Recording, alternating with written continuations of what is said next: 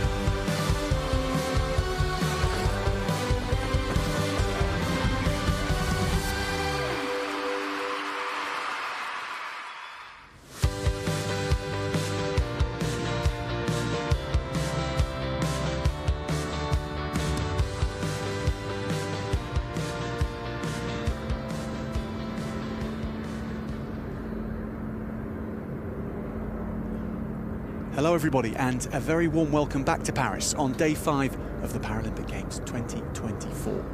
The Arc de Triomphe has had the Paralympic symbol on its crest ever since the start of the Olympic Games and right through to day 5 in the Paralympic Games. Para-table tennis is taking up our focus right now. It's the men's and women's singles competition, round of 16 and quarterfinals incoming.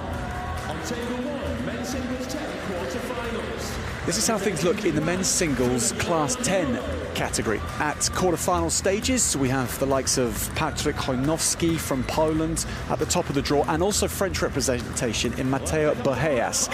He's going to be on our table to begin with, the number 3 seed up against Funayama Mahiro of Japan, the young 20-year-old who has got Japanese table tennis fans in a bit of a spin for what he might be able to achieve here in Paris. But Mateo Boheas has been in scintillating form so far in the competition.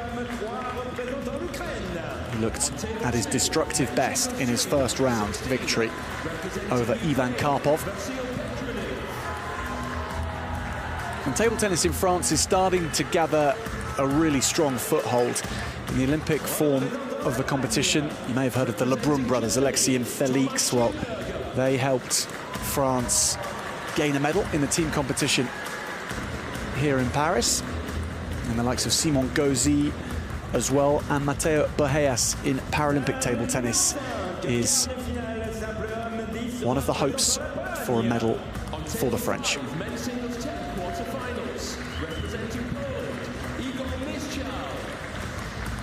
He's 27 years of age, Mateo Boheas. In the doubles, things didn't quite go his way. He finished 5th in men's doubles, 9th in mixed doubles. Funayama Mahiro is 7 years younger than his opponent, lives in Tokyo.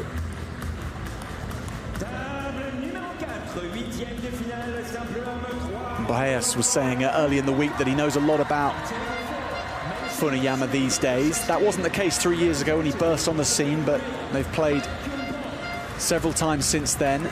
Both have won on different occasions.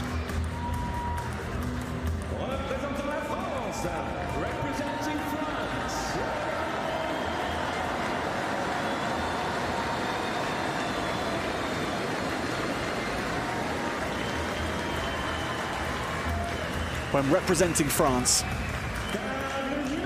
in this kind of atmosphere, it can inspire, it can prey on the mind as well. All signs are that Boheas uses it as a positive source of inspiration.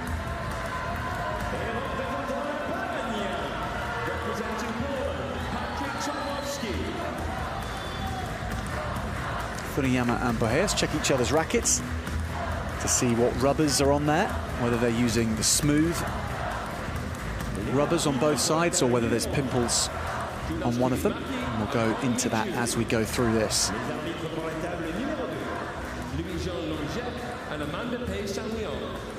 Les arbitres pour la table numéro 3. Jackie Williams and Nadja Gatcha. Les arbitres pour la table numéro 4. He's got an excellent forehand, Funayama Mahiro. Les Takes arbitres pour la table numéro 5. everything with his forehand if he can. Doesn't want to run round onto the backhand side that much. Les arbitres pour la table numéro 6. Boheas will be aiming to unpick that side of things where he can. By his own admission, he says, I didn't have the best 2 days of my life in the doubles competition so far. Certainly looked to have shaken that off in his first victory in the last round. 11-5, 11-6, 11-6, he beat Ivan Karpov. And at this stage in the competition, quarter-final stages, the winner guarantees themselves a medal. Finland's Jonas Kivimski with Bong Mijun of the Republic of Korea. Now, this is the Class 10 category for standing players, and that means that players may have movement affected to a low level on one of their arms, or moderately to the torso, or to the foot, or an absence of limbs.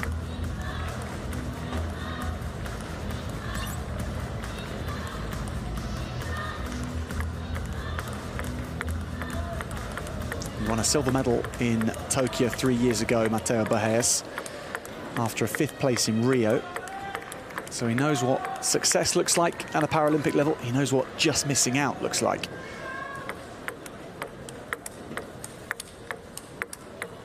And Funayama is at the earlier end of the scale in his career. His major achievement so far has been a silver medal at the Asian Para Games in China last year.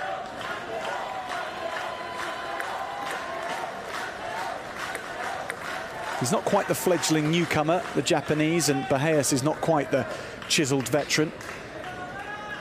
They're a little closer to the middle of their careers, but both coming at it from different angles. Quarterfinals in para table tennis, men's singles coming up.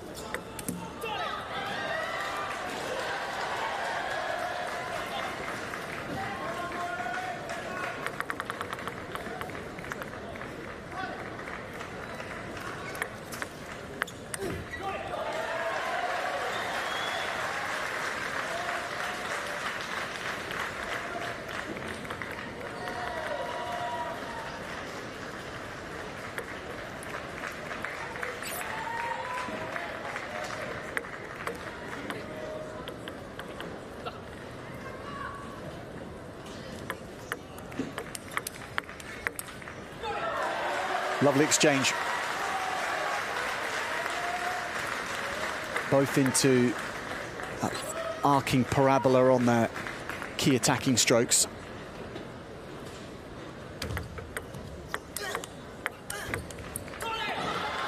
Good anticipation by Boheas, but he was outpowered.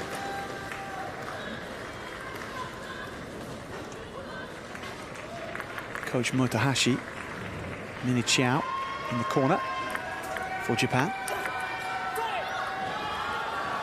Forcing Boheas off the side of the table.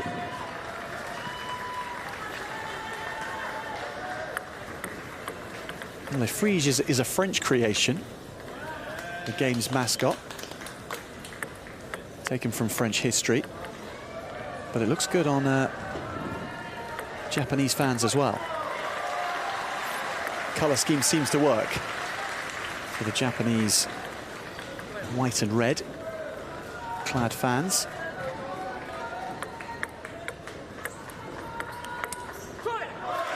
That was a reverse pendulum serve from Matteo Boheas. Allows him to disguise what spin he puts on the ball a little bit more than, say, a pendulum serve or a side spin serve.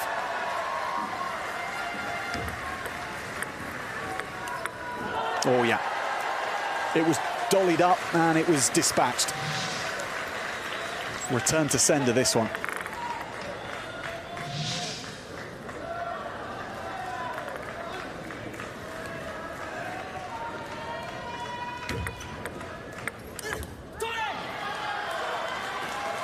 Taking opportunities to go to the body, Funayama.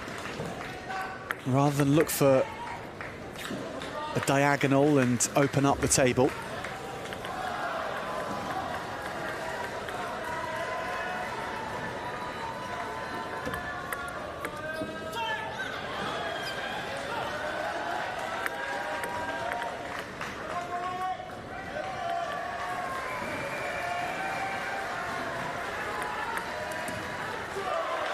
You know, he was praising the physicality of his opponent, Matteo Boheas, in the build-up to this. He says he's got a big physique.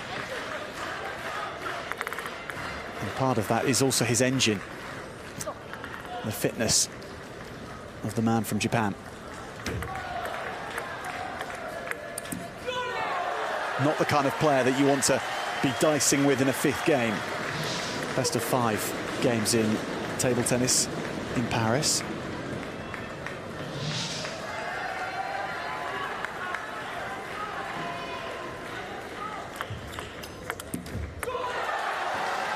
And the first game, edging closer to Matteo Boheas' grasp.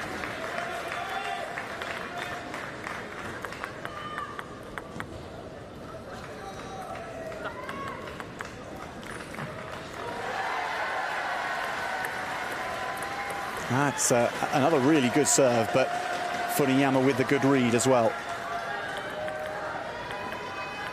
He either guessed well or read well what spin was on the ball.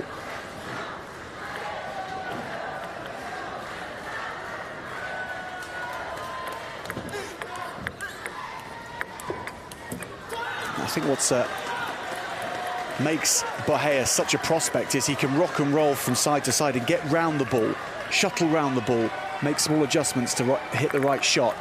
But he can't do that if he's pinned perfectly by Funayama, right to the centre of his body with the shot. He just can't get round it quick enough.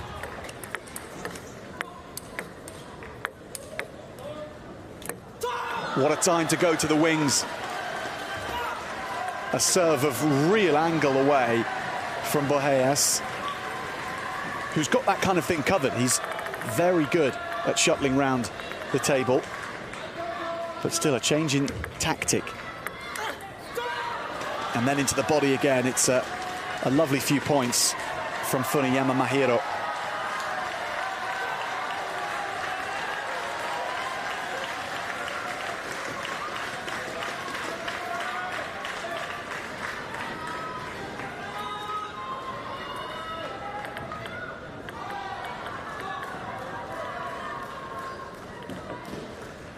Two game points.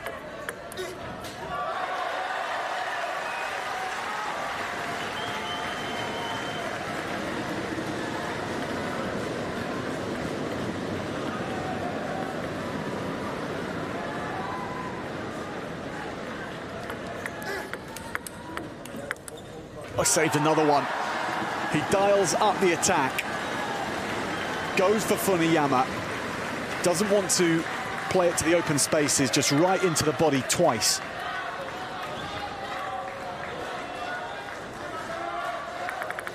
Two game points saved by Boheas.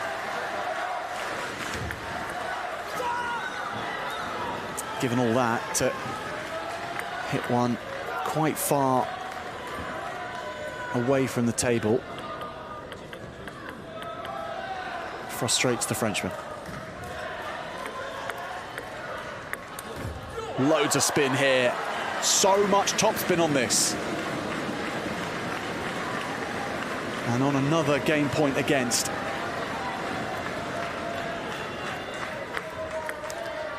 Digging into his clutch bag and pulling out the big shots.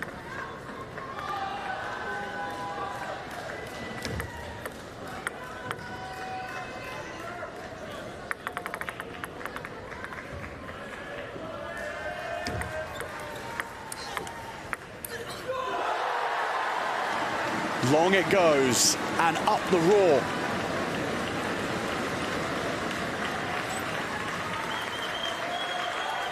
Game point for Boheas now. He's survived 3 against him.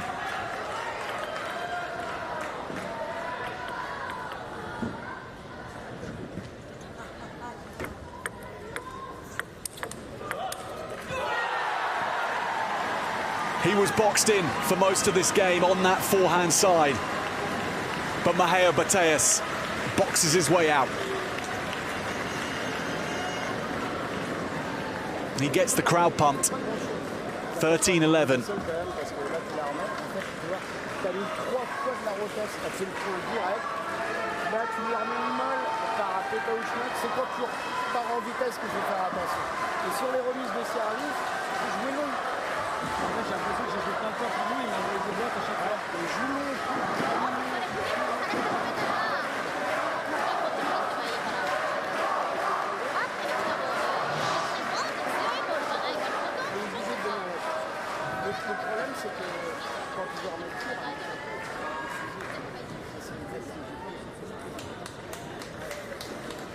This is what he was trying to do all game, just box Boheas in to the edge of the table. He succeeded in many facets of that, but ultimately not in the end.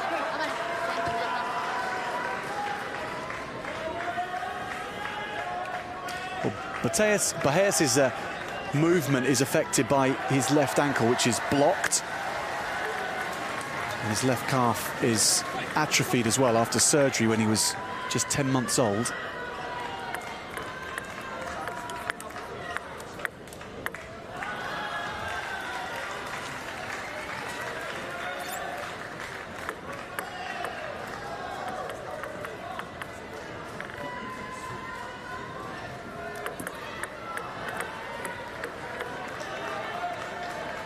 But he plays non-disabled table tennis for his club, Les Loups d'Angers. Has done for many years.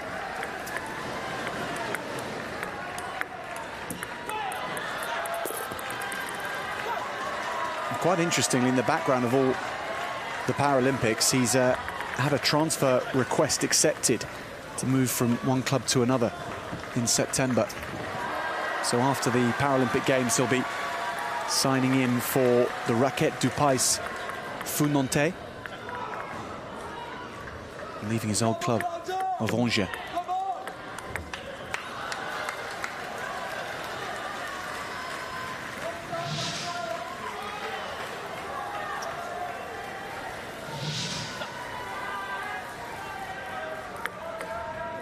Oof.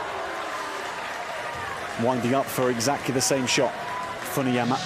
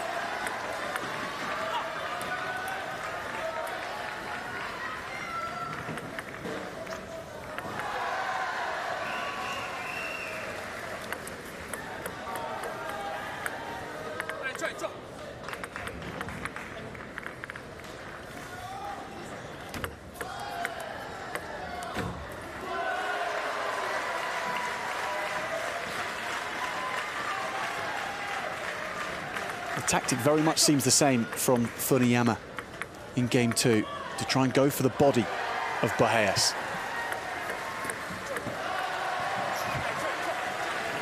And that will be because he doesn't want to allow Boheas to go use his great skill of court coverage to run balls down, because that's when he can be really dangerous on the run. Instead, Funayama wants to confuse him. Wants to cause him to think about every single shot he plays, to have to make a decision and slow him down by hitting it to the middle. And not to the middle of the table, but to the middle of where Boheas is standing. Sometimes there's just too much power on it from the Frenchman for anything to be done.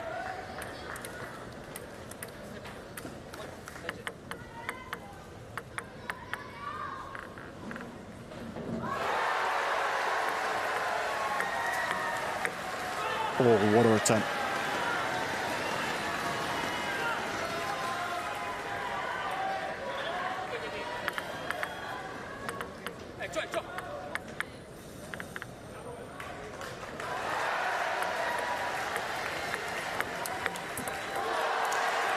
Takes a leaf out of Mahiro Funayama's book here. Goes for the body.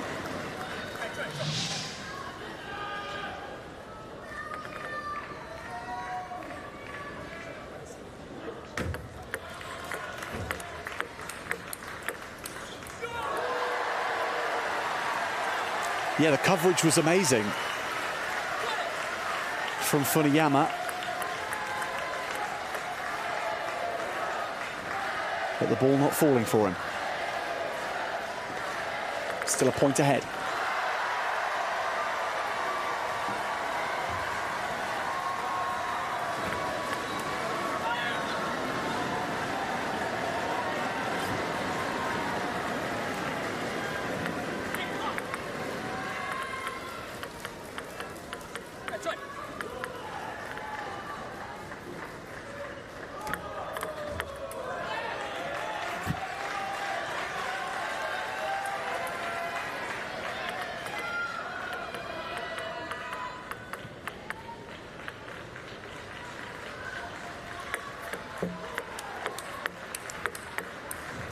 Brilliant redirection. Opted not just to knock that back into play, wanted to guide that backhand to a new part of the table. 2 game points for Funayama.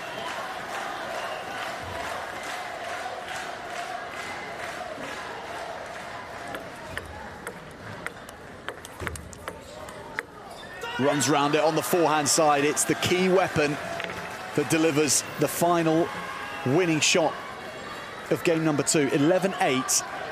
Funayama Mahiro levels up this quarterfinal.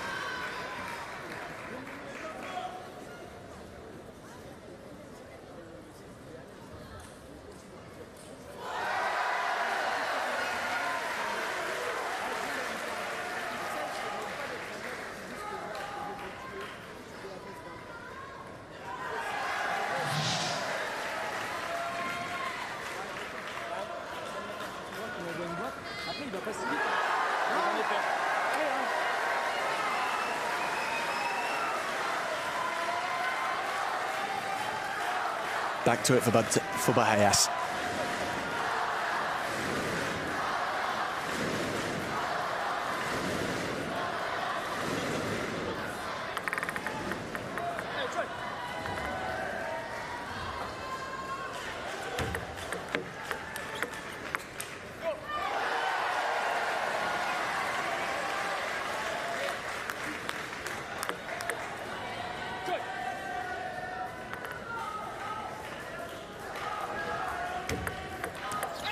That's a good serve. There was side spin on it.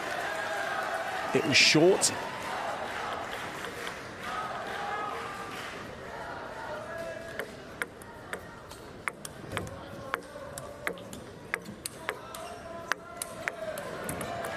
It's a topspin party in Paris between these two. Funayama dueling well with Boheas and drawing the error.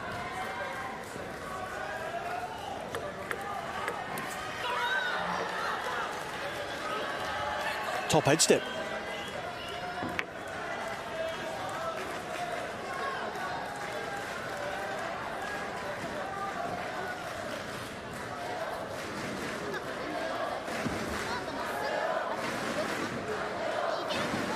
Là, comme la salle est un peu différente, tu es bien sur la balle, elle n'avance pas assez, tu es un pas plus près, c'est bon.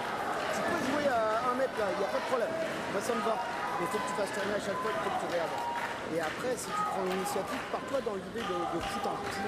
Je ne pars pas pour dire, c'est juste que si tu prends un coup, tu veux bien qu'on a retiré ton projet.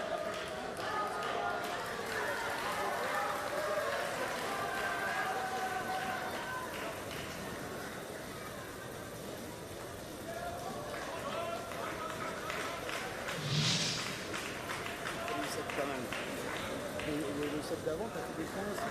C'est juste qu'il faut que tu le fasses reculer de cette élimination. D'accord? Il n'est pas peur premier.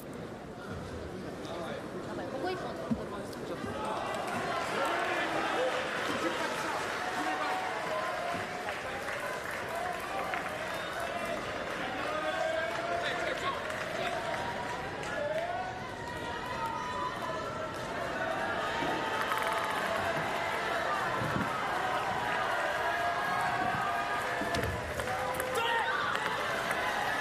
Good beginning this to game 3 now for Funayama.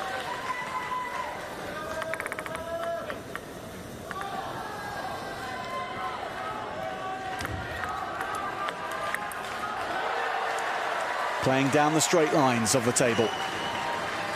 Not looking for any angles off to the left and right.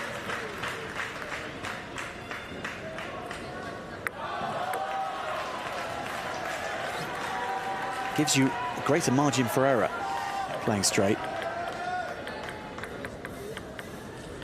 It's a bit safer. That dulls up the wrist level and it works out for Funayama. All the way to the other side of the table and out of reach even of Boheas' wingspan.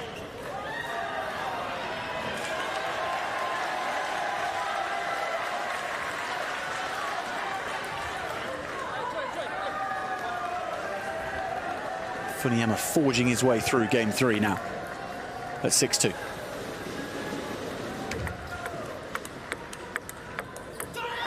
Brandishing that bat around and using all parts of it to find different angles.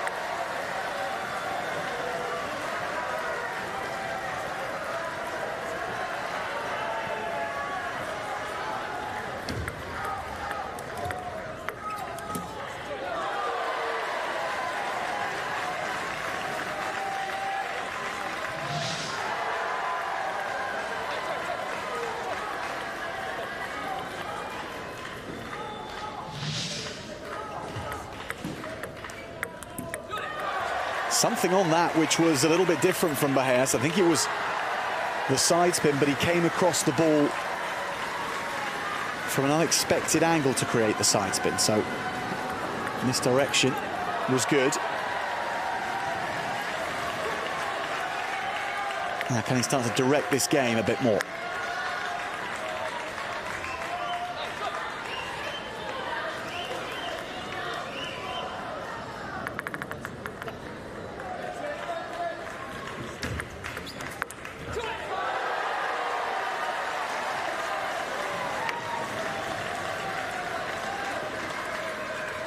If ever in doubt, then the power option isn't a bad one. Mateo Boheas deploys that there. Time for Funayama to call a timeout.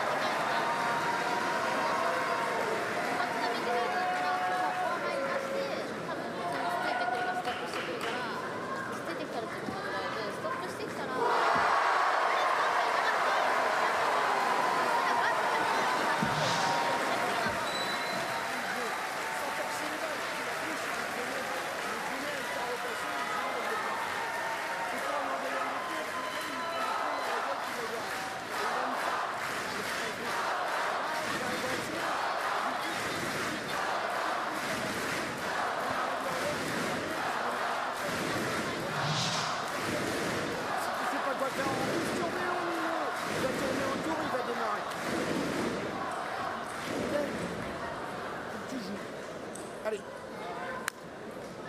Lâche pas le morceau. Allez, bats-toi là.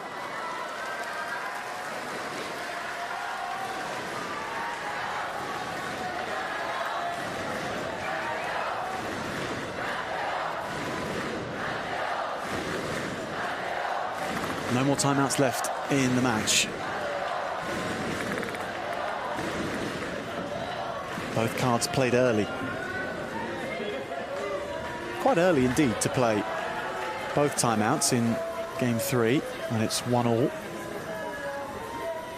Doesn't leave anything for anyone to use later on if they want to stifle the momentum of an opponent. That said, they're there to be used. And there's no point going back to the Paralympic Village with a timeout not taken.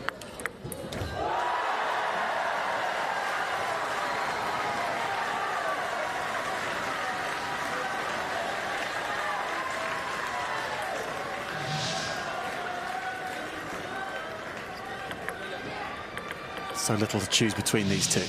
7-all in the third game. Oh, that never looked like coming down.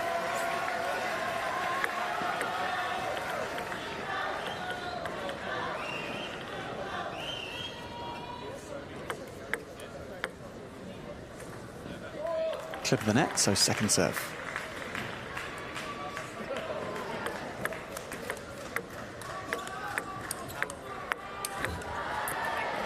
Into the body, bears fruit again for Funayama.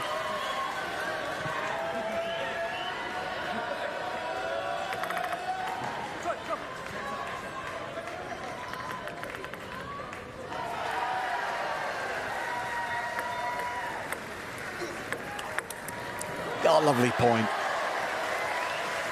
Great shot from Funayama, well handled by Boheas.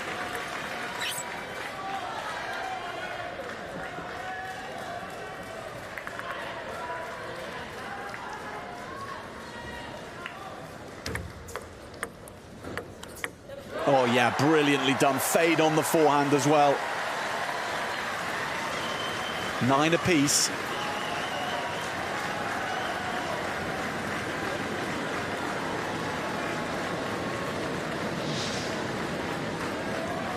Almost by every statistical metric you can find,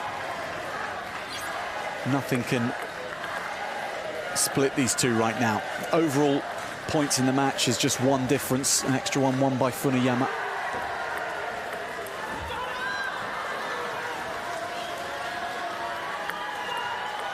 It's how the big points are played that is going to dictate this, and a big point brought up for Funayama. Game point. That lovely shot down the wing.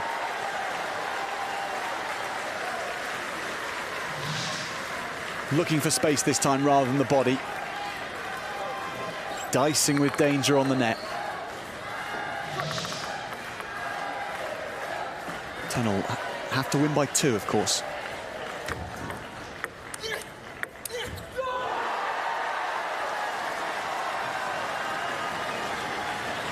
Boheas' roar reflected back by those in the stands.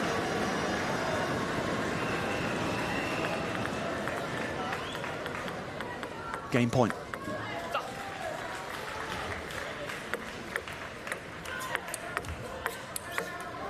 Oh, brave play.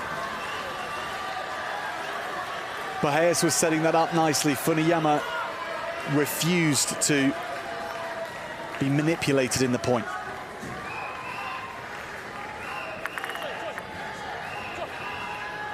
Really went for it, and it was a gamble that paid off.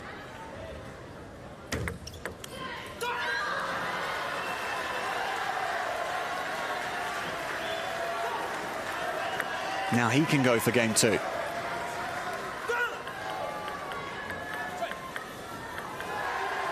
Boheas serve.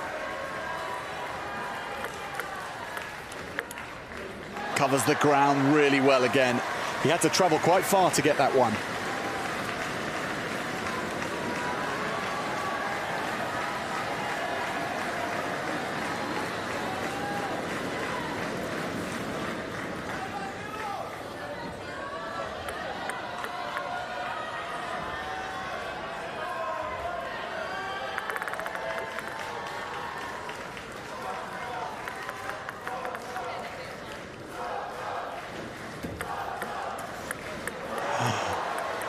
The heaviest of clips on the net. Goodness me, it had bounced 4 times before Funayama even realized what happened. Game point, Boheas.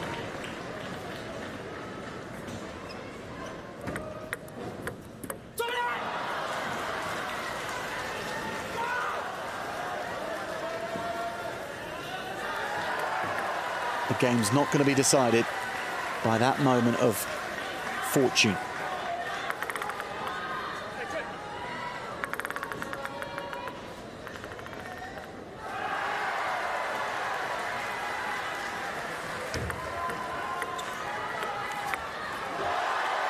It might be by a moment of ambition.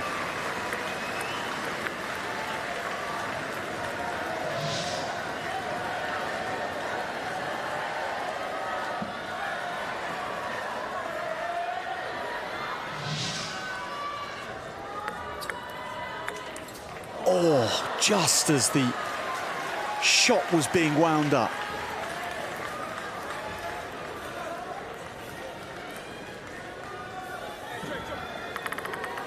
$14 each, going deep into the third.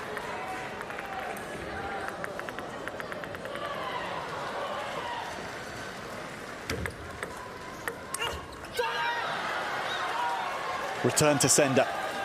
Funayama giving that the full treatment.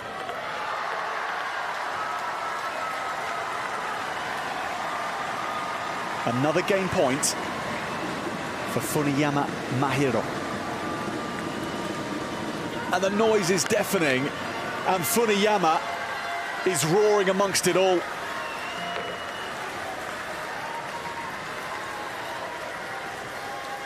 Defiant from the man from Japan. Third game in the bag.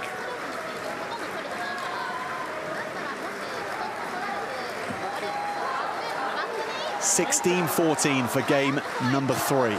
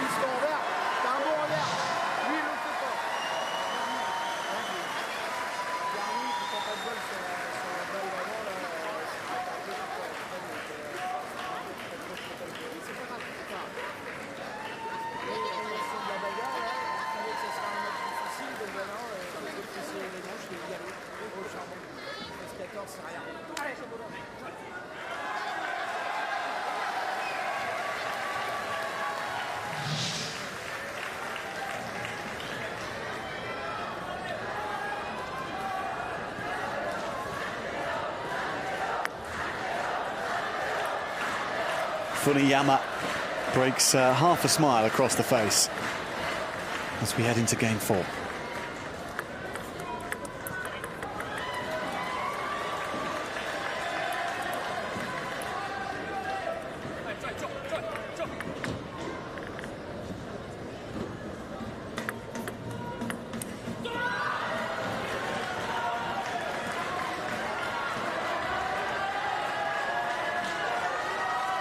Training hours will be so numerous now for both these two, particularly in preparation for Paris 2024.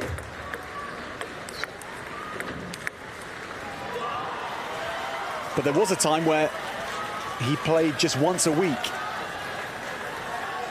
That was when he first fell in love with the sport, just a single session a week in his younger days. But one day he met a man called Kazuya Kaneko, who'd played in the Paralympic Games in para-table tennis, and the sharing of his experiences was what made Funayama want to do it himself.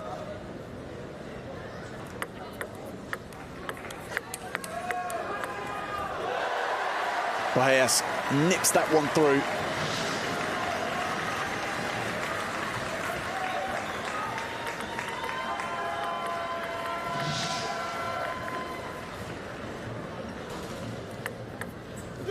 Oh, wow. And he bamboozles that one through.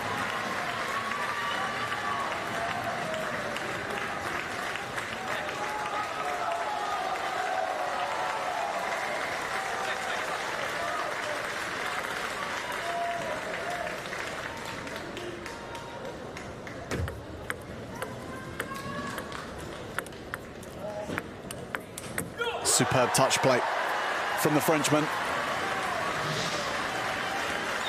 Sets up the table very well.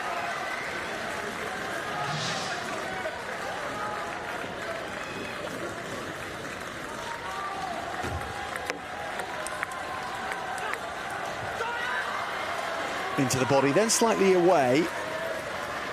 But he was hitting that so deep that Boheas was always onto a difficult task there. Warming up the next ball.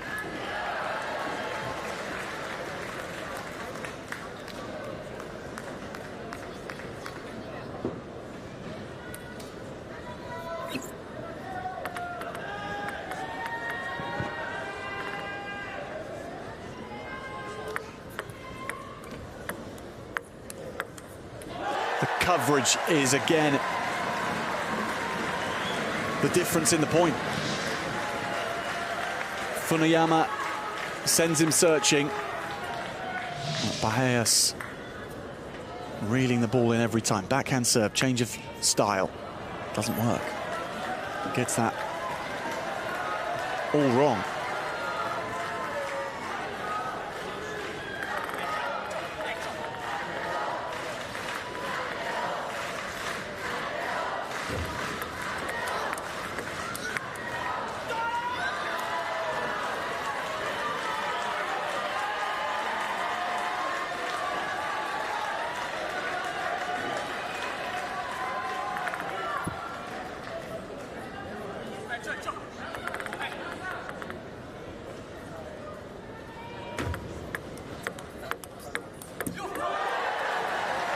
Couldn't really afford to let the young man from Japan go too far down the road. And even a 2-point gap at this stage.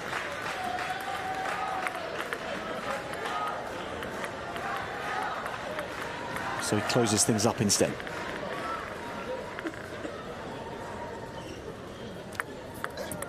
Oh, nice side spin serve.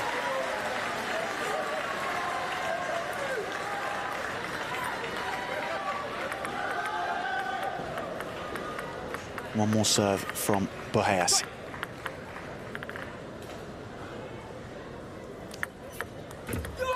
Same result, same serve as well. He just played it so well.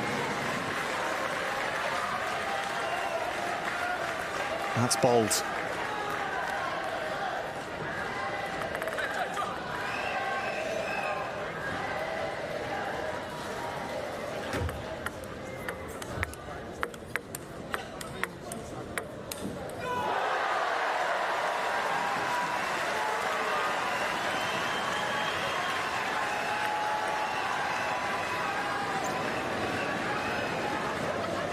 The gap grows to 3 for Matteo Boheas.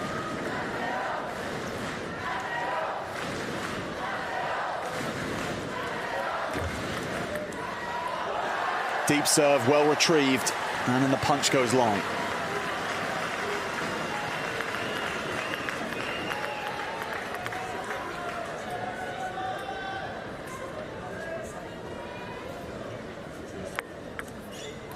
Backhand serve works a charm on game point. Matteo Boheas levels things up. We're into a 5th and deciding game.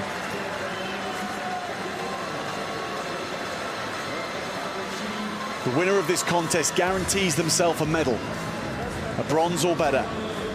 If you make it to the semi-finals, Boheas still very much in the conversation.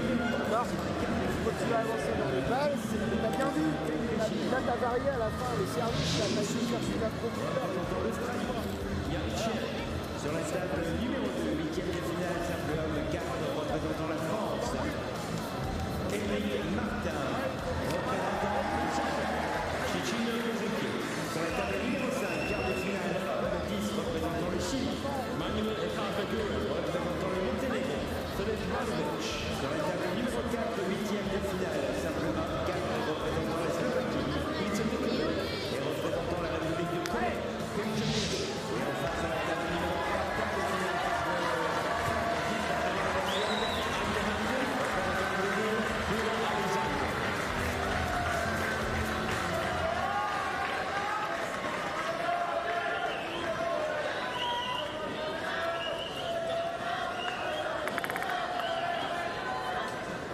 Game number 5.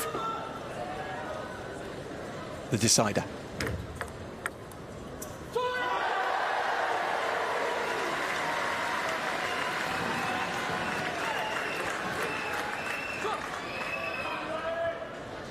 The need to start well in the game heightened.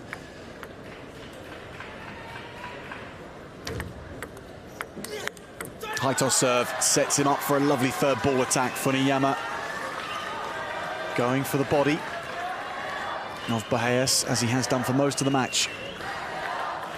That's around about 70% of his shots. Looking to go into Boheas' body. The rest is to open things up once he's jammed him.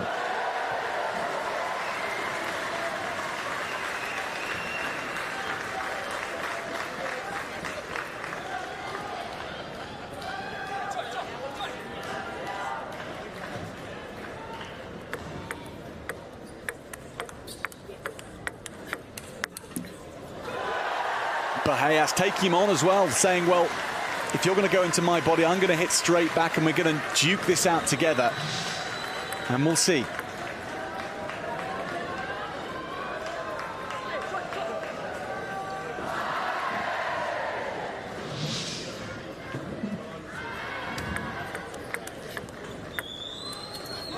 Great steerage on the backhand side. 4-1 for Boheas.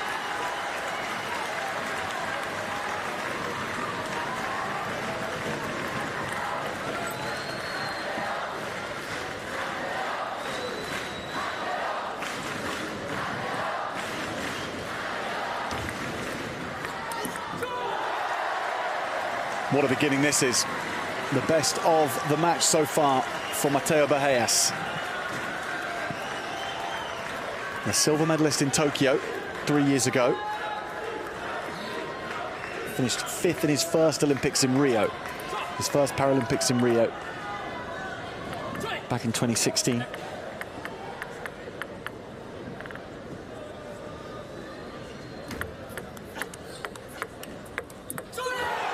Such a good ability to change the angle on the backhand. But Boheas isn't standing around watching the quality of Funayama's hitting.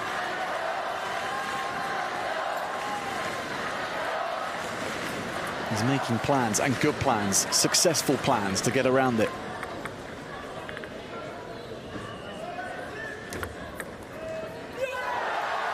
Wow. He is running red hot right now.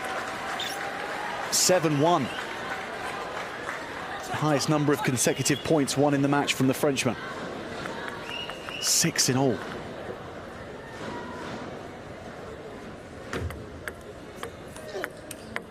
No one's had this kind of run at all.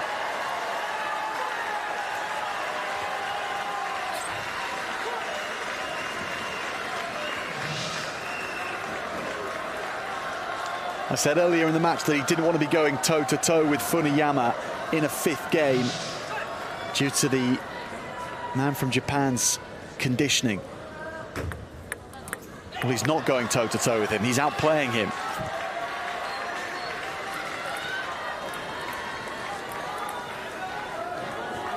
(8-2).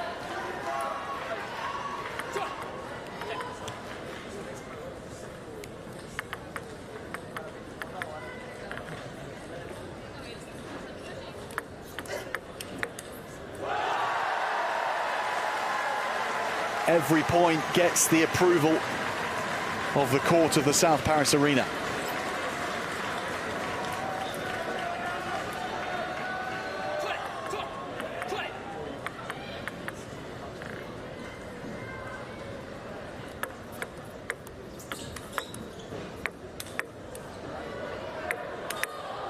Oh, out of the barriers. Might have seen a flying Mateo Boheas. If things were tight, we really might have, you know. There's enough of a buffer for him to say, okay, I don't need to chase shots like that. 6 points the difference for a place in the quarterfinal to guarantee himself a 2nd Paralympic medal in singles after silver in Tokyo.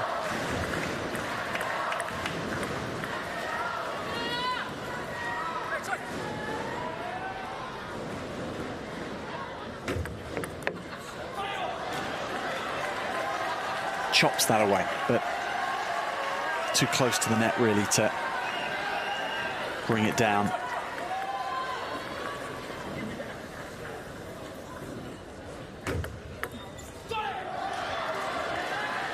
Yeah, well, 3 points in a row now. Conceded. Still 4 points ahead.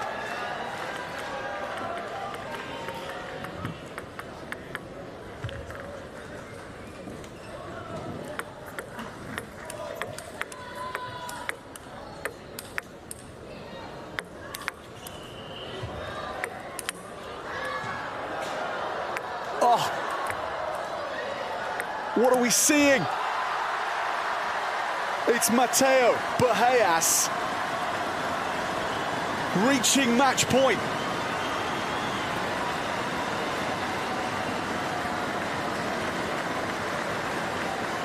Funayama in complete control of it.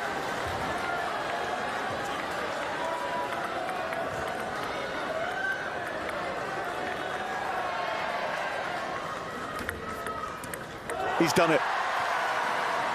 A classy fifth game to seal things for Matteo Boheas of France. He guarantees himself a medal. It'll be bronze at the very least. Funayama Mahiro, for plenty of moments in the match, the game breaker, but this fifth game was dominated by Boheas.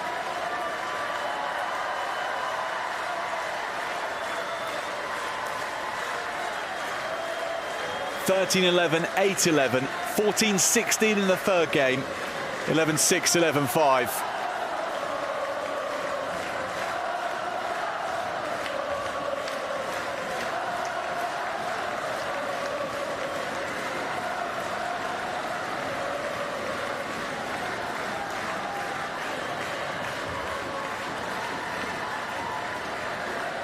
Well, they demanded it, really, in the stands, and Matteo Boheas answered the call.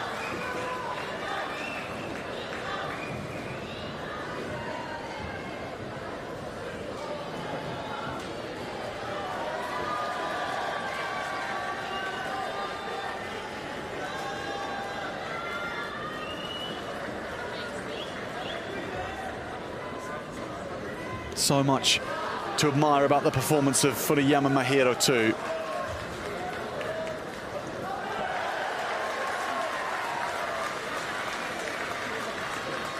Para-table tennis at these Paralympic Games has taken the form of straight knockout.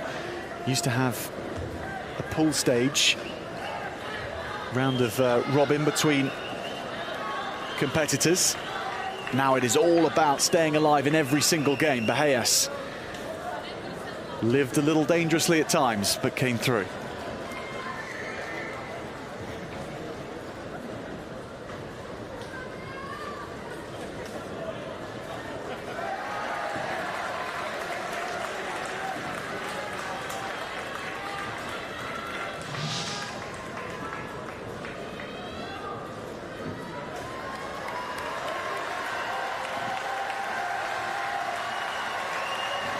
Boheas through to face the #1 seed now in his next match. Patryk Honowski of Poland will be his opponent. It's an appetizing matchup in the semi-finals, but a medal guaranteed for the French.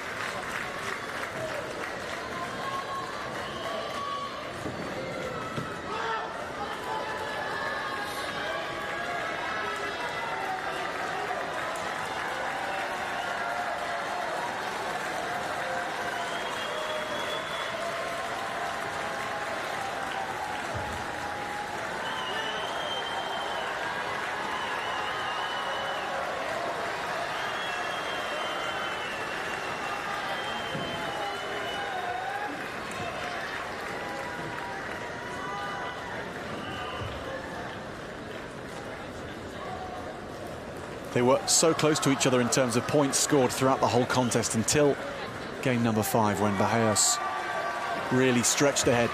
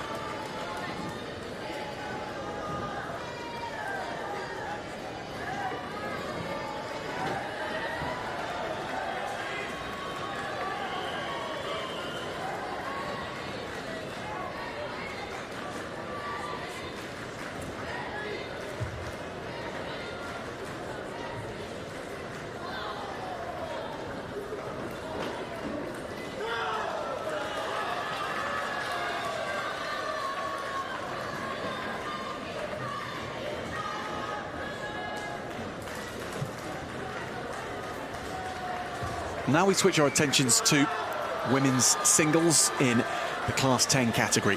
And quarterfinal stages once more. Tian of Australia. In picture, the champion from Tokyo 3 years ago.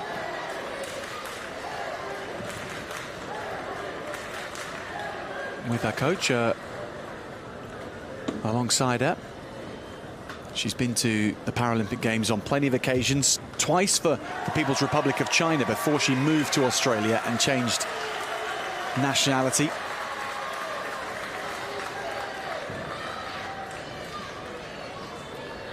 And from Chinese Taipei, Lin Suyu, who's already won a silver medal in women's doubles here, competing in her second Paralympic Games after Tokyo. Coach there, Wong Mingyue for Chinese Taipei. And here is Yang. As well as being the reigning Paralympic champion, she's the silver medalist from Rio and London in singles. So looking for a fourth medal in a row at Paralympic Games in singles.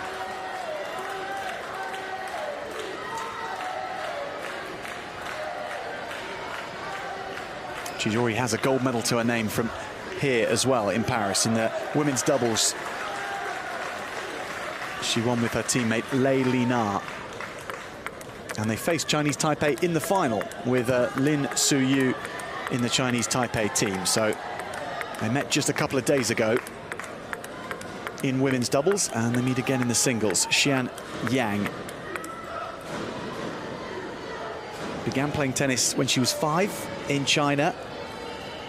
Later joined a provincial level in the country and made her Paralympic debut under the Chinese flag in London, winning team gold then. Lin Suyu, in her first Paralympic Games in Tokyo, she finished bottom of her group. That was when the group system was in play. You played 2 matches in a group stage, and then the bottom player from the group was eliminated. It did mean that you got to ensure a couple of matches, whatever happened. But the system has changed for Paris, so it's straight knockout all the way through.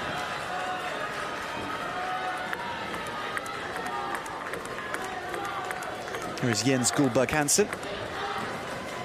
And we didn't quite get the chance to introduce our chair umpire in Johan de Clemenel.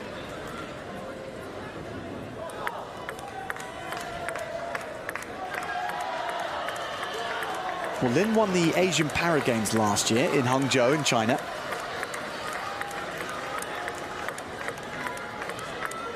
That was a good result, especially after the disappointment of Tokyo somewhat. She was in a group with Bruna Alexandri of Brazil and Melissa Tapper of Australia. Very, very strong couple of opponents.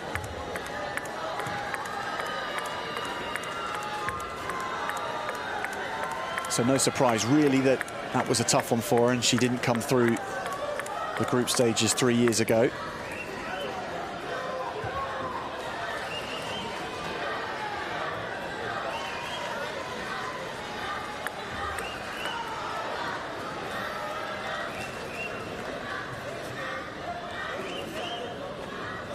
But what of Paris? How will this one go? The reigning champion from 3 years ago, the #1 seed from Australia, Tian begins. Oh, winding up, isn't she, already? There's so much rotation to that forehand. And the more rotation you can gather, the bigger the swing, the more power you can effect on the ball, and the more spin.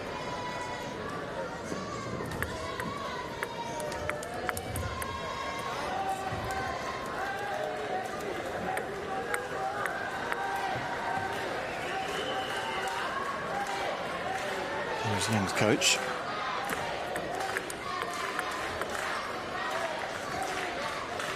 Nicely played off the backhand from Lin.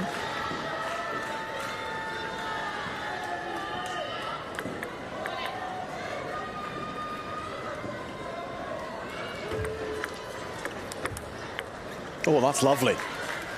Step around forehand from Yang means that when you make this kind of shot, you have to win the point. Because if it comes back even like that, you're going to struggle.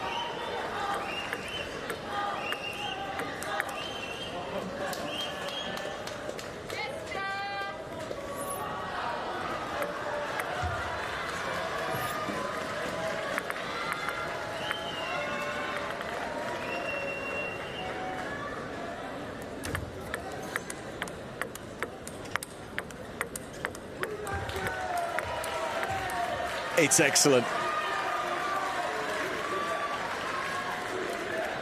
And significant for Lin to take that rally as it went deeper and deeper. Good boost for her, the number 7th seed facing the number 1 seed.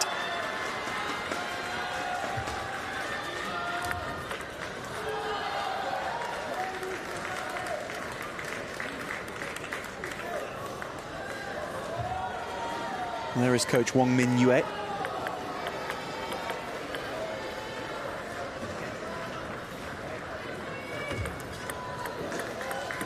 Service error from the champ.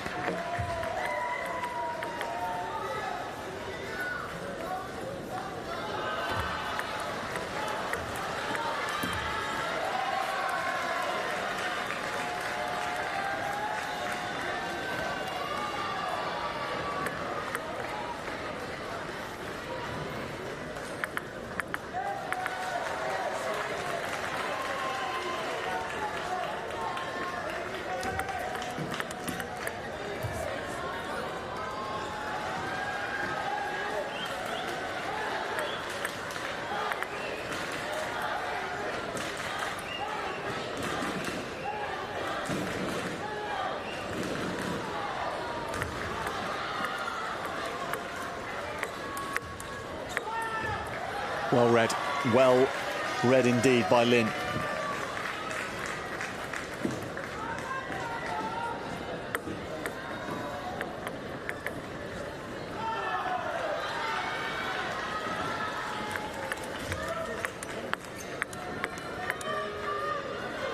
Loads of topspin on the serve and then the diagonal exchanges.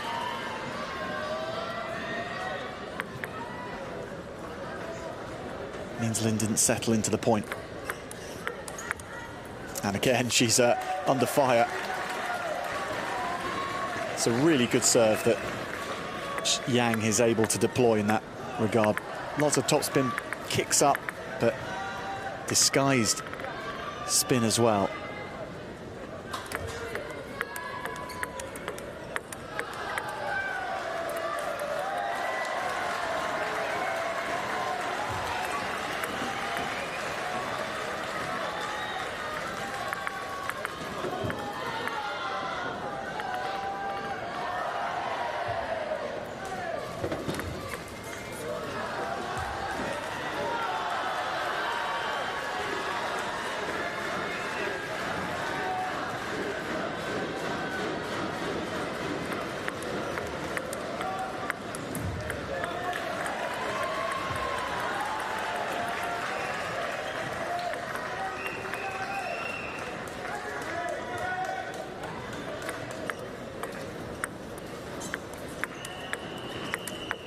Lovely shot, change of pace. And she dictated that tempo. She slowed the rally down with the touch play. And she decided when it needed to speed up. Excellent from Lin, 9 points each.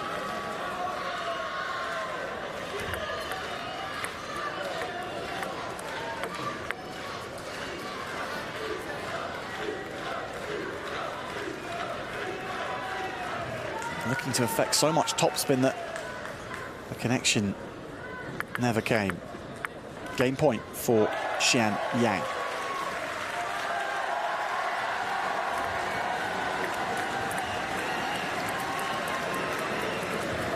Interesting, she hasn't changed the direction like that in a rally so radically all game. And game point she decides to, which, had it worked, would have been brilliant.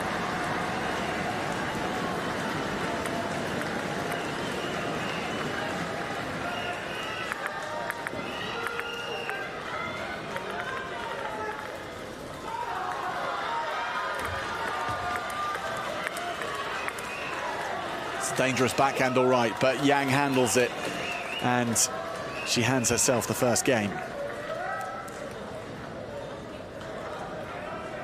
A couple of game points it took, but she takes the first. 12 points to 10.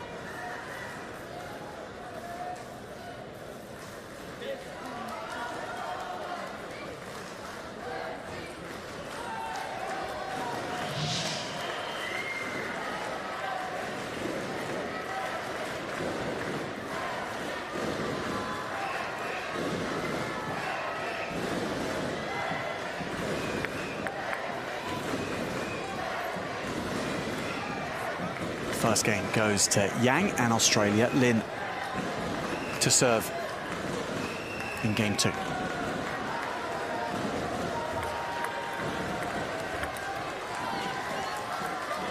So much spin on her backhand serve.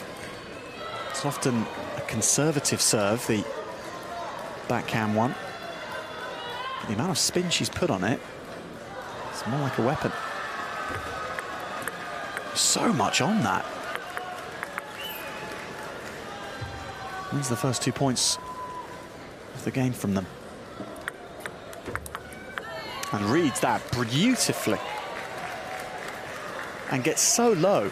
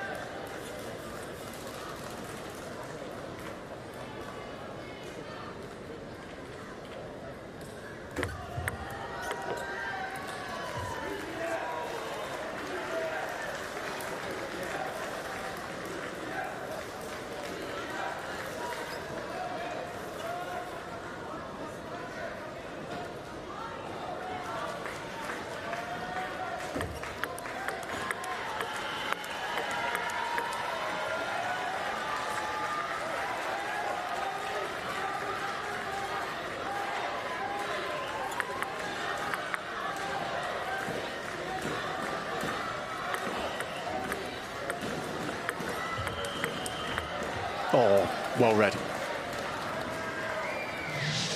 Thought this was a shot which had the beating of Yang. And she moved so quickly to the ball and positioned herself for the winner. Excellent play.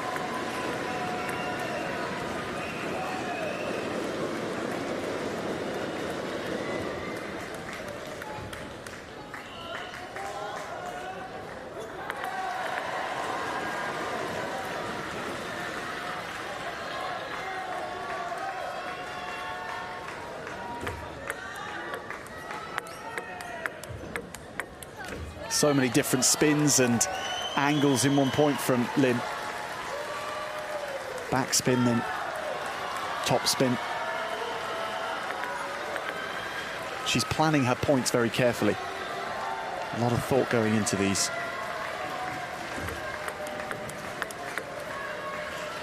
But that was to the key strength of Yang. Twice. The forehand.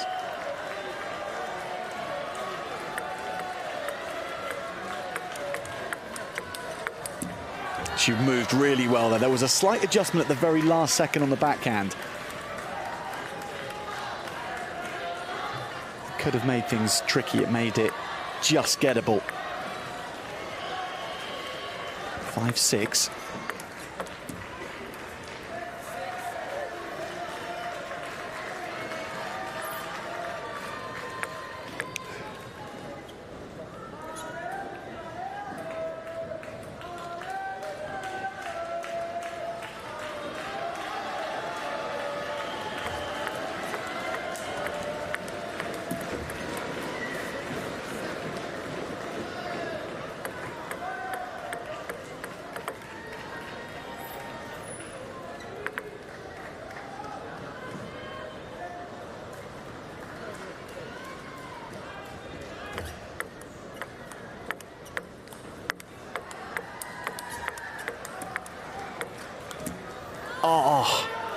Her movement was first rate.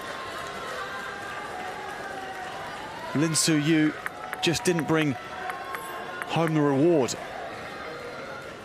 Xian Yang kept it in play. And she went right down the middle there, really smart. Across came Lin Su-yu and then had to rearrange, and by that time it was too difficult. And Yang has just played, since the first 3 points, faultless table tennis.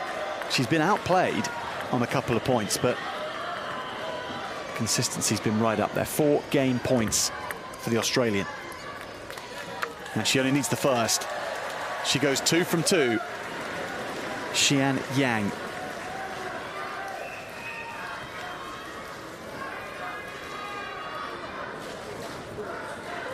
But the type of form which must make your opponents think, really?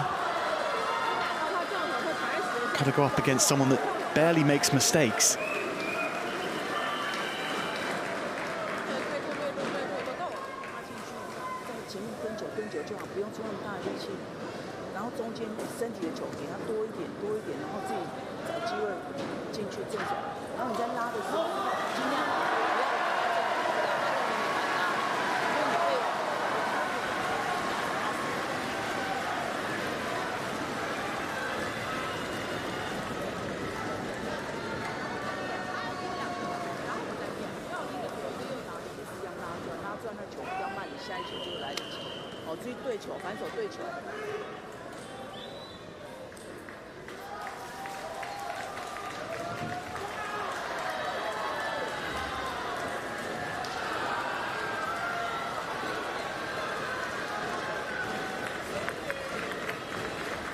Game number 3, with Yang 2 games to love up.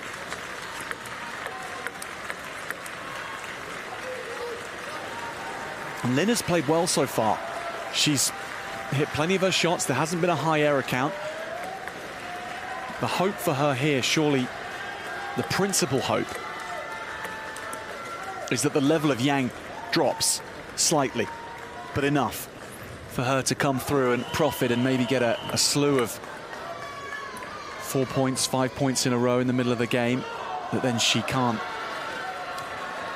Yang can't come back from. You don't have to drop off your level much for a match to switch and you lose momentum. First thing, Lin's got to keep to her level.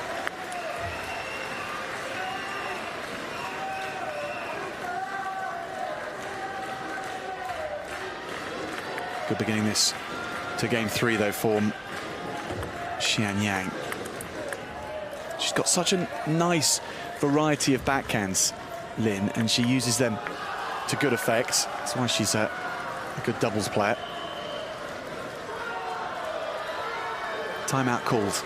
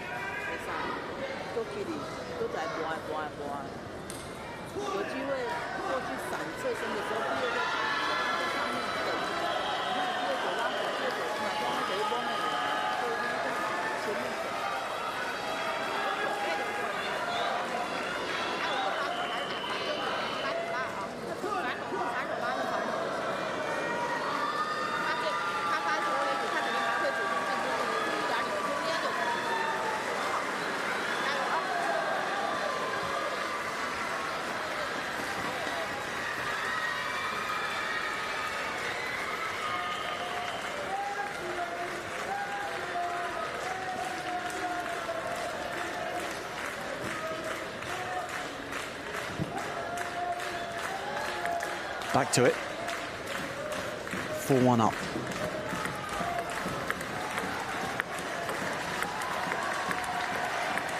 And she's such a well-balanced player. She sets her legs wide.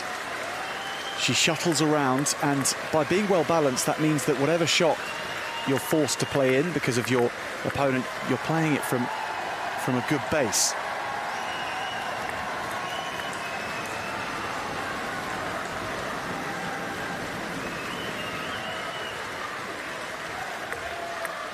And this is where head position plays such an important role.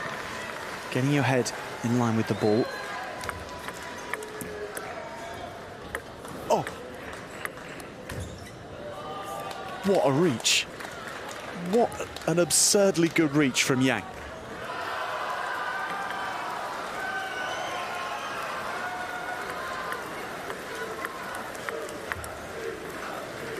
Slings it across to the forehand, just too much for Lin Suyu.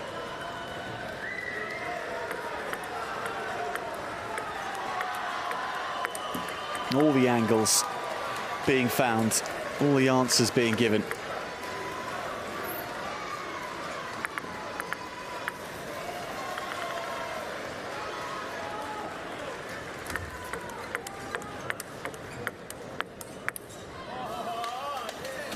And although Lin's got a great backhand, Yang goes on the diagonal to diagonal with her and finds the point herself. 9 match points to the Australian. Xian Yang takes them at the first time. Better and better she gets. A gold medalist in women's doubles, and her campaign to defend the title she won in Tokyo is gathering pace.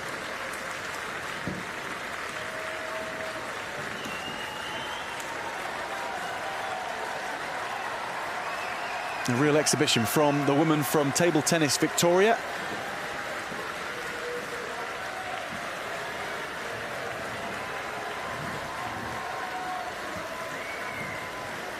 Gets that bat tucked away nicely, ready for the next battle.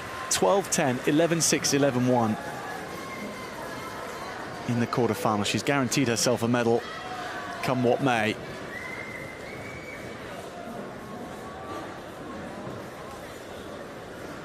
Lin Suyu will leave Paris with a medal of herself. She won a silver in women's doubles, the woman from Chinese Taipei. She lost to Yang and her partner Lei Li Na. So twice that the Australian has got one over Lin Suyu in Paris.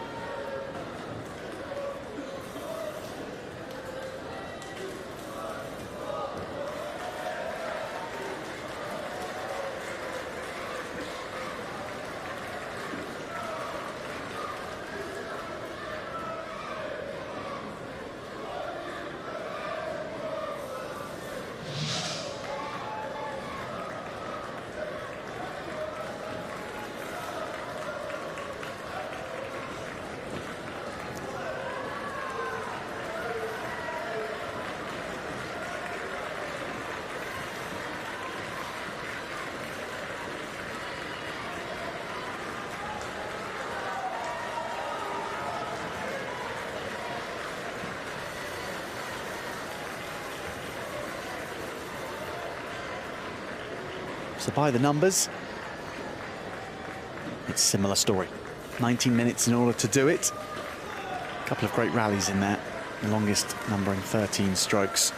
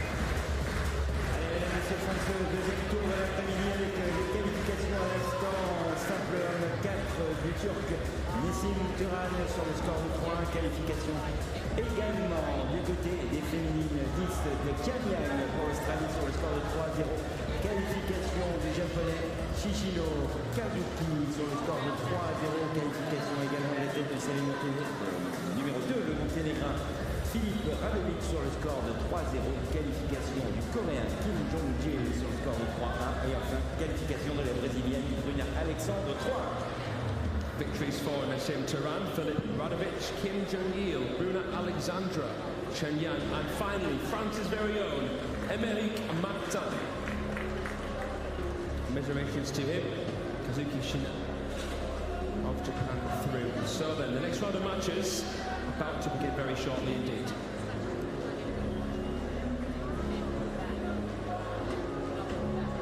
Allez, quelques petites minutes de patience et nous allons pouvoir poursuivre la compétition avec le troisième tour de l'après-midi. Je vous rappelle 36 matchs au total qui vous attendent aujourd'hui.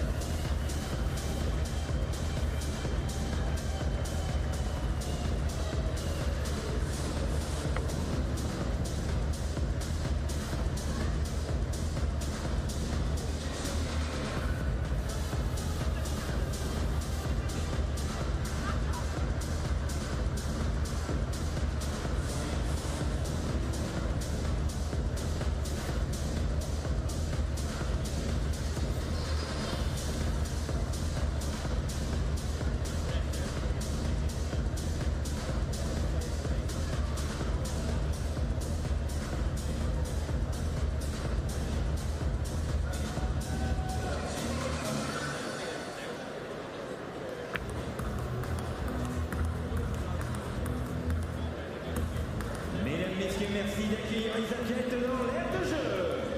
Please welcome the athletes into the arena.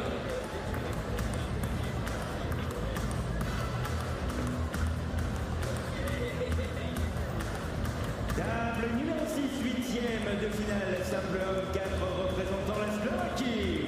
On table 6, men's singles 4, round of 16, representing Slovakia, Boheas.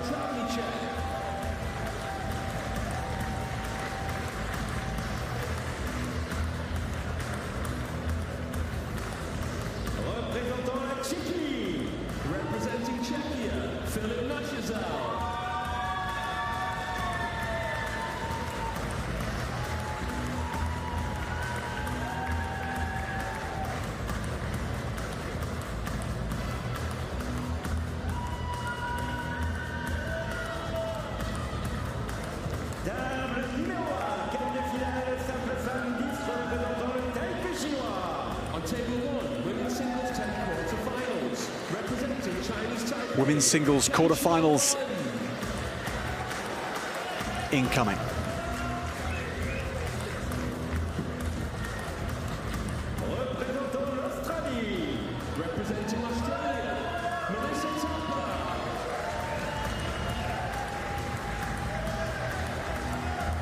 Australia's Melissa Tapper, the number 4 seed. She's a dual Olympian and Paralympian, and has gone to both games on multiple occasions ever since Rio 2016. She's in action against Tian Xiaowen of Chinese Taipei.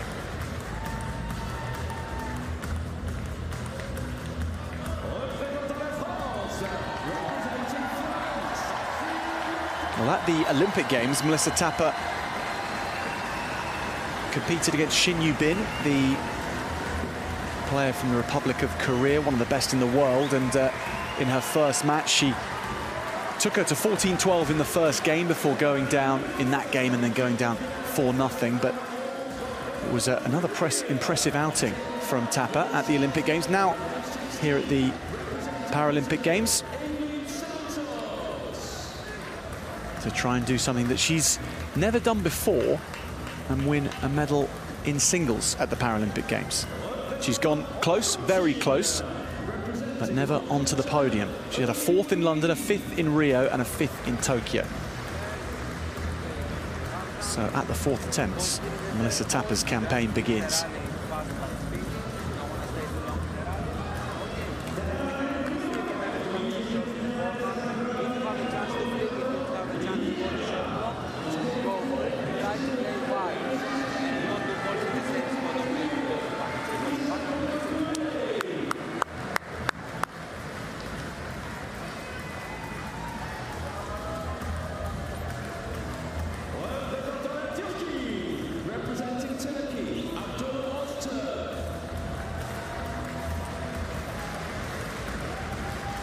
Toss being conducted by Corinne Combe of France, our chair referee.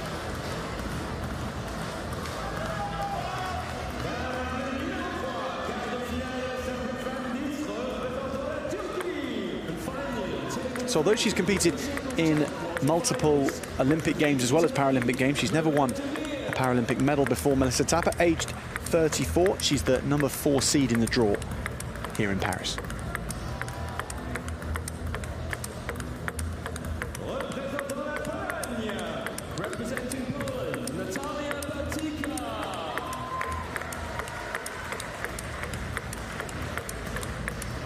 Tian Xiaowen has won a bronze medal in singles in Tokyo. She picked up Chinese Taipei's only medal at those games.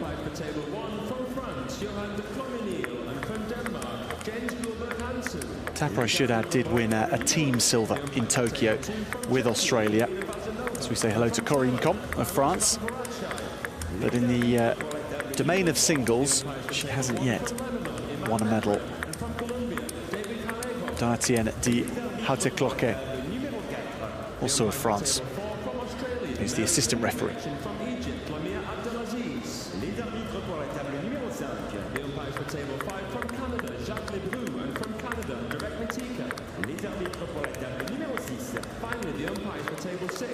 So Tapper gets going. She's from Hamilton in the state of Victoria originally, but lives in Melbourne these days.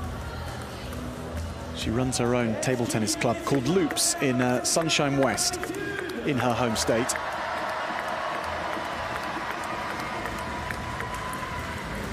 Australian team members here to support Tapper as they look to book a place in the semi-finals. The winner of this one will guarantee themselves a Paralympic medal by reaching the semi-finals.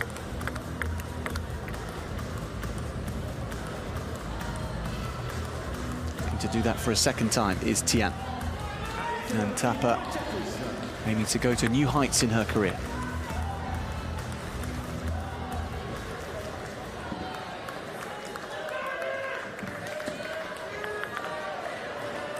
So here we go. Quarterfinals action in women's singles class 10.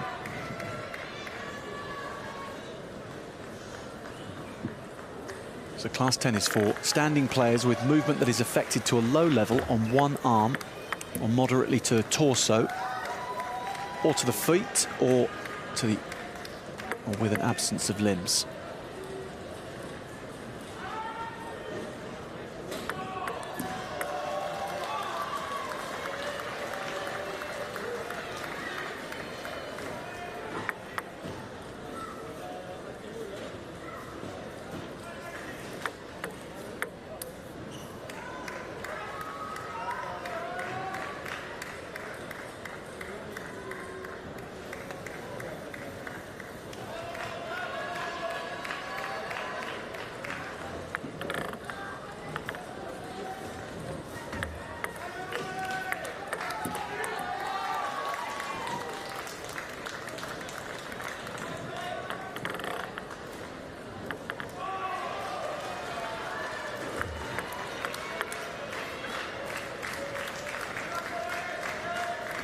It's powerful returning.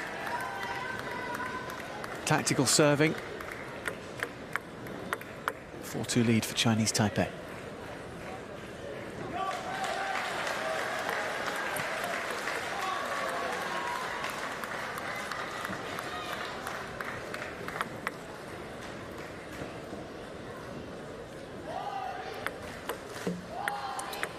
That's a nice change of approach from Tapper.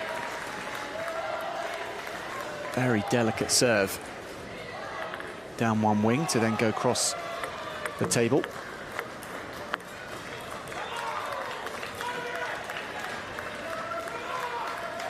The tactics in table tennis, particularly around the spin you put on the ball. Such a feature of the serve and return part of the game.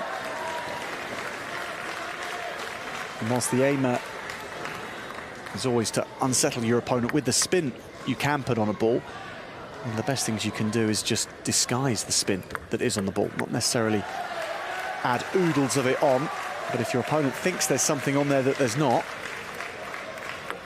that can be the most effective form of misdirection.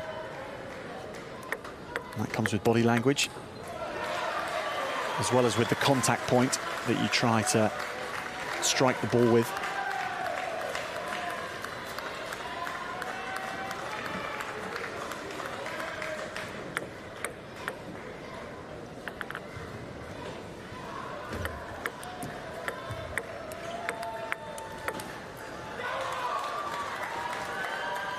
Tapper getting a little lucky in that point with the initial shot that did go over. She rode her luck well, and 8-7 is in a good, 8-6 rather, in a good position here.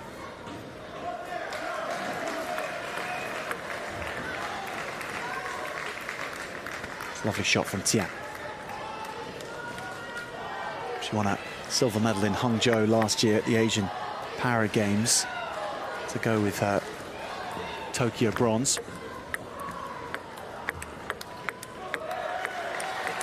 You can see what a good mover she is around the table, Tian. Keeps herself really well balanced.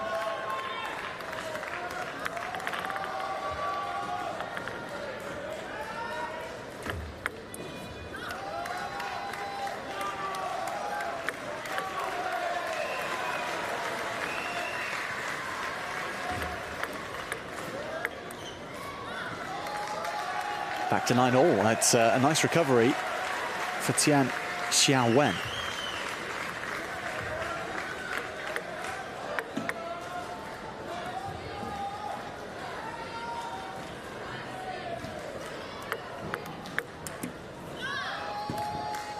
Well, Tapper going great guns for trying to win this game. She's not holding back at all, and last couple of shots going long, so game point for Tian.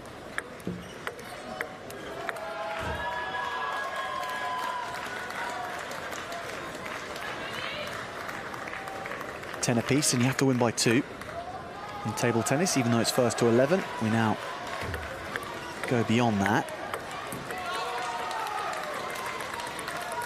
Serves change every shot now, every point. Tapper with game point. Oh, heavy connection with the net. That is a sizable stroke of luck. Let's try that again.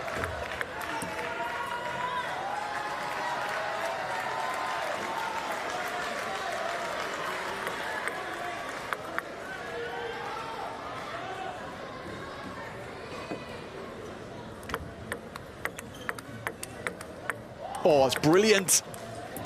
Oh, what a point to win the game. And Tapper with a remarkable retrieve. Best point of the match so far, and it was for the first game. Tian Xiaowen wins it, 13-11.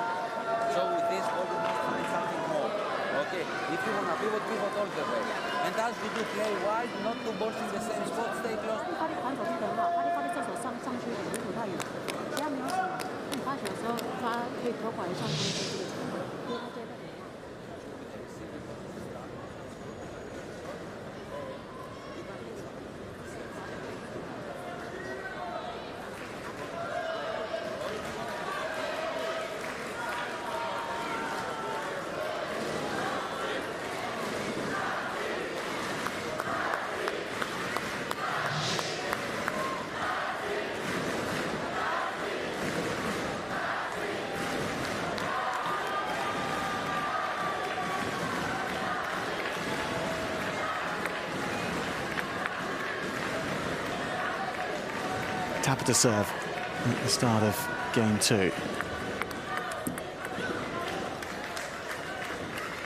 Tian, the number 6 seed, with the first game.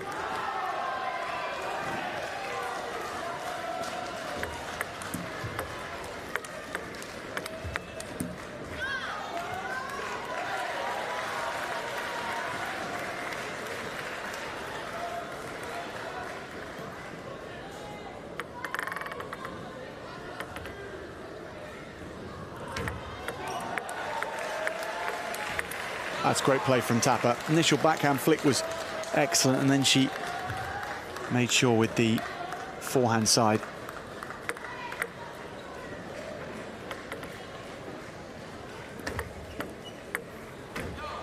Just a simple push. Keeps it on the table. Tian perhaps feeling she needed to hit the logo off this ball.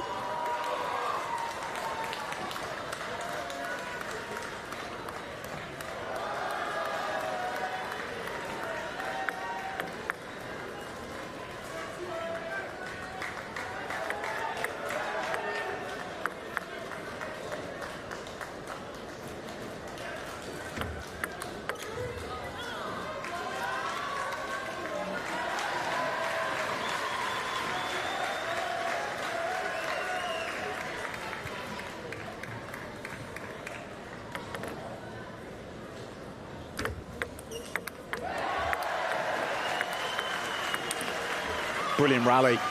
Again, Tian comes out on the right side of it.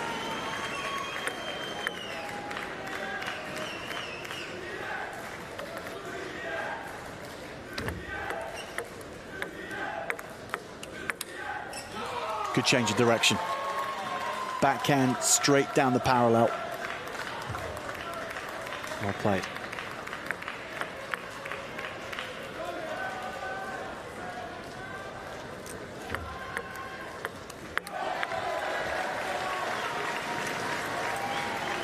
An interesting attempt, interesting idea. put loads of topspin and try and get it to land by the baseline. But too much on it. How many clips of the net have there been in this match already? Lots of them have not favoured Tapper, whether they've been struck by her opponent or by herself.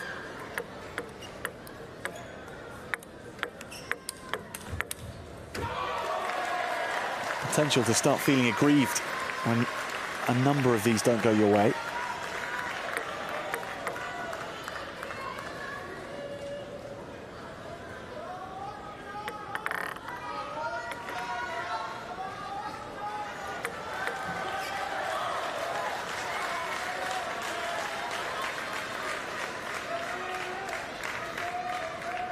There's an effort to ensure that Tian doesn't get to strike mid-table balls.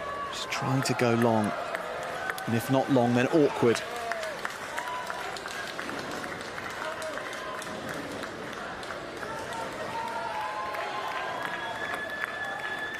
The strategy would seem a good one, but sometimes the execution is a harder one to make real. Tian with some problem judging the distance.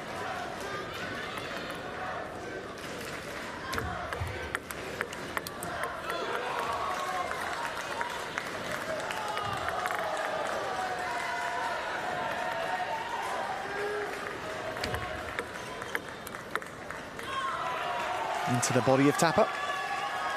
And that can be just as effective as finding space in table tennis.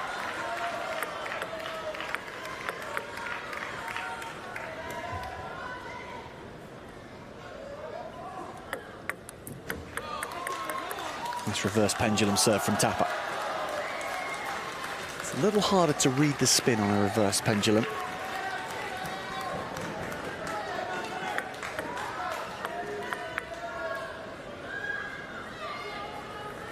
Paris 2024 logo on the ball is a good way to help you read spin, if you can see which direction it's going in.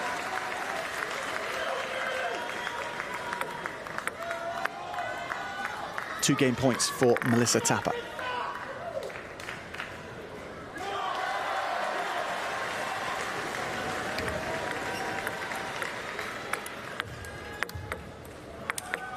Oh, super forehand. 1 game point saved.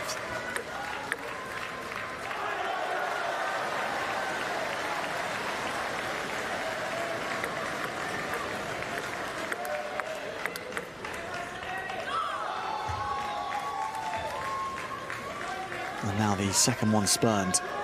Tapper goes long. 10-all again.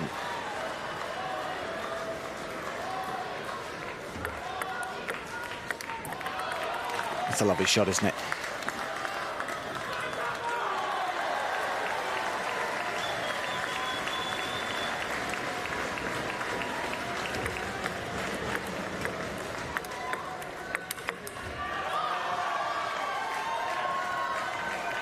Going head-to-head on the topspin front.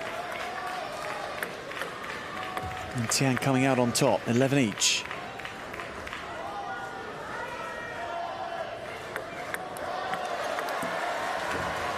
Tapper with another chance.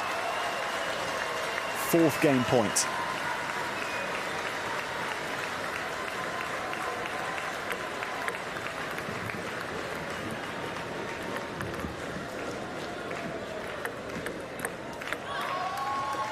Well, it was a good serve. And there was either a healthy degree of spin on it, or there was no spin and it was presented as spin. Either way, Tapper couldn't read it.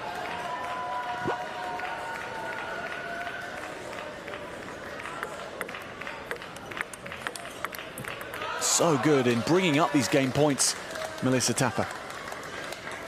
Needs to find something to put it away. 12-13.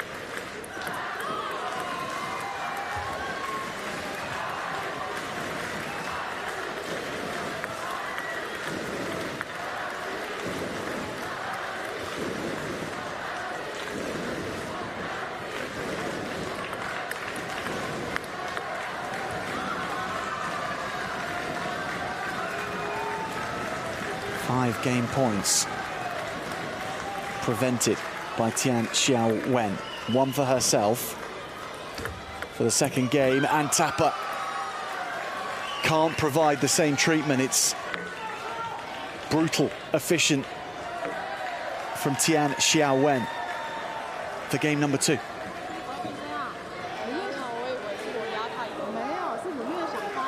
And that's a closing.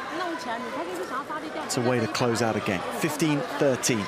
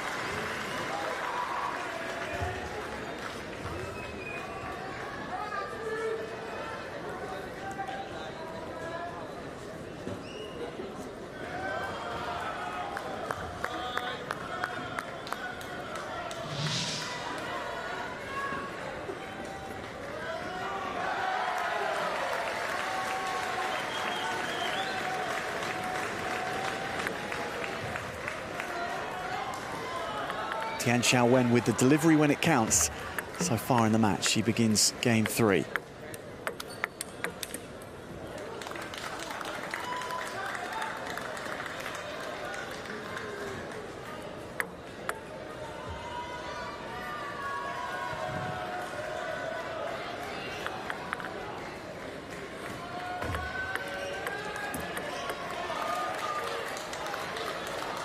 Not much different that Melissa Tapper needs to do in the third game.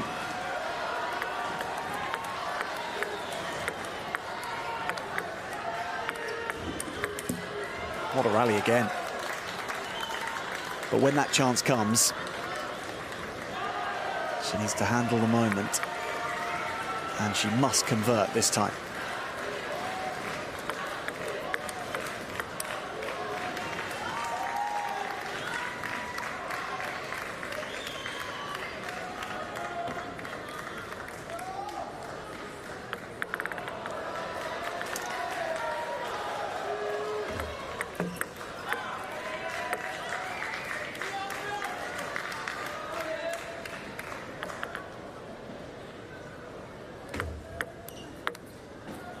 Yeah, lovely extra bit of whip on the ball from Tapper. Kicked up off the table, I would suggest, and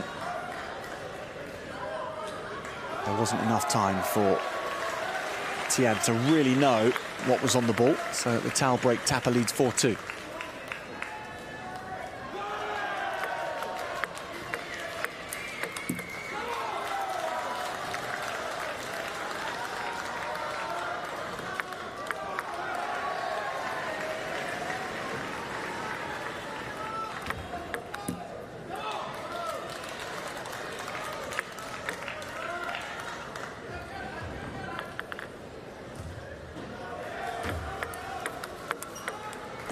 Lovely shot.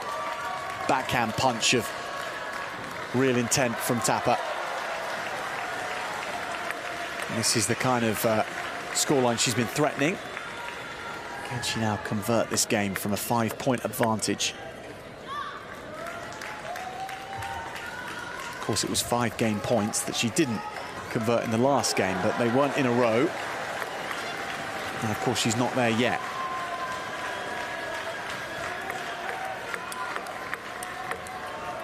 Lovely play. And she was deep off the table here.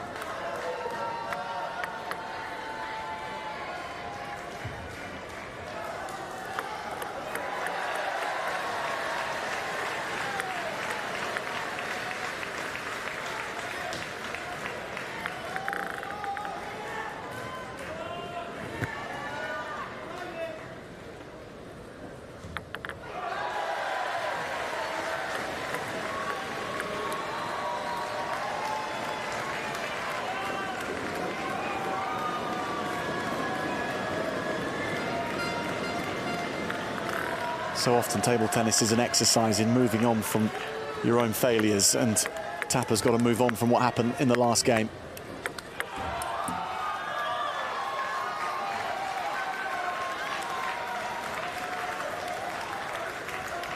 There's no place for hang-ups in table tennis because it just moves too quickly.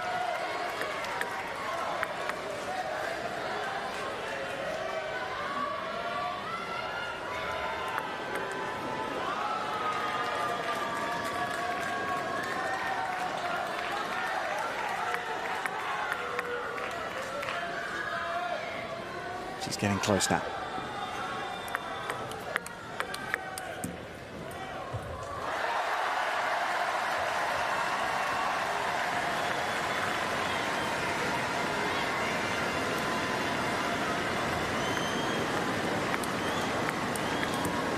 Brilliant shot. So Tapper with 3 game points now. And 3 in a row, most importantly.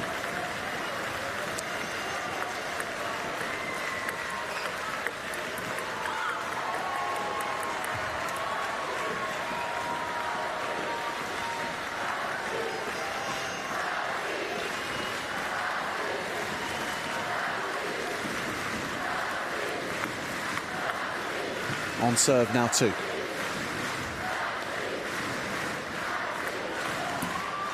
Tapper gets it done.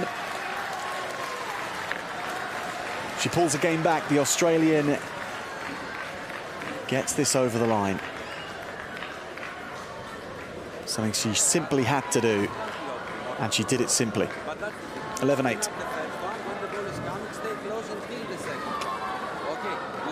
What you do, it's very nice. You have to mix the receive constantly. So you are a little bit careful and you can play different. Because you create also big hits.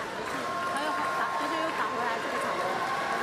然后这个场的时候，你的节奏就有点太快，你突然有点想要太快结束，比较慢一点，就又没有像第二局那么。Get a little bit faster, and then you will be ready to attack. Okay, again be a little bit careful with the little ball.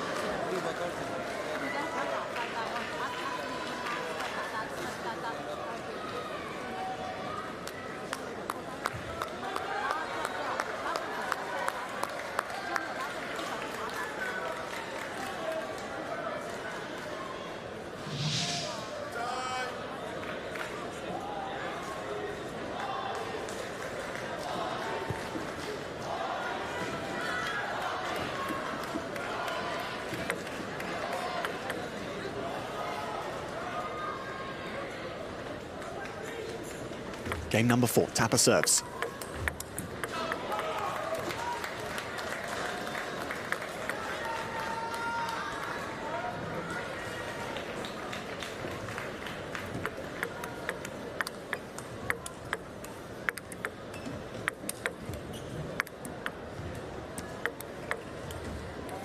Superb again between the pair. They do joust in a very aesthetically pleasing way.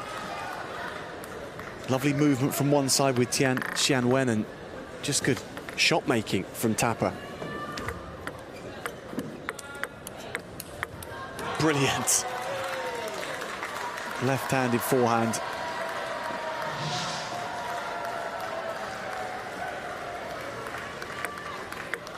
I think it took Melissa Tapper quite a while to get into the feel of this match, and that's what we saw in the first 2 games. Someone struggling to find that groove. I think she's got it now.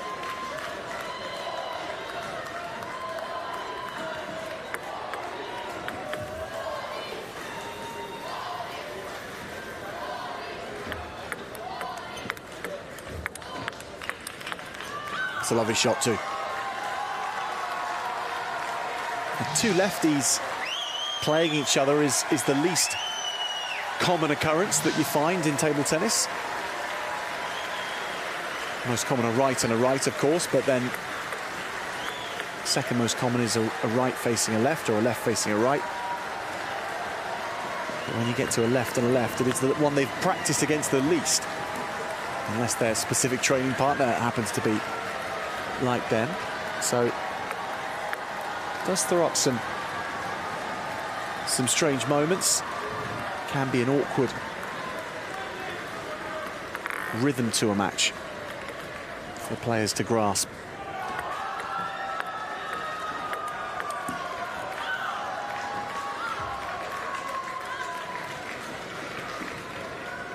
It does feel on the surface of things that there have been a very high number of net shots, net clips of the net, more than the average you would expect at this point in a match. Most of them have been working against Melissa Tapper.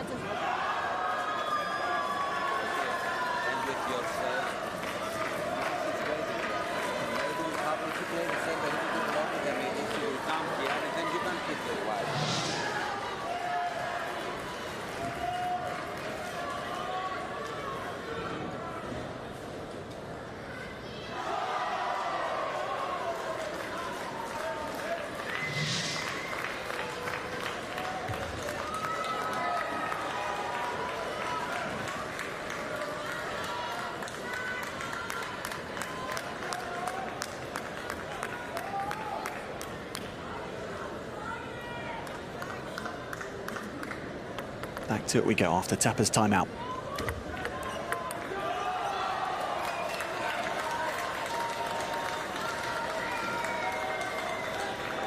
And she wins the first point after the timeout, always an important one to get things rolling again. And rocking and rolling from side to side in a beautiful way there. Down one wing, then on the diagonal.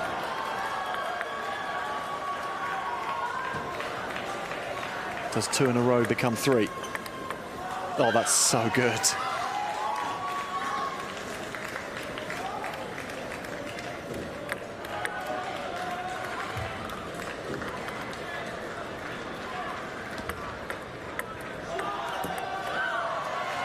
Tapper engaged the touch play. Initially, she wanted to play it short. Tian said, I'll match you.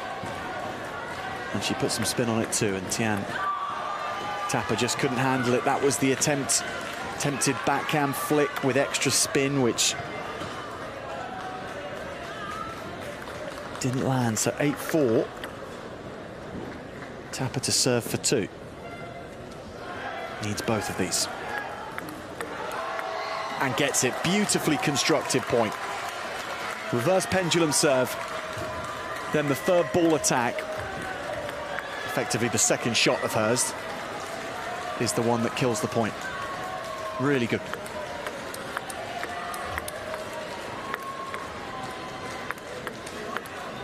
Oh, terrific again from both. And Tapper does win both points. 8-6. Had to win those, and she won them stylishly.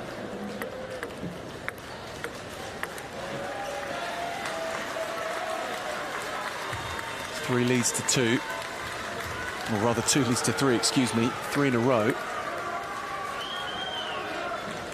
Perhaps Tian feels the pressure here of the charging Tapper.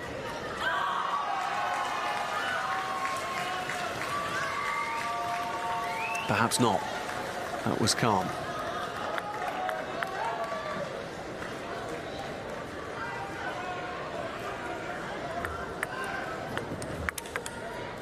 Great setup, but predicted, anticipated. She sensed that was coming, knew it was coming, in fact. And these are three match points for Tian Xiao Wen. Lovely. Didn't go cross the table. Went back down the parallel from the forehand side. There's a lot of really good decision-making within the points in this match. I'm going to come back here for a let.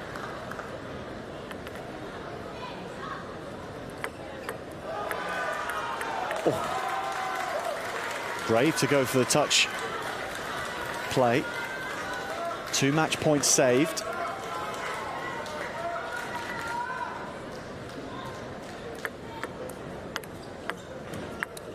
Oh, so bold again. 2 really deep shots from Tapper. 3 match points saved.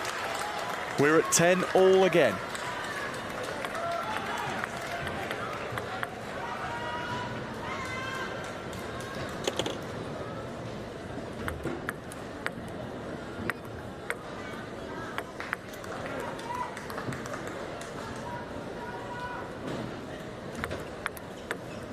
Yeah.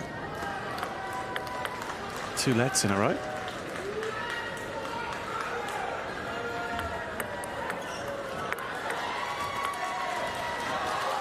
Just brilliant again, and so calmly conducted. Game point for Tapper for a 2-all scoreline.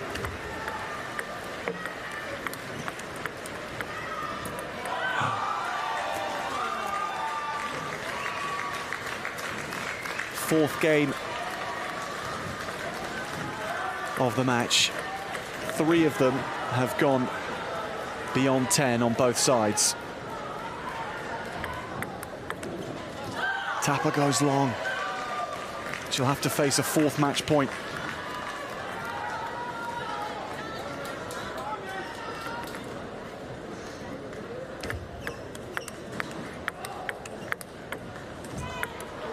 Absolutely sensational from Melissa Tapper. Oh, this is a 1.5 points.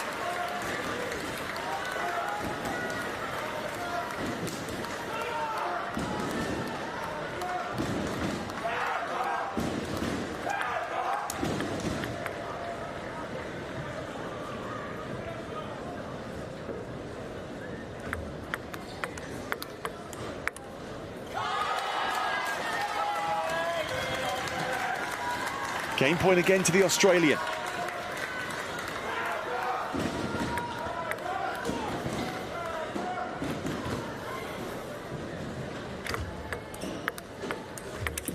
She's done it. She's into a 5th.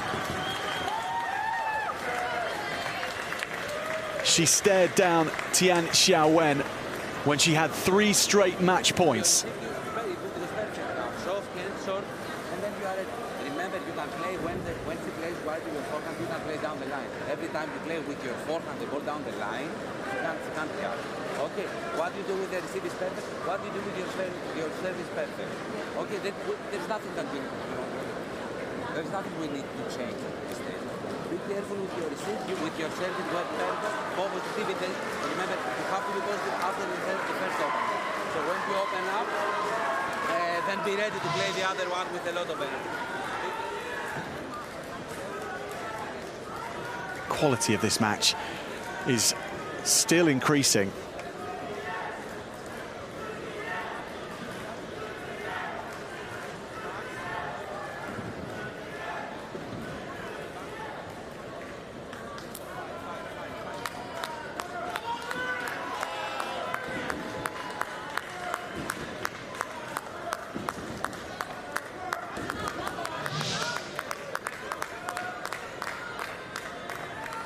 And the message in the Australian camp at the moment is that nothing needs to change.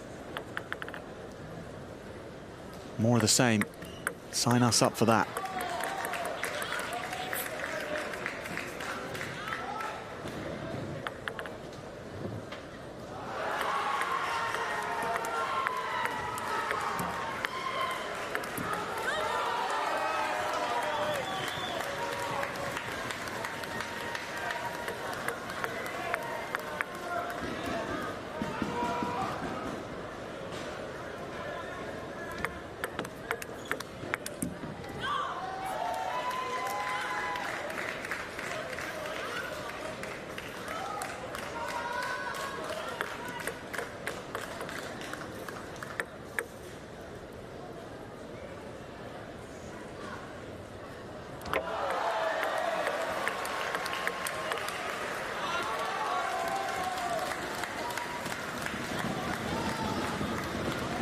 Neither player changing much about their games for this 5th game so far, just looking to execute the game plan even better.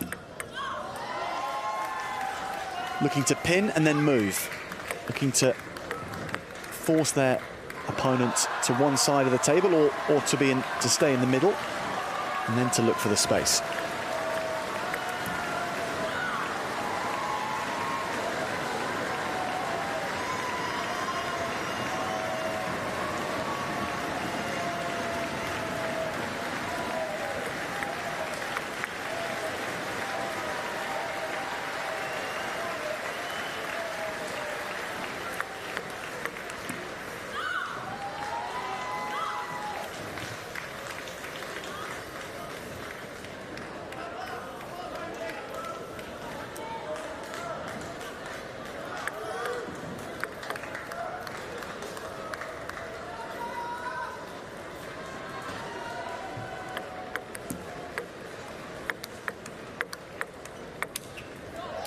Nice adjustment and just keeping it on the table.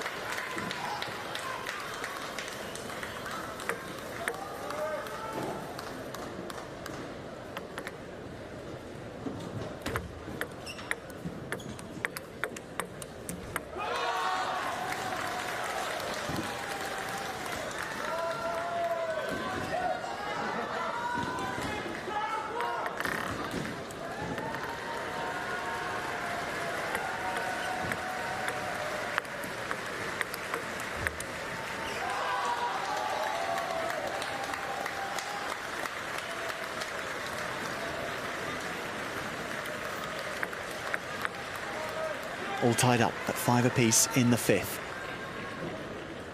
Scoreline we could have seen coming. Given the way these two have been checking each other and going ahead, then coming back. We can see this becoming another 10-all environment. Timeout called. Chance to talk things through.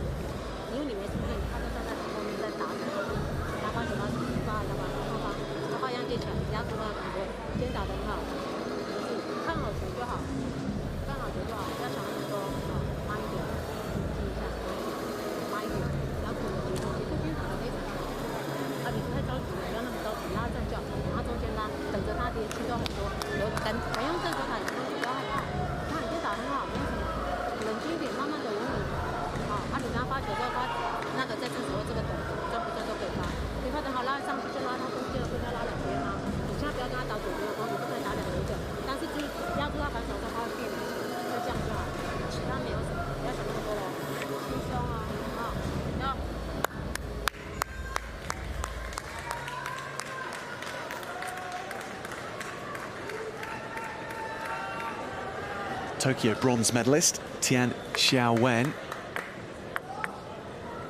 And Melissa Tapper, who has never won a Paralympic medal in singles. She has won in the women's team event from Tokyo 3 years ago.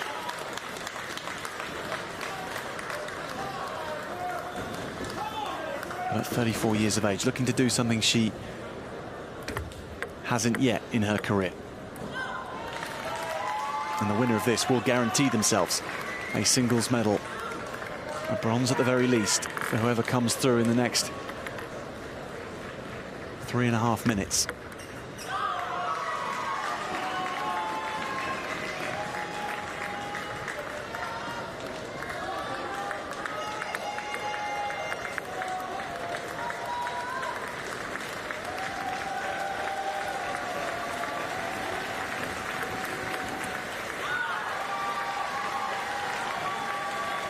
Is that another clip of the net from Tapper? There's been a handful which has turned into a truckload.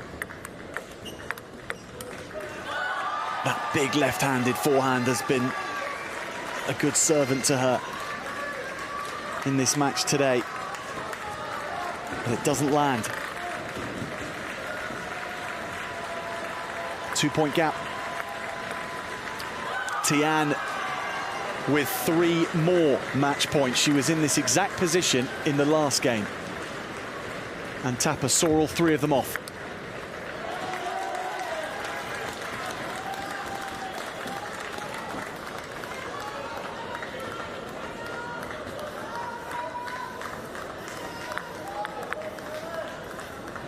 She's got to make lightning strike again.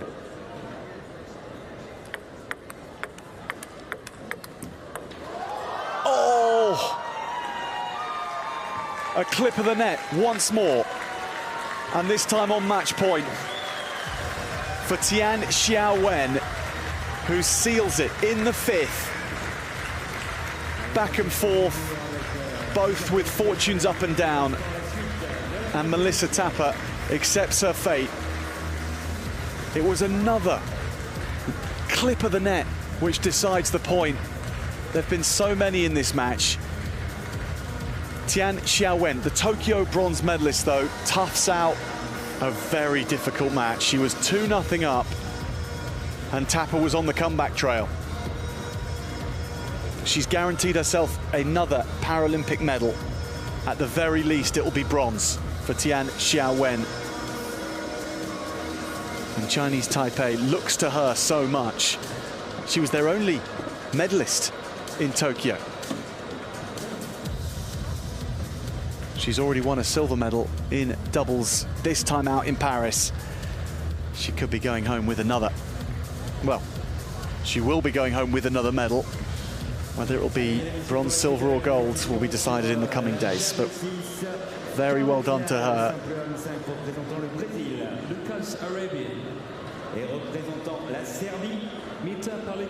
Played some lovely rallies, these two, and just this.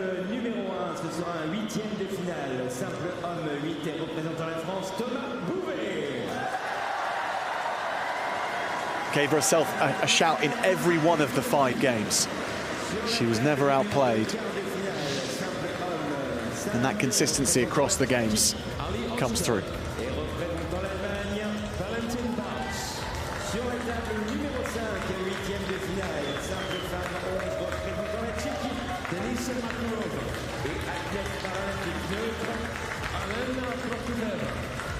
Sur la table numéro 4, 8e de finale, homme, simple 4 heures, représentant l'Espagne.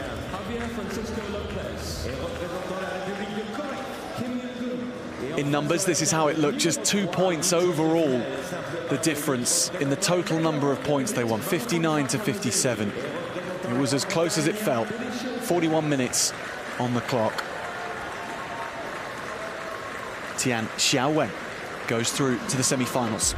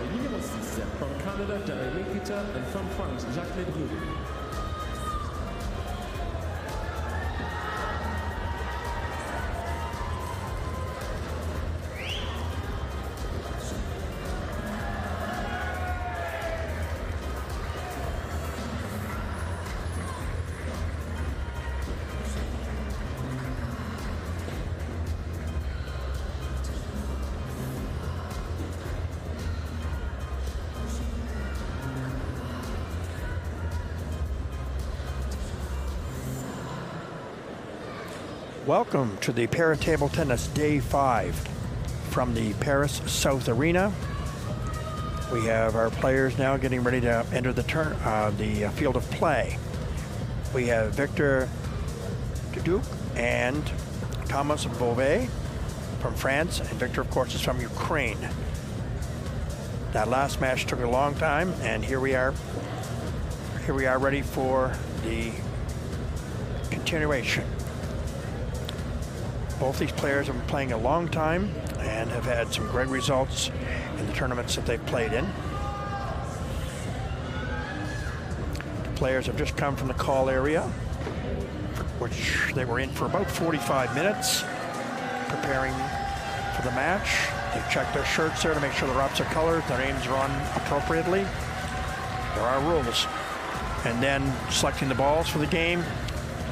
And then they give their rackets to the umpire, who in turn brings them out, places them on the table to allow the opponents to look at the rackets, see what type of rubbers they have. Because these days, the game is very complex. Many players use different types of rubbers, smooth, pimples, or pips, long, short, which do very many different things with the ball. And so each player wants to be able to know exactly what type of rubber he or she is playing against. And in this case, that's been done. You notice the racket colors are different. These players are using red and black, which is normally the colors used. And the rubbers must be ITTF, International Table Tennis Federation approved, and that symbol or emblem would be on the rubbers. So now they're getting ready for their warm-up, 2-minute warm-up. They've done their flip of coin, and they're getting ready now to prepare for the match. Didukh. Obviously Class 8, this is Class 8 singles, of course, and this is a round of 16.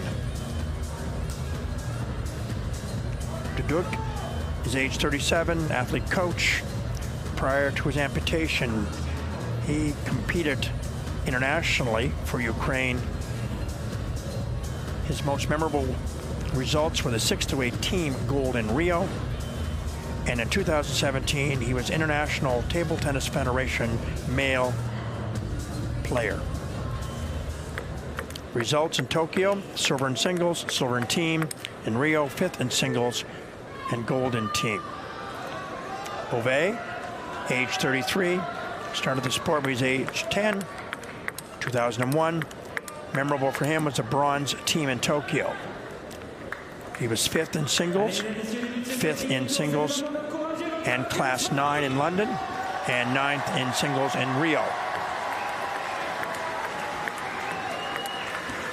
Our umpire is from Thailand.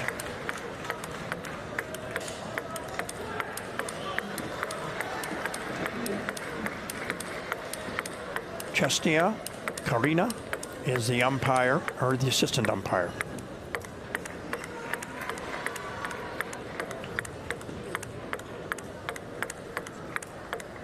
Both players are right-handed.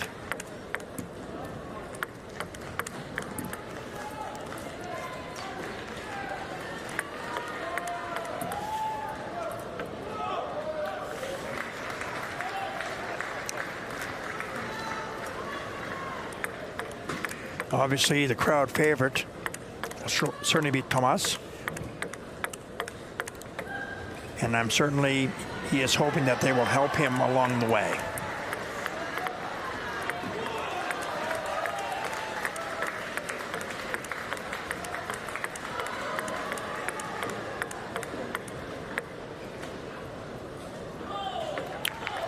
Their warm-up is now completed.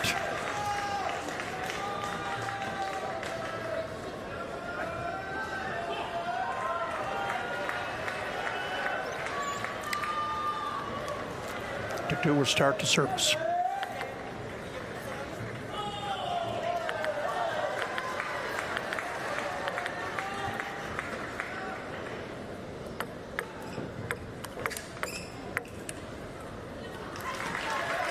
Both players seem to want to be aggressive right from the start, so I anticipate they're going to want to have quick, short rallies.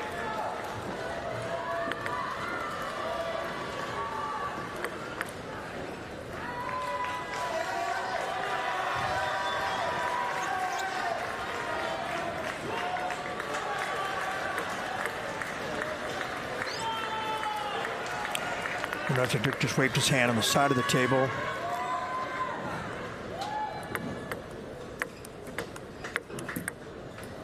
Just waving the front of his hand on an area of the table that where the balls never go, and that's quite legal.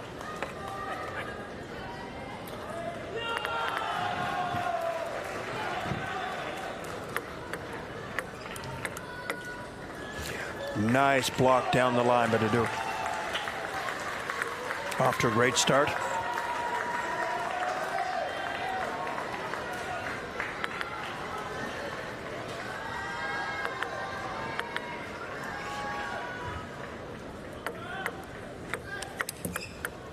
It's a nice short service to the forehand.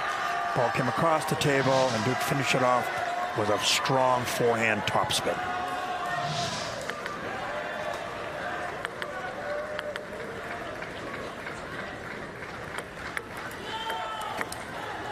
Exactly the same service again, exactly the same place, and exactly the same result.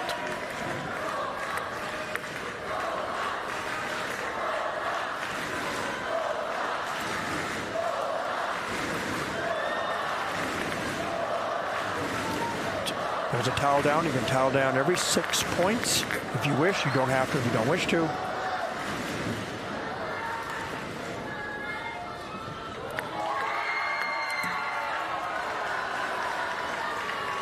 Bouvais is trying to initiate attack, but at the moment has not been that successful as the game has been dominated by Didukh.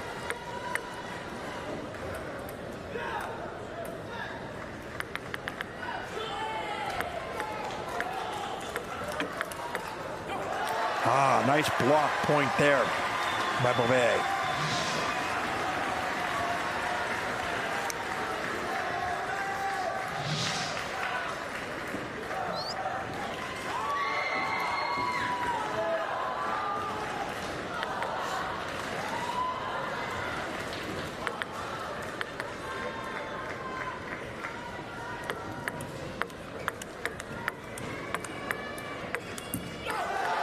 Nice rally, 5 or 6 good strong hits by both players. Bouvais was able to come out the victor on that rally.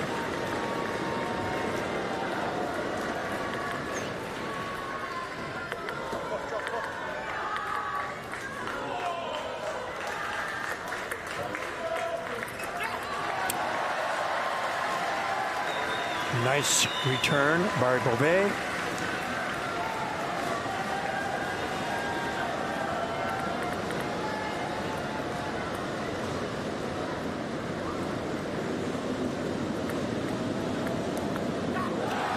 Nice attack.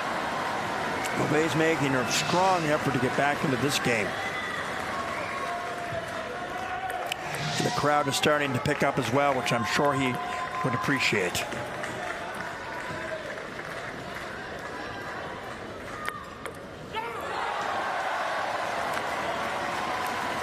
Each point, the crowd gets louder and louder. Towel down by Didukh. A little break here, trying to slow his opponent down a bit.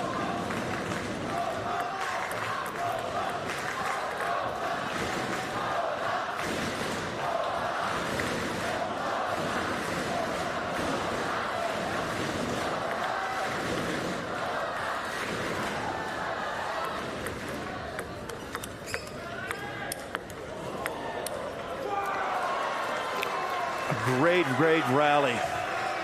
Didukh tried to go back to that forehand topspin that was very successful for him earlier in the game.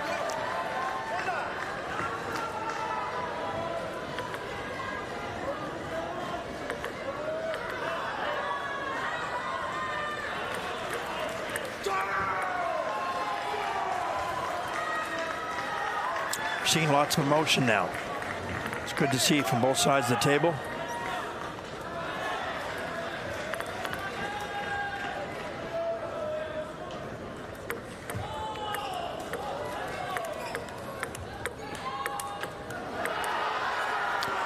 Great rally, both consistencies on both sides of the ball.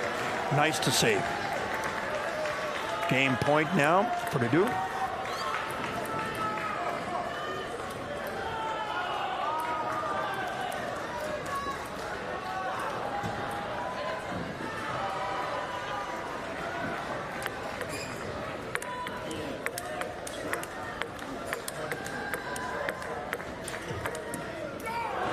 That's an absolutely great rally. There was 4 or 5 counter hits, meaning basically no spin but speed. It finished off by Bouvais, finished with a topspin cross court. That was a really nice rally. Second game point.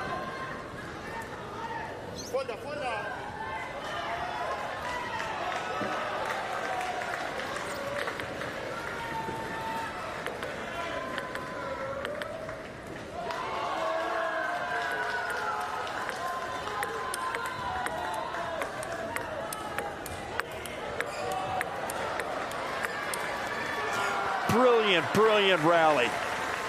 8 or 9 or 10 really strong shots.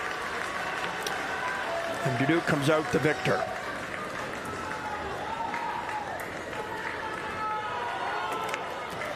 For Bouvais, I think he needs to consider how to get into the game a little quicker. He got himself really down by several points, and it was so very difficult for him to come back given that situation. The second half of the game was very even. A lot of good exchanges.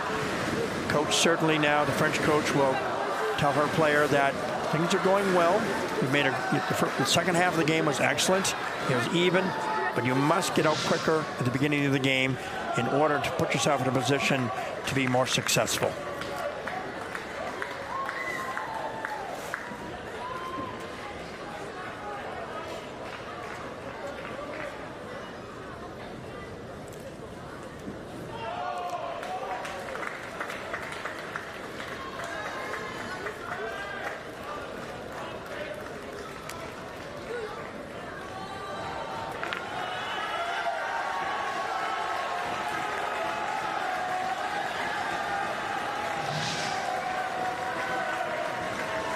Game 2.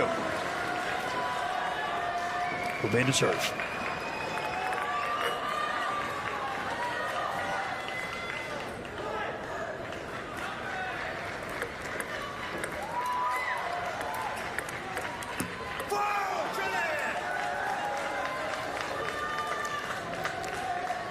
I think it's really crucial for Bouvais to come out and be more aggressive, because it certainly worked for him in the second half of the first game.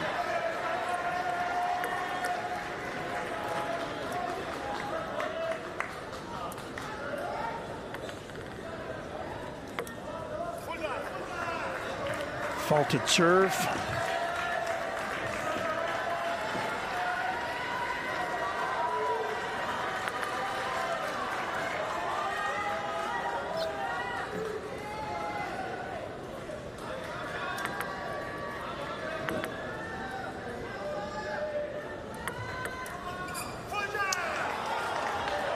Bouvais tried to push that ball with underspin, and it just floated off the table. Didukh is off to another strong start in this game.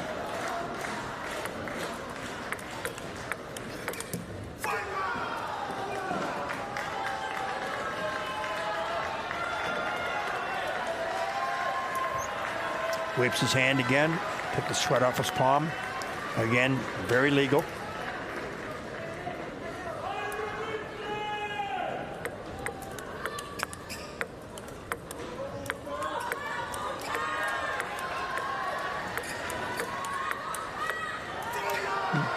Another excellent strong rally off table, and he was able to return the ball multiple times, eventually pulling Bouvais out of position.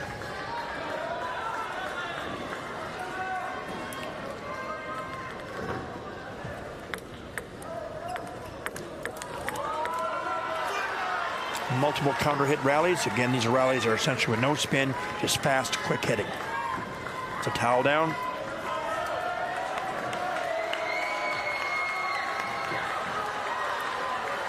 Bouvais needs to find a solution to this situation. He's simply losing the rallies.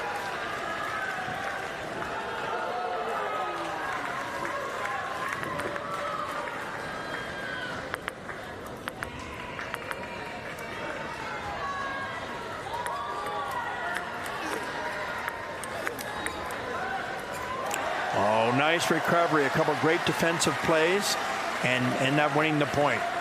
Didukh tried to go back to that forehand attack topspin, but yet Bouvais was able to be successful in 2 good returns defensively, but returns eventually winning the point.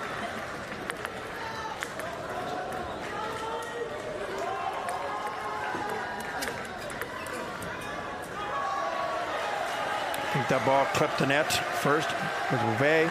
And again, Didukh is trying to go back to that successful forehand topspin drive cross court.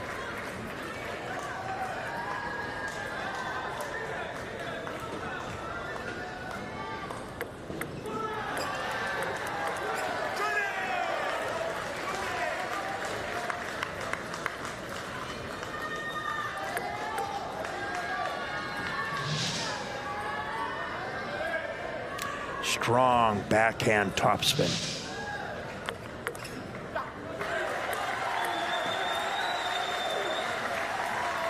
This is the point of the game, first game, where Bouvais was able to make some strides in getting back into the game a bit. Let's see if he's able to do it this time. And take it a little further.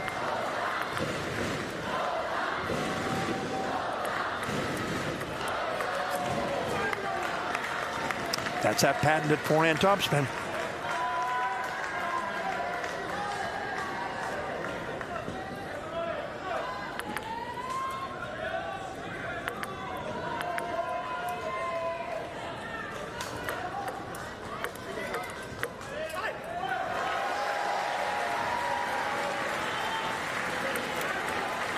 Towel down. It's got to be very warm in the arena. Towel downs can serve several points. One, actually towel down your brow and your hands, but also take a break and try to get the momentum changed, or to talk to yourself about what you need to do.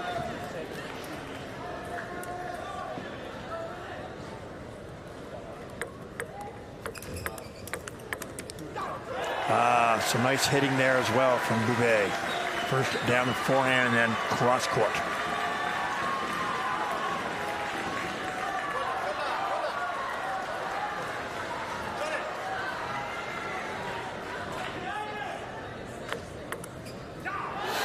Nice service.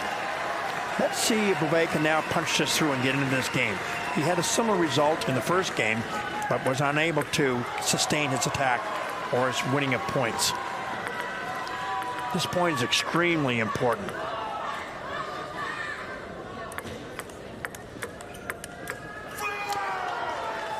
Great shot. 2 or 3 down the middle, then a sharp ball down the line.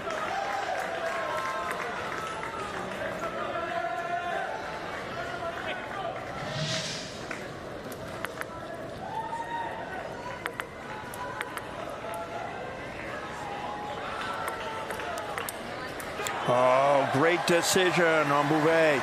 He decided not to wait on that one and went right at it. And Didukh was not expecting that.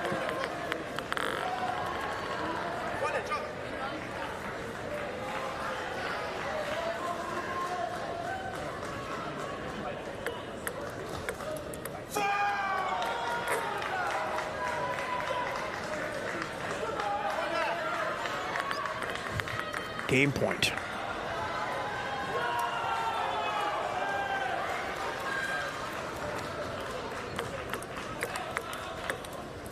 Oh, good idea.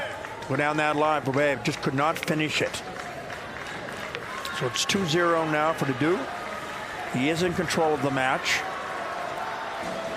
Nothing that he's getting back from Bouvais seems to have bothered him too much in terms of momentum. He has sustained the momentum. He's been the attacker. He's been the aggressor.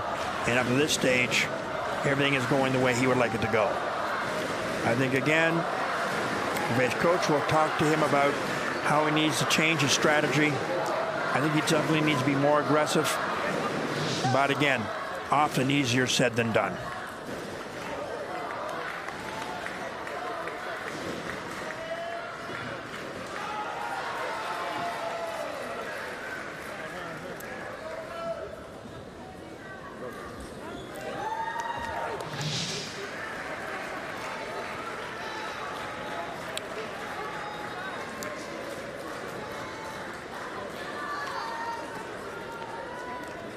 He's taking a little longer. I think he's probably gone past the time. I did hear the umpire call time. A good coach will only give their athlete 1 or 2 suggestions. In a game like table tennis, you have very, very little time to process anything more than that.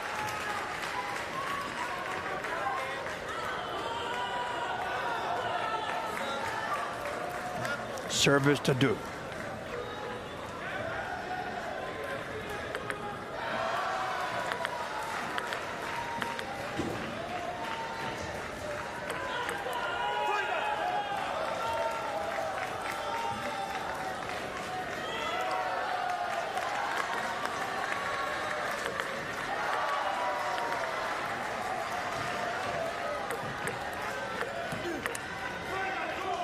The services are just not strong enough, or service return, pardon me, strong enough. Didukh is able to attack immediately on the third ball. Call timeout.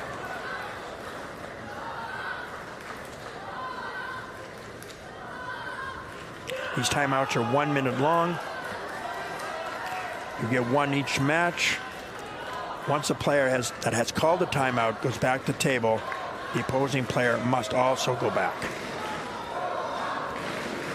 In this case, of course, Bouvais called the timeout, so he's just using the full 1 minute.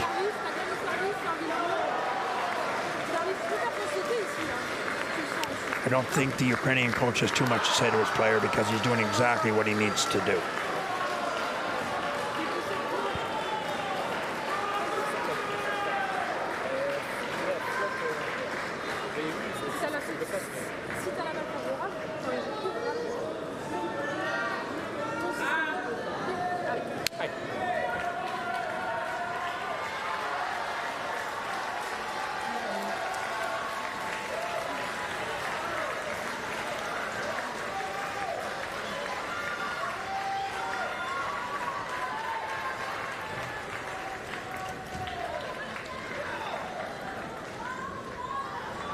Service Bouvais.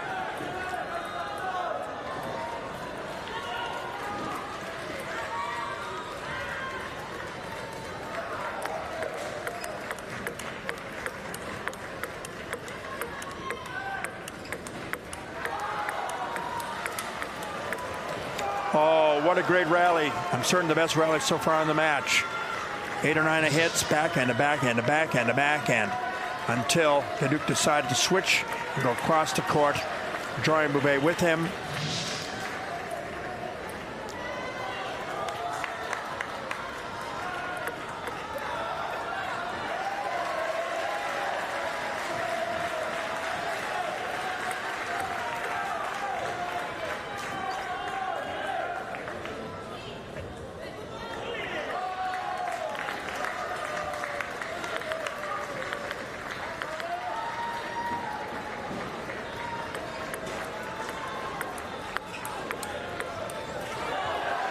Nice block return by Bouvais. Crowd is imploring him to keep fighting.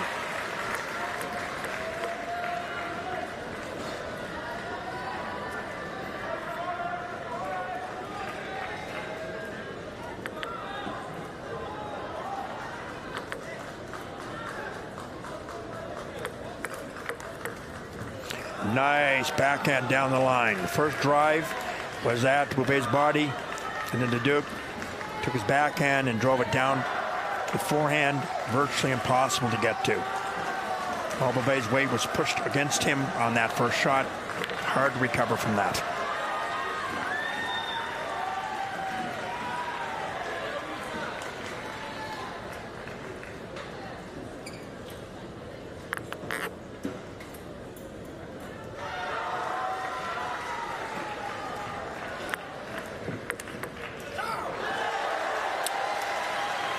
Nice point.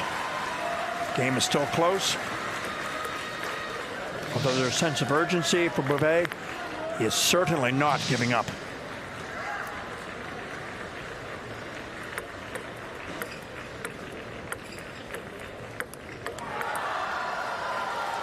Another strong backhand down the line by Didukh.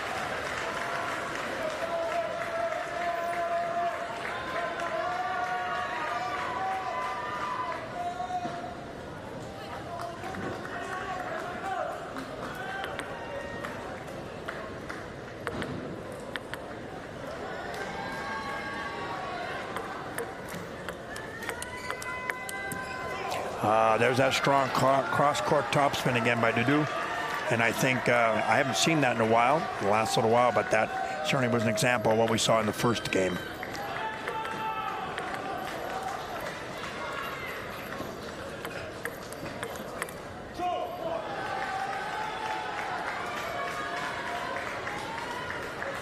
Didukh just has such an overpowering, aggressive style from both the forehand and backhand wings.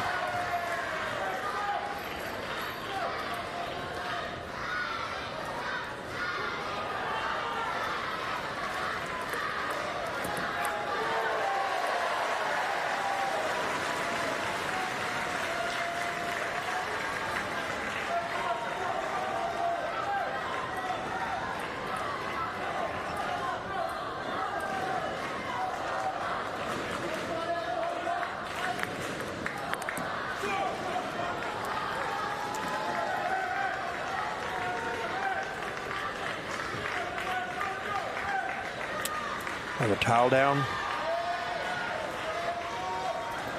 It's so hot in arenas like this when you have a sold-out crowd and you're moving so quickly.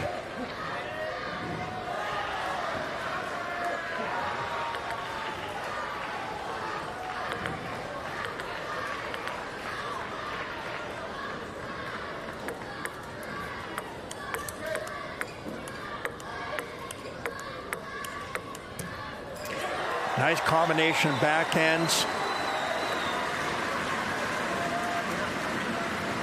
Each player attempting to finish the point off with aggressive backhand topspins.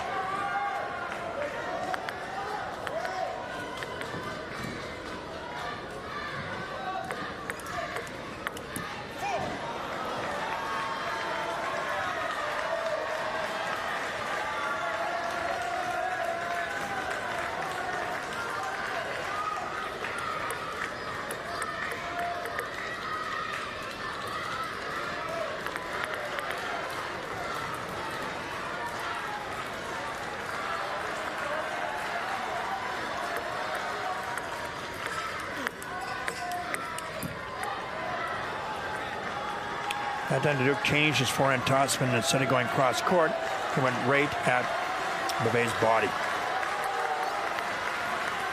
We now have match point.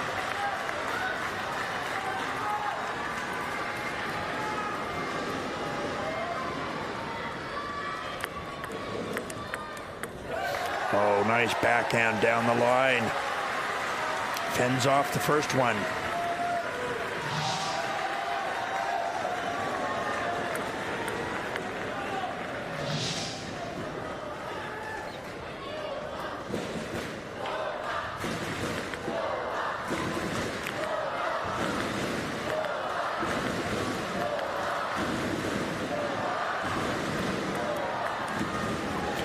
Another great shot by Bouvais. This time, forehand attack, cross court. Both those points were excellent. Ukrainian coach has decided to call a timeout. Doesn't want to take anything to chance here. His player is well up in the game and still up. But Bouvais has done really well. Both those points were technically strong, and there was no hesitation. As I mentioned before, he has to find a way to be more aggressive. He certainly did that in the last 2 points. Let's see if he can do this 1 point at a time.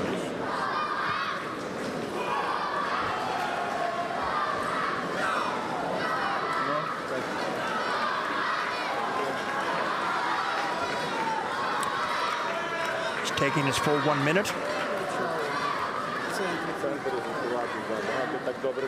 They're in no rush. They're slowing things down, slowing the pace of the game down. Bouvais has made some really great points. He wants to go fast. And Didukh's coaches tell him, take your time. There's no rush here. Pressure's not on you.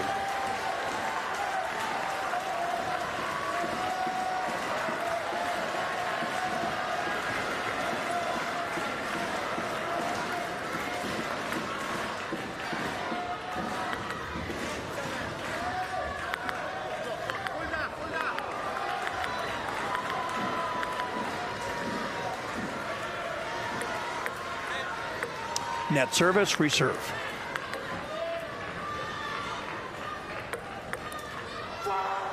And there it is. Didukh is very, very, very happy. Pumped up. He's gotten that match out of the way. The round of 16 is done. Scores 11-6 to 11-7, 11-7. Bouvais gave it his best shot, but he simply was overpowered by the strength of Didukh's combination forehand and backhand topspins. Simply the superior player.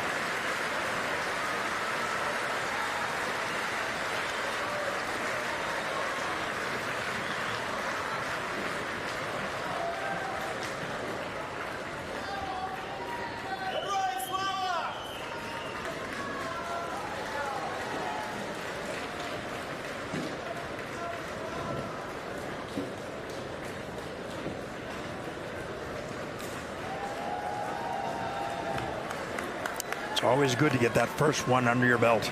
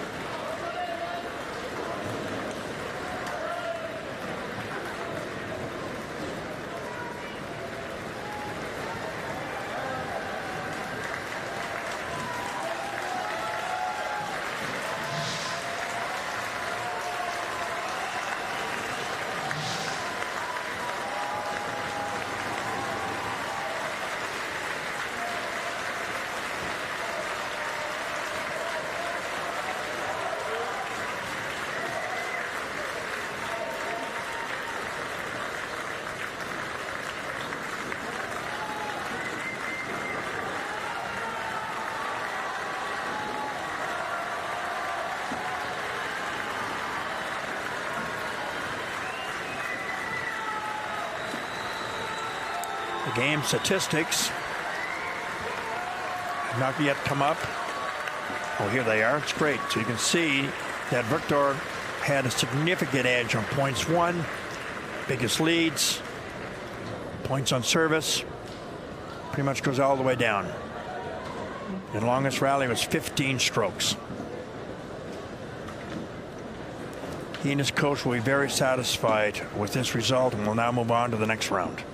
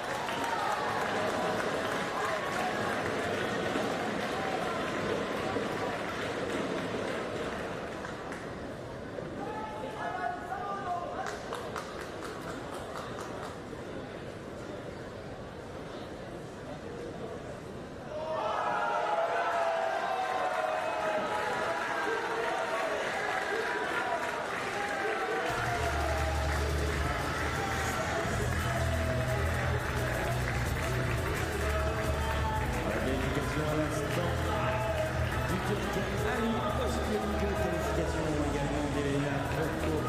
Eva, qualification de Victor Didukh. Qualification de Mita Falcoza. Et vous avez cité également qualification de Kim Jong-un et visite ronde from Fatana Siri. Massive win there for the Turkish player, defeating world number 1 from Germany, Valentin Baus. Other victories there for Nitika Kulichka, Elena Profakeva, Kim Jong-un, visit one from Fatana Ziri, and also the Ukrainian Victor Didukh.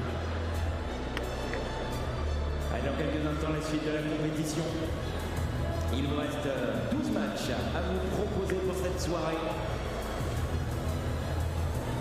Vous n'avez pas fini de vibrer et d'encourager vos favoris.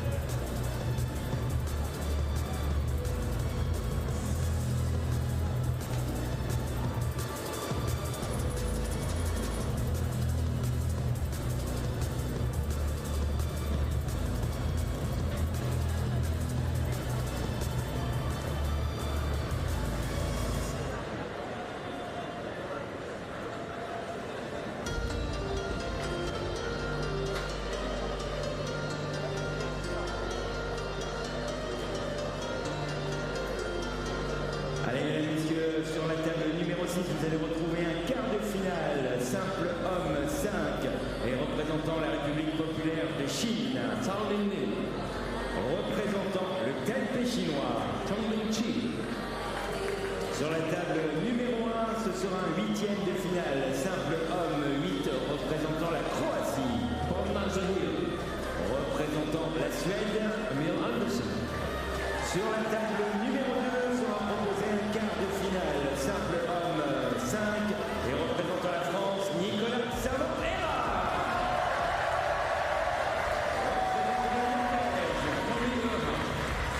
Sur la table numéro 5, 8e de finale, simple homme 8, représentant la République populaire de Chine, représentant la Pologne. Sur la table numéro 4, 8e de finale, simple femme 1 et 2, représentant l'Égypte, représentant l'Allemagne, et enfin sur la table numéro 3, 8e de finale, simple femme 8, représentant la Belgique, et représentant la République populaire de Chine,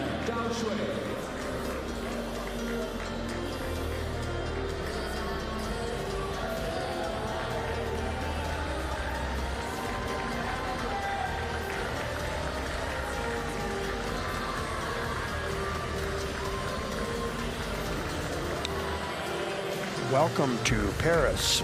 Table tennis day 5 from the Paris South Arena. This match features 2 players, class 8 in the round of 16. We have Zohil from Croatia, currently ranked 10th, and Emil Andersson from Sweden, currently ranked 8th. Just doing the coin toss now. They will be given 2 minutes to warm up. They've just come from the call area where they've been for 40-45 minutes. In that area, shirts are decided upon. If both players come with red shirts or black shirts or blue shirts, one needs to change. Generally, that's done by flip of a coin. And the balls are chosen by the players. All balls are round, but the players think are rounder than others. They're very picky about that. So they get to choose the balls they like or prefer. Rackets are then taken by the umpire, placed in bags and brought out to the table, and then placed on the side of the table for the opponents to look at. Rubbers these days are quite complex. Smooth rubbers, pimple rubbers or pip rubbers with sponge. These can cause interesting surface and spin variation, and players are allowed to look at their opposing compatriots to see what type of rubbers that they have so they can prepare to hit the ball as it comes back. Thus, that's the reason for the two different colors. So that players know in advance what types of spins are coming back and to adjust accordingly. And also from Great Britain, Tom Purcell.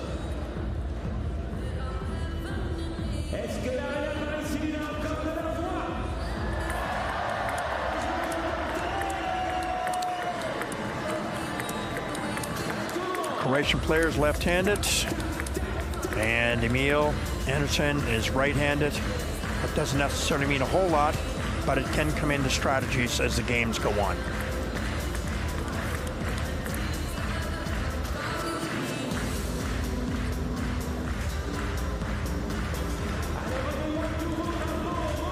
Andersson is 31 years of age, and Zohil is 18 years of age.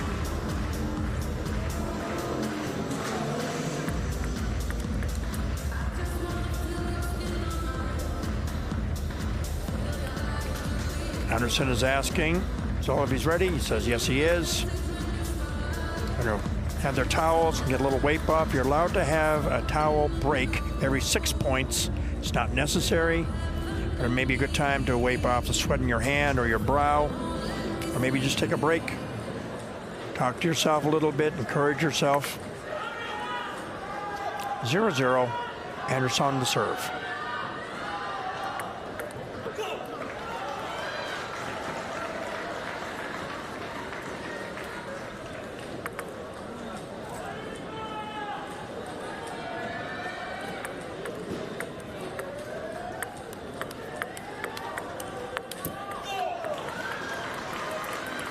Nice counter-heading rallies. By countering, I mean not a lot of spin, a lot of speed.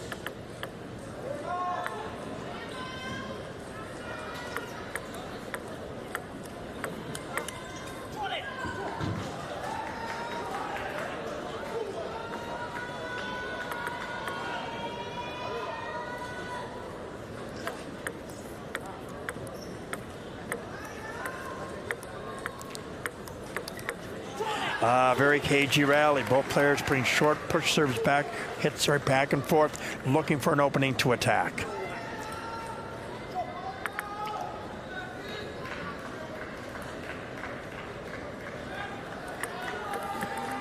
And by push hits, I mean balls with a bit of backspin on them. Generally, in these cases, quite short.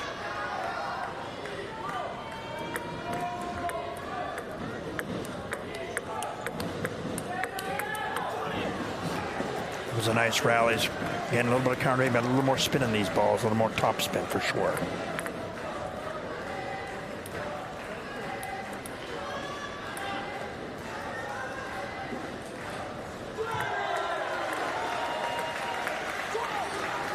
Notice Andersson had a high toss serve. By high toss, I mean the service was more than 16 centimeters of the hand, which it must be.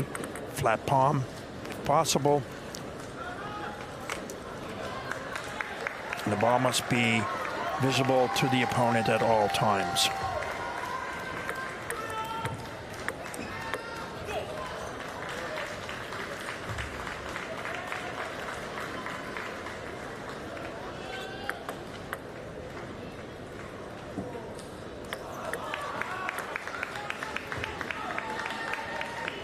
Bit of a service warning there that the ball was pulled back too much and not projected straight up.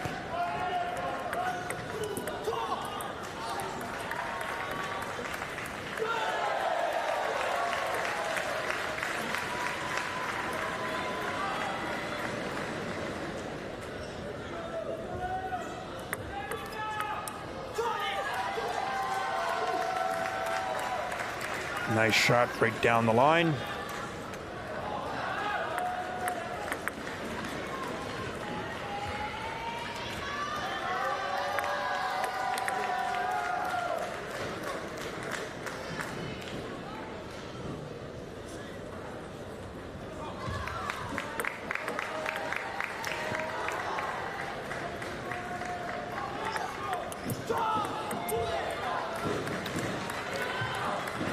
Great start for Zohil.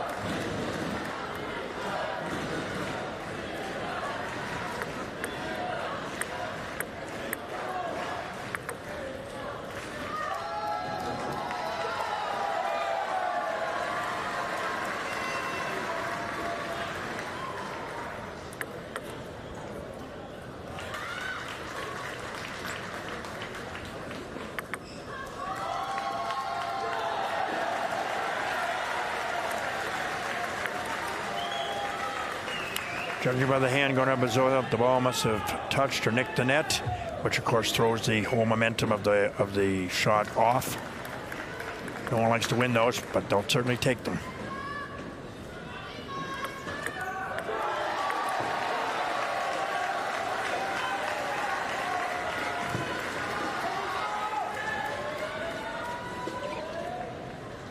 Possible game point.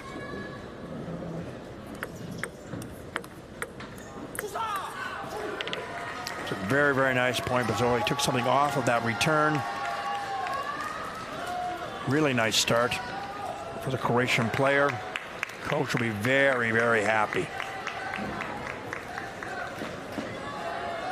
Well, Andersson will have to think a little bit more about how to change the momentum, how to change the tactics and strategy so he can get himself back into this match.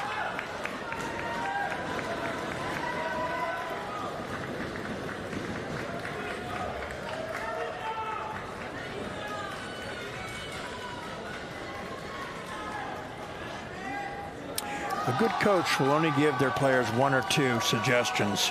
Table tennis is a very high-intensity sport. Players can only process so much, and it's very incumbent upon the coach to make their player very comfortable going back to the table about what needs to be done in the match. So keep it simple.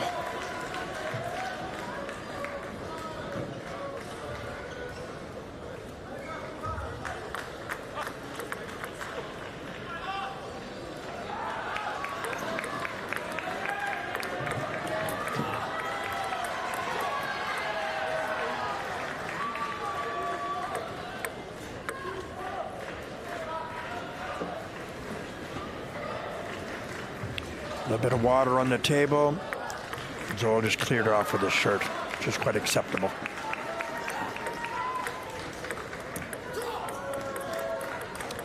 Those points were a little unforced.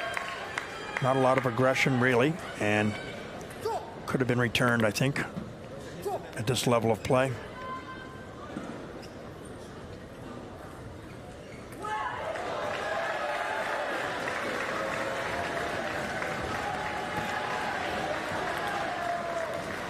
The assistant umpire just cleaned off the table because there was some sweat on it. That's why Andersson pulled back.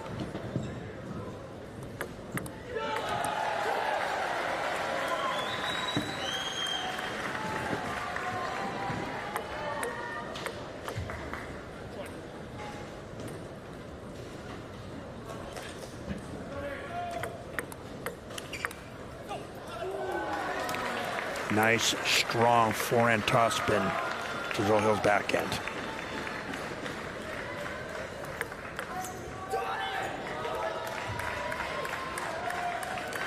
Seems like Andersson's having a little difficulty with service return.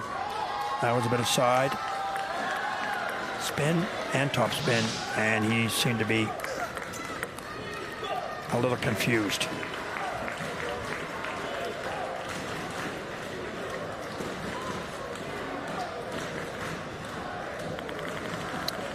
First towel down, as mentioned before, you can change you can towel down every 6 points.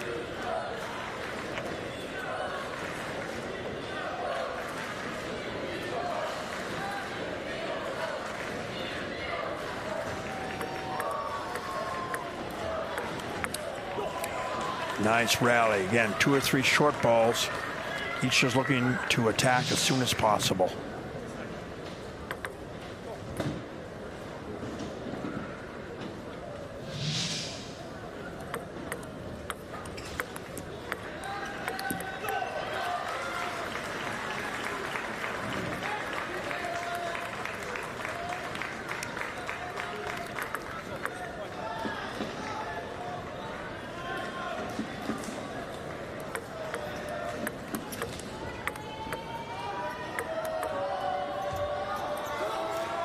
Some very good footwork by Zohil. He moved himself laterally across the back of the table, preparing for those balls. That was a nice rally. He's moving well.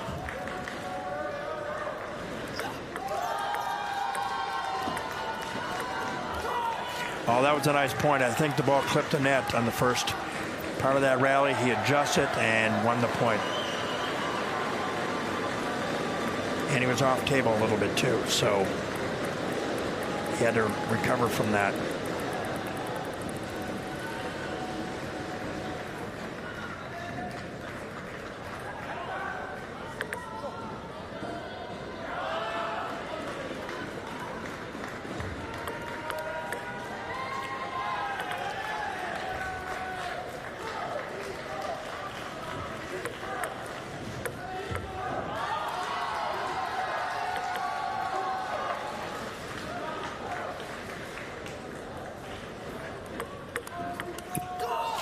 See, Zohil started to move prior to the serve.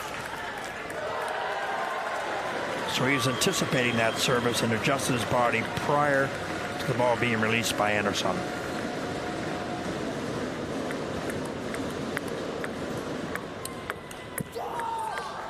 Nice combination rally.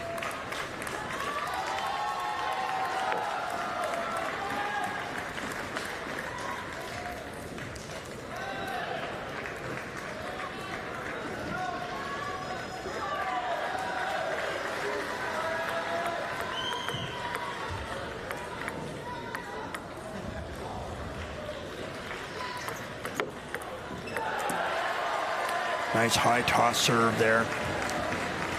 Andersson tried to finish the point out with a backhand topspin. I think the net went off the end.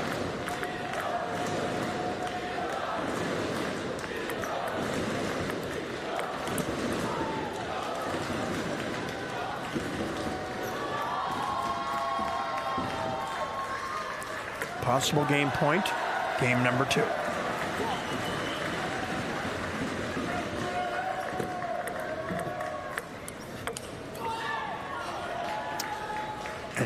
An excellent game by Zohil. Complete control of the game. Emil Andersson is having difficulty with the multiple rallies. At the very end point there, he went for a very difficult shot towards the edge of the end of the table, cross court.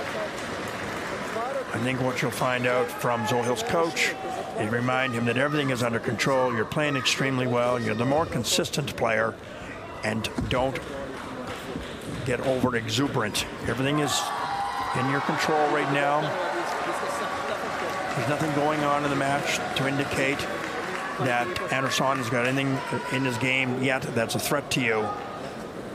Although be patient when the ball presents itself, be the aggressor.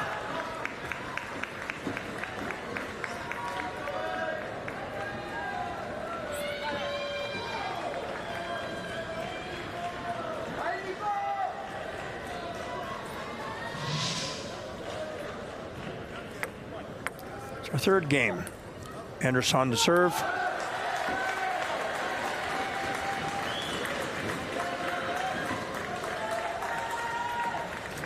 Nerves are trying to play a bit. That was a fault.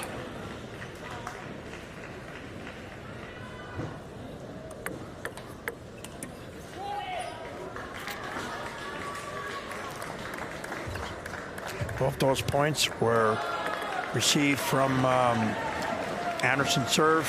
Servicers usually have the advantage because you know where the ball is going. Timeout. Sweden. The coach realizes that now's the time to talk to his player about what he needs to do, what strategies, how he has to change the momentum. Good time for this break. Down 2-0. Changes have to be made. Again, the person who calls for the timeout, when they come back, if they come back early, the other player must accompany them back to the table.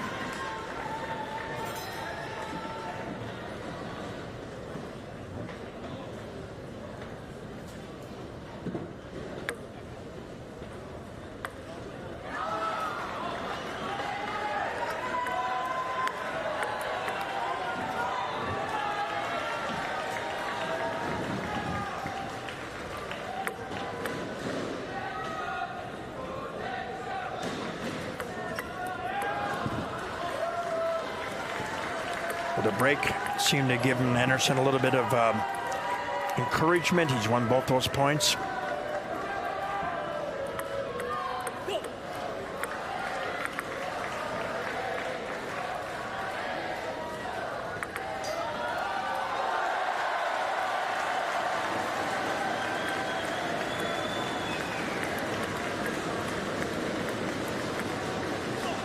Great rally. Momentum is a very strange thing, isn't it? And here we see a situation 3 in a row after the call for timeout.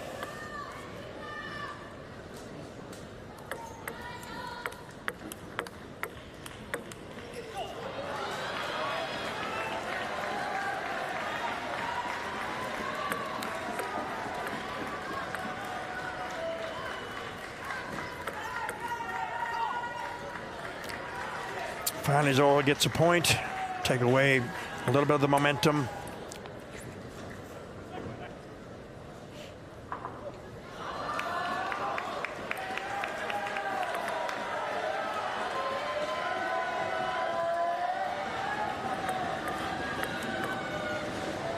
Nice backhand topspin drive to the body.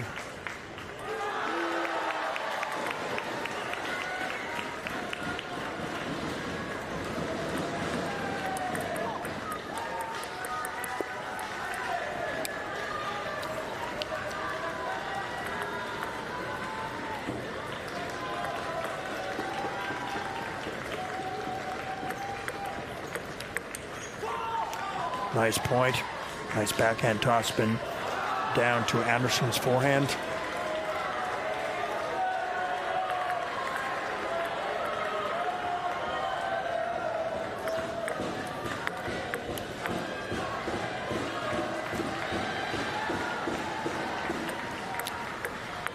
Towel break. Andersson certainly knows the situation. He has a slight lead. Zohil, the younger player, by quite a bit.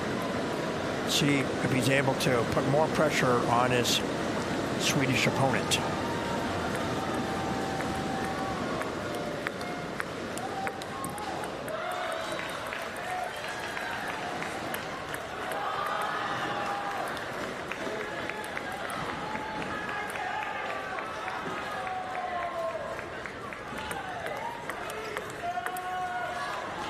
Again, Zohil moved prior to the service being received, or actually struck.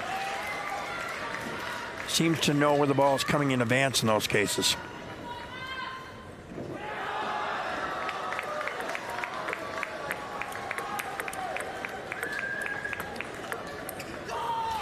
Nice rally, multiple hits by both players, utilizing the whole table.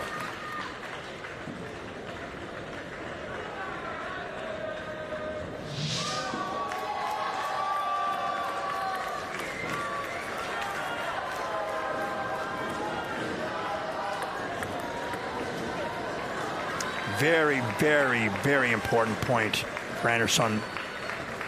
Successful. Still has the edge.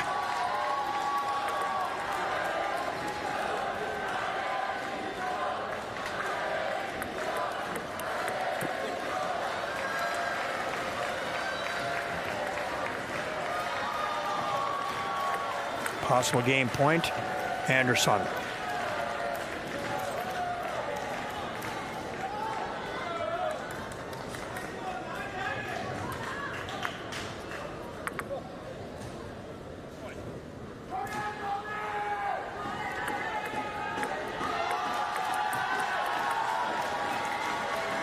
Another strong backhand by Zohil.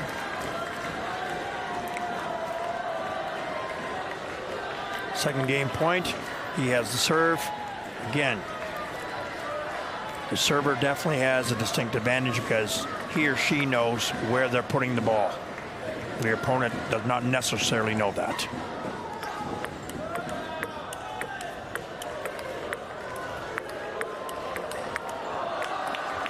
Fantastic rally. The ball just hit the top of the racket, edge of the racket. Excellent rally. Maybe a millisecond A little late on that one by Zohil, but a great game. Good timeout by the coach. He called it well. And here we are, 2-1. Zohil, the match is still on, and it's still either one's to win. Miran si je prije. Ono što je bitno, samo da je kratko. Da kažeš igraš ništa riskantno. Ne želi staviti iza mreže. Kao što smo rekli, zatvaramo igru, više pravo prema portu. Se nam ne bila baka. Možeš i ovu servu na gore, slobodno probati. Bitno ono da si ti jak. Čim on počne jebiti. Da bude on vodi igru, onda se problem. Ajde, idemo.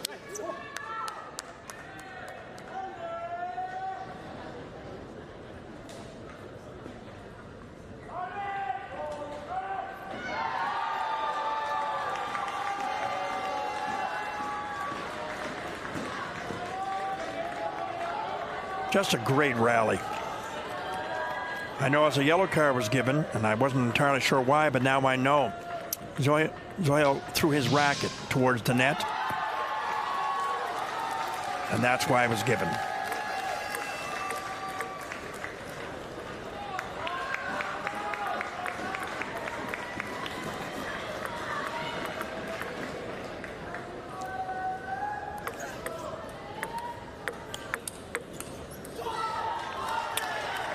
Good start for the Croatian. He knows he has to be the aggressor. I think we're just a little passive that last game. Maybe trying to wait his opponent out. But he must be the one to initiate the attack.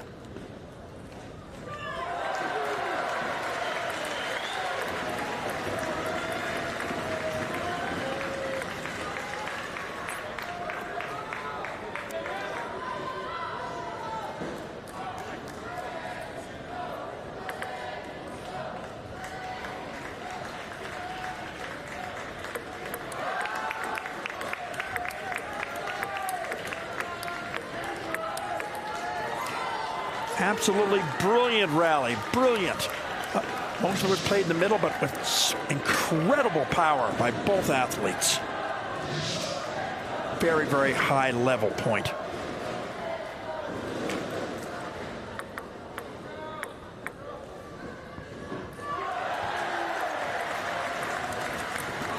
Oh, that was a bit of a soft return by Andersson. Zohil took complete advantage of that. A powerful forehand attack.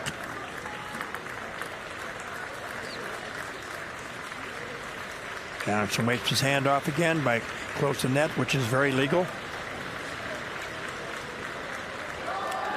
Guess Andersson feels that there's a bit of sweat on the table and has asked the assistant umpire to please wipe the table off, which she has done.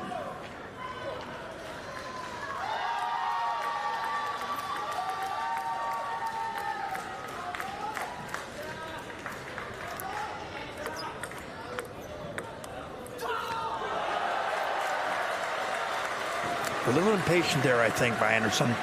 But again, he's in a position where he has to take risks. He's trying to slow the game down a bit. Start to feel the tension.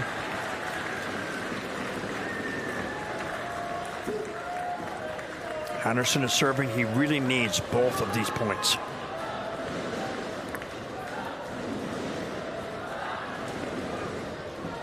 Faulted serve.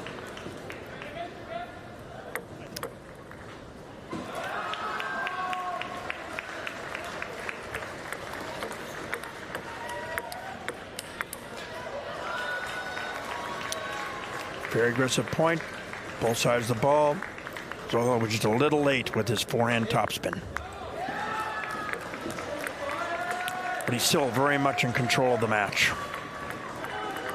And the game in particular.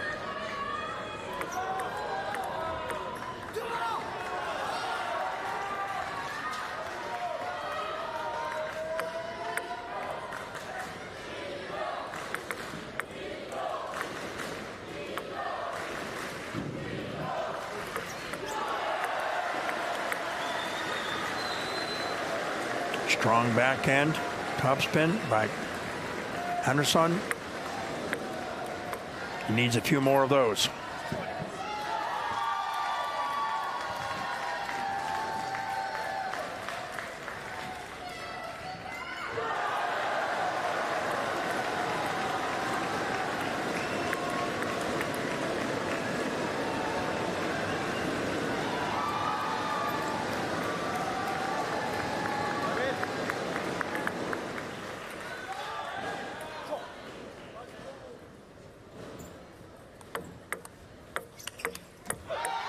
Example there of a bit of a soft return by Zohil.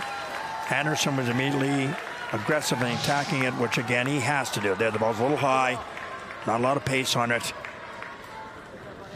and it was exploited.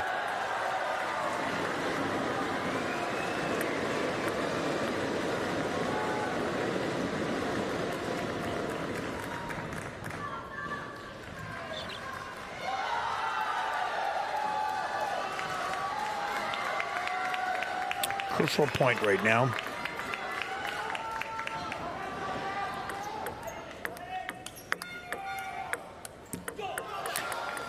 Little tight there, I think. Didn't quite know what to do with the ball, whether to push it or attack it.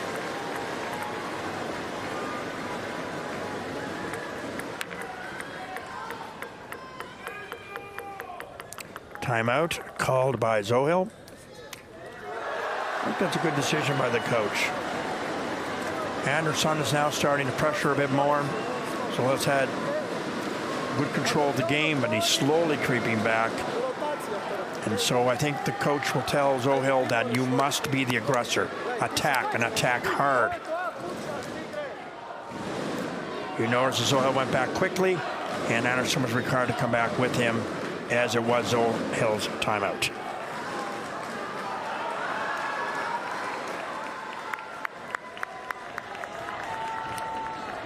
Every point now is crucial for both these athletes.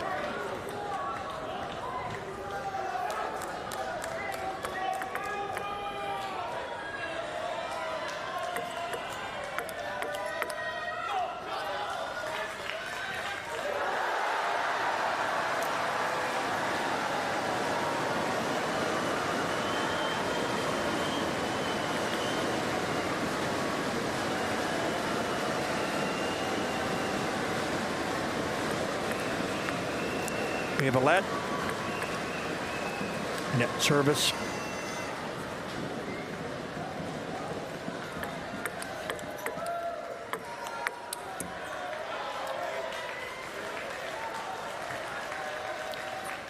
Nice point by Andersson. He got Zohil off the table.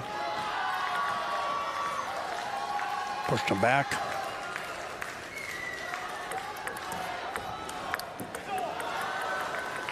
Another strong point by Andersson. The veteran player.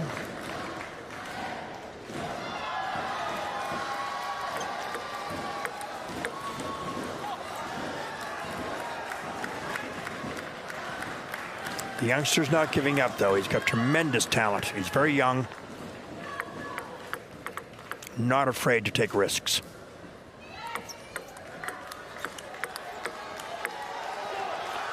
Great shot, rated the arm and elbow.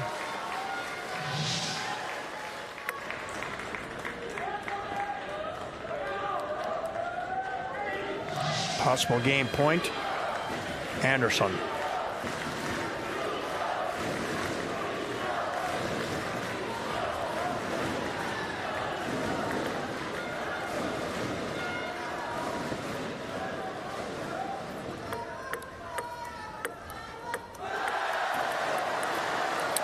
Great comeback by Andersson. He was down 2-0, and he's battled himself back into this match.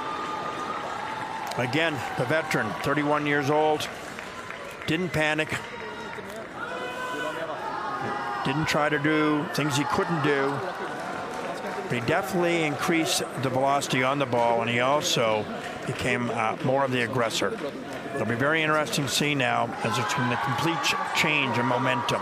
What happens the first 4 or 5 points is the next game. Crucial for momentum. Table tennis only goes to 11 points. Anything can happen. Should be noted that at first player to get to 5, you must change sides. as it is a fifth and deciding game, so that each person gets equal amount of time on each side of the table.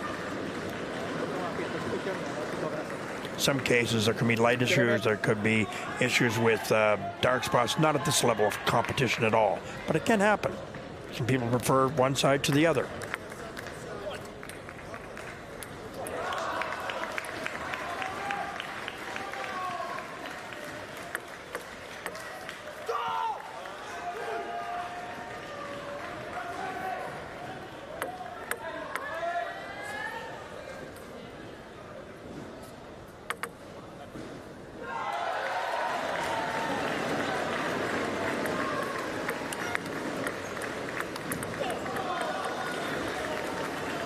Little emotion by Andersson now. Gets the fist up. He's pumped up. He knows he's made a great comeback to the stage.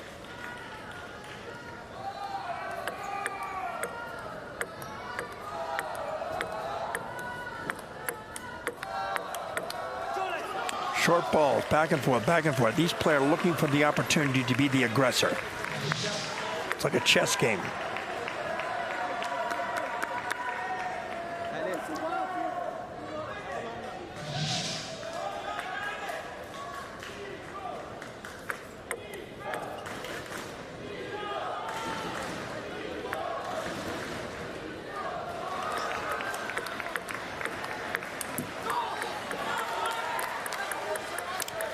First 4 points, very close. No sign of either player giving up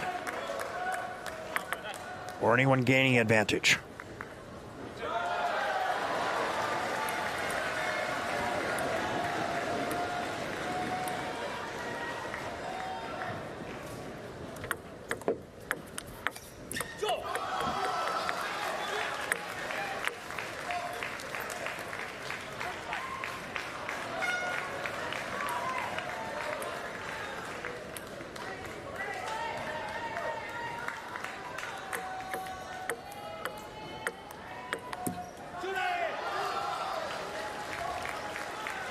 Experience seems to be kicking in a little bit now. Andersson's becoming more confident. He's comfortable in the situation. Seems to be a sense that Zohil's trying to initiate the attack or trying to become the aggressor and not necessarily picking the right ball to initiate that. Another example right there. We now will switch sides.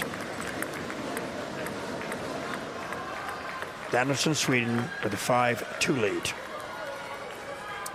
Quite a momentum change.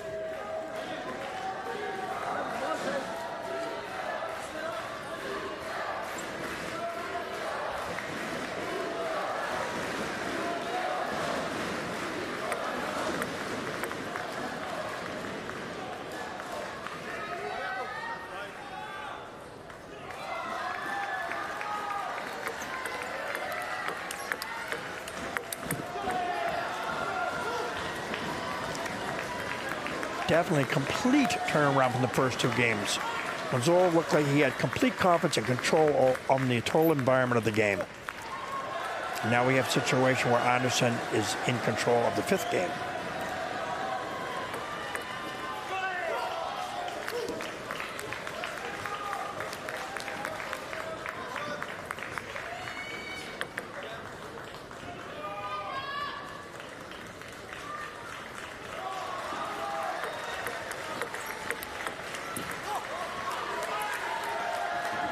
Nice strong backhand by Zohil. He needs a few more of those, and he needs them now.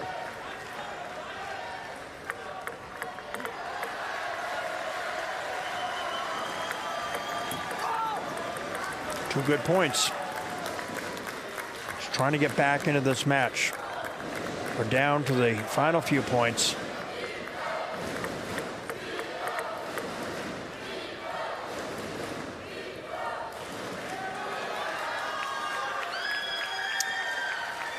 More frustration on the table. The assistant umpire has asked again to come out and clean the table off.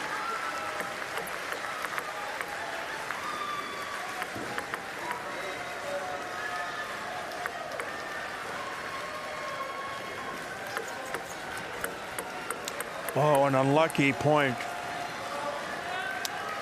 against Zohil. He did a high toss serve, and the ball returned by Andersson trickled over the net. A very inopportune time for the Croatian, for sure.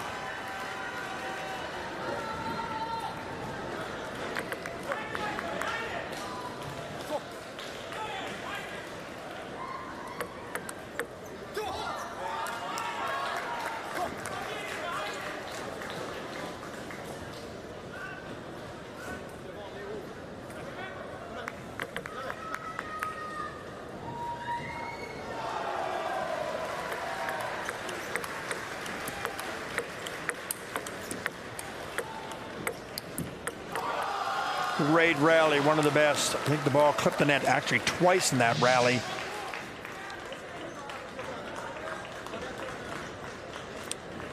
Andersson does acknowledge that that did hit the net. That just disrupts the rally big time.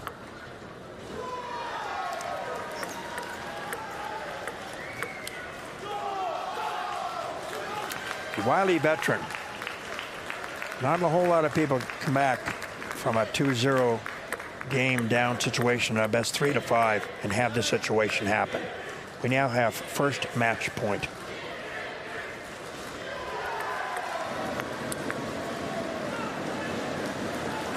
All Zohil can do now is play the ball one at a time and not worry what the score is.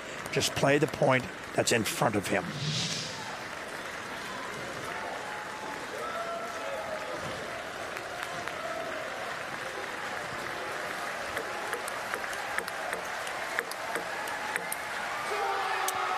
And there it is. Andersson pumping the fist. He'll feel very good about that. But again, it comes out experience. The great thing for Zohil, he's 18 years old, and his future is definitely sealed.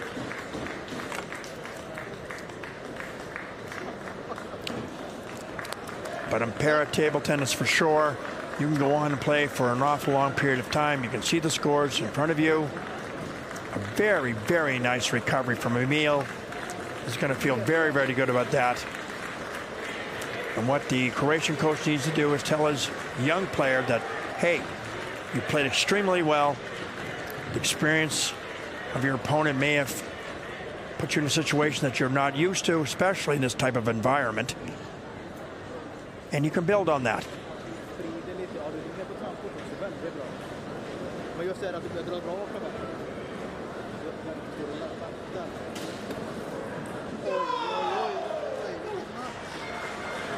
Han var jävligt bra.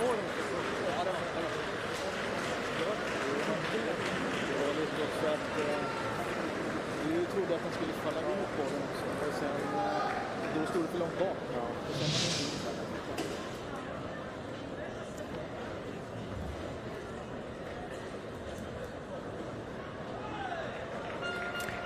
And there's our last point of the match. Exuberation by Andersson to the crowd. They both show a lot of respect for each other.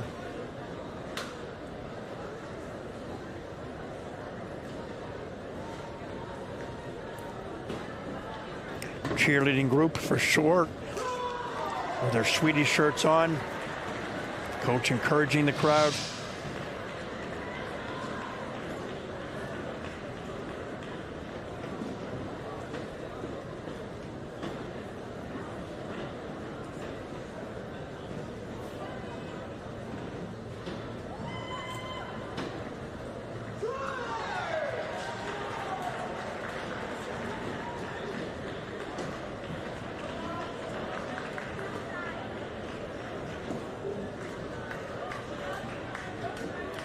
And there we have our statistics. Very, very close. Certainly, Zohil had a huge advantage the first two games, and Emil brought it back. And you can see very, very close all the way through, 44 to 42, points won. Not much difference at all. But in the end, experience definitely paid off.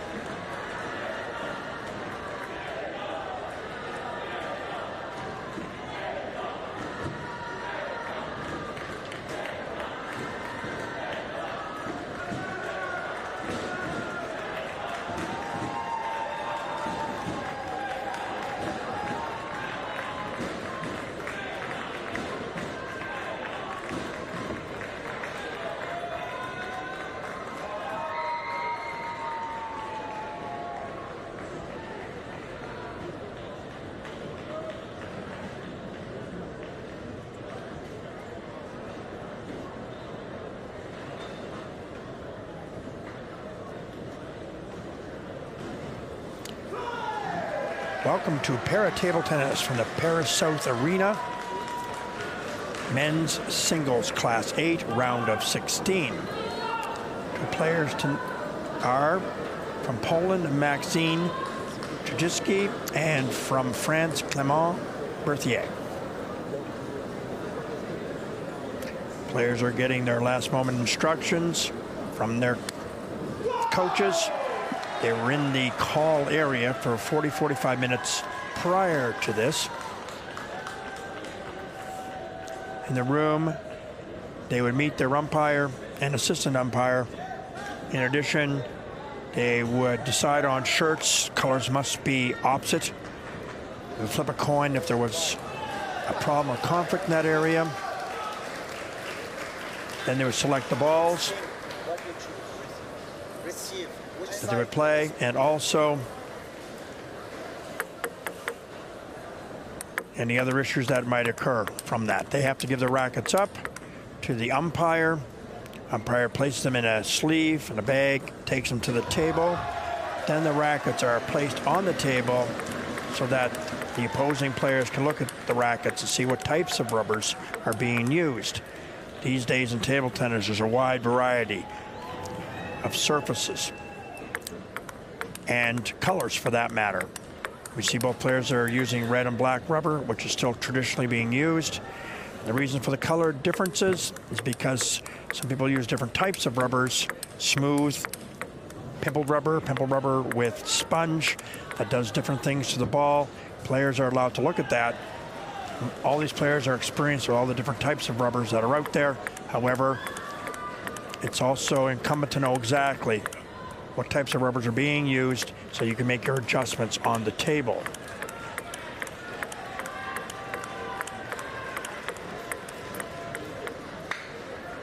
Service toss was done. Player decides in service. The other player can decide on which side they wish to start on. At these high-level tournaments, there's not much difference, if any, on the sides. We're about to start.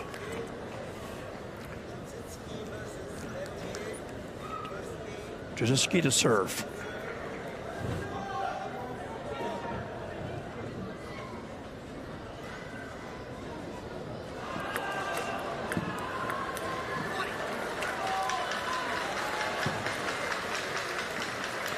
French crowd should be getting into this one, I would think.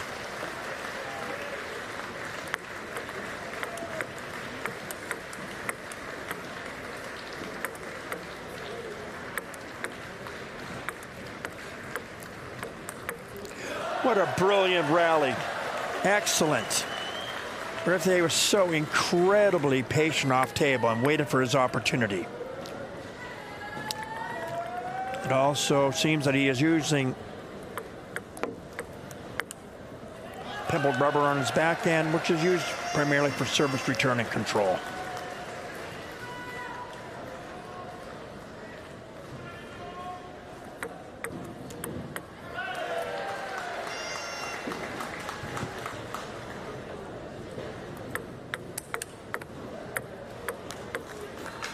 Nice combination there.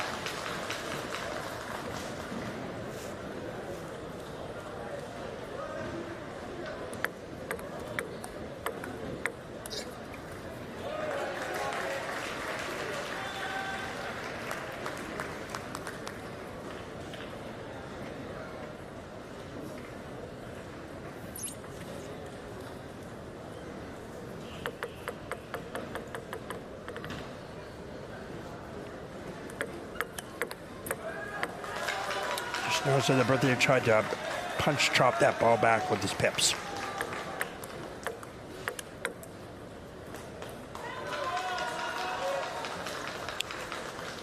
Nice shot by Trzinski right at the body.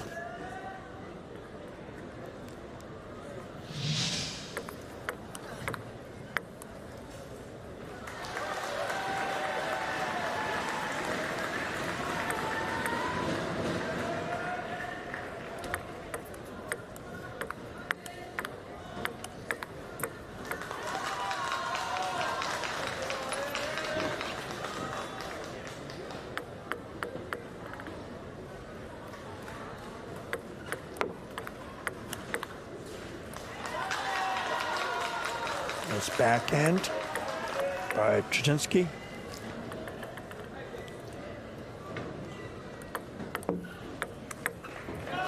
Nice attack. Looked like he was going to go cross court, changed his mind. Last moment, went primarily to the middle of the table, completely fooling his opponent.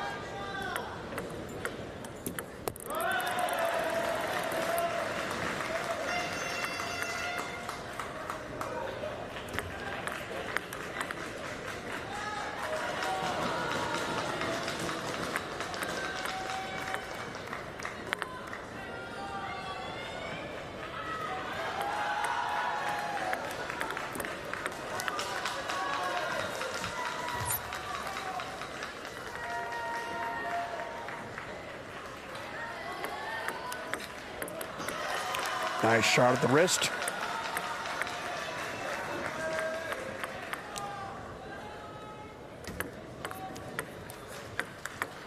Oh, what a strong attack. Used the pimple rubber to return the ball and then immediately attacked cross court. This top spin.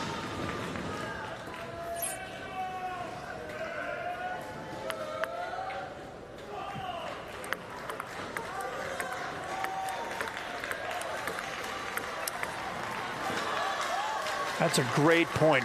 What patience by Trzinski. 4 balls returned with the pips, and he was patient, and then struck the higher one with no spin.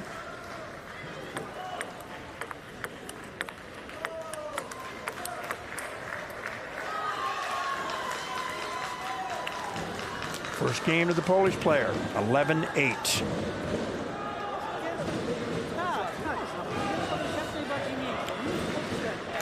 It seems that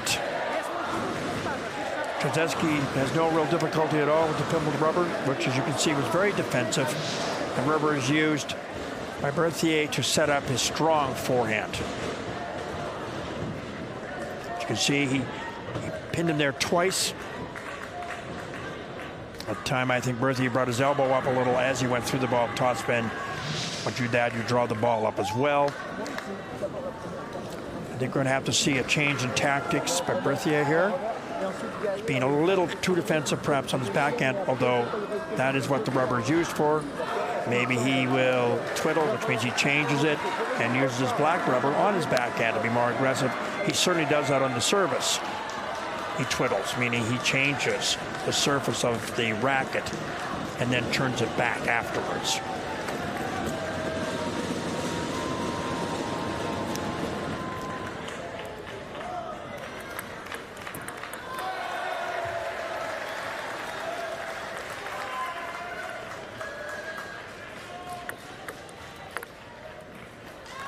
There's a ball floated off.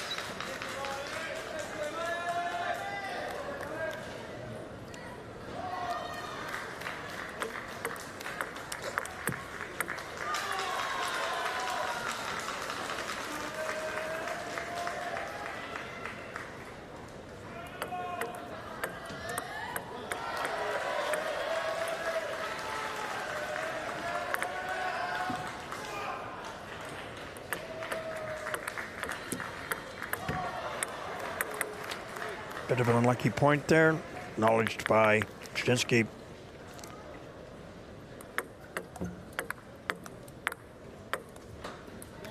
Oh, a bit of a punch block with the pips. Ball came up. Trzinski wasn't quite sure what to do with it. But at this point, he's not in any trouble.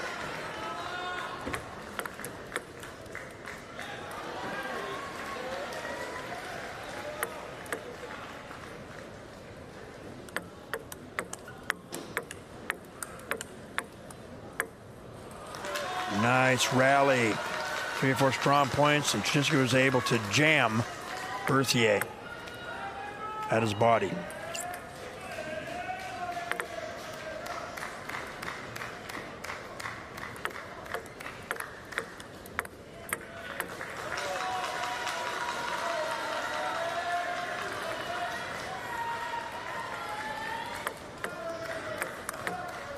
Oh, a nice drive down the line by Berthier. Long push heavy topspin right in the corner.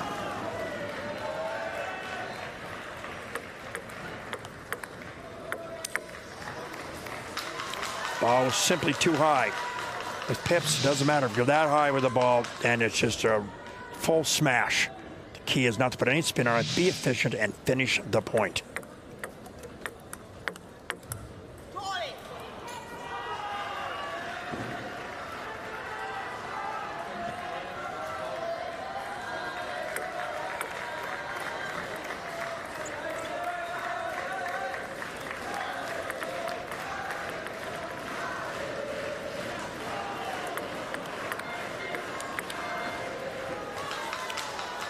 Being very aggressive, Trzinski, on Berthier's backhand.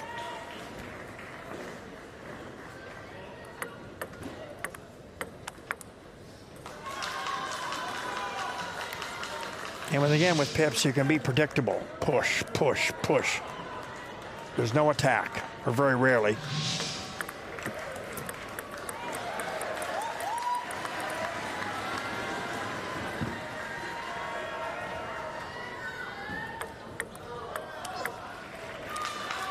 Really strong forehand. It was a long push with good spin on it.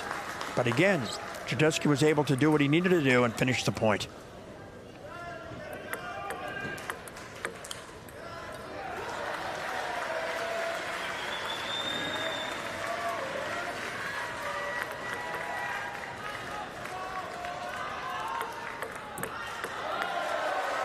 Couple points there. Crowd's getting excited. Third game point. Trzinski really wants to win this game.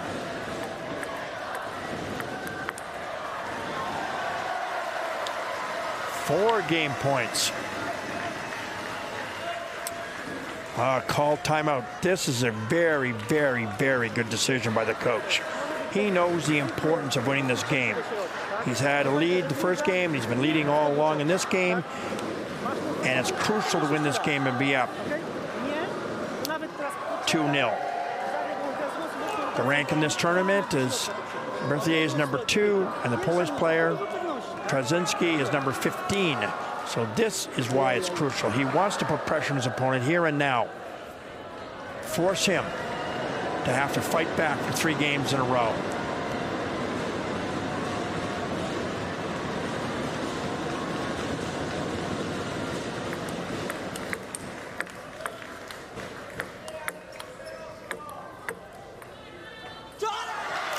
What a wonderful game for Trzinski. And that last ball was a twiddle, where Berthier switched to his pips on his forehand and it floated off the end. This is an incredible start for the Polish player. Will he be able to continue this pressure and force an upset win? Time will tell. The scores show very close games, but again, Trzinski has been the better player. There is no question. Again, with all this experience, though, don't expect that Berthier in any way, shape, or form will be giving up. He may have to come up with a slightly different strategy, maybe a little more offensive on his backhand, maybe twiddle the rubber. We'll see what he does. But right now, Trzinski is having no difficulty at all with the strategies that he's being presented or the tactics as well. A great start. Let's see if Berthier can change the flow of the game and get himself back into this match.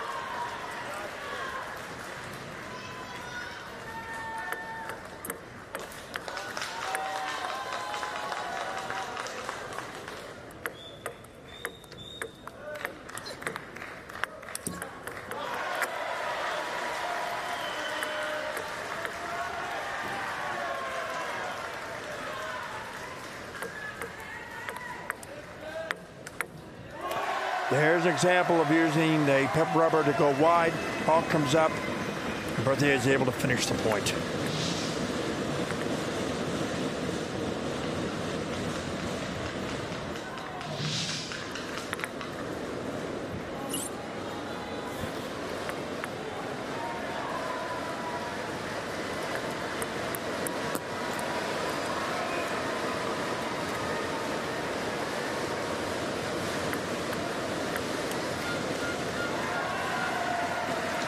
Good idea to go to the body, just his timing was off slightly. Trzinski, 2 good points. Berthier.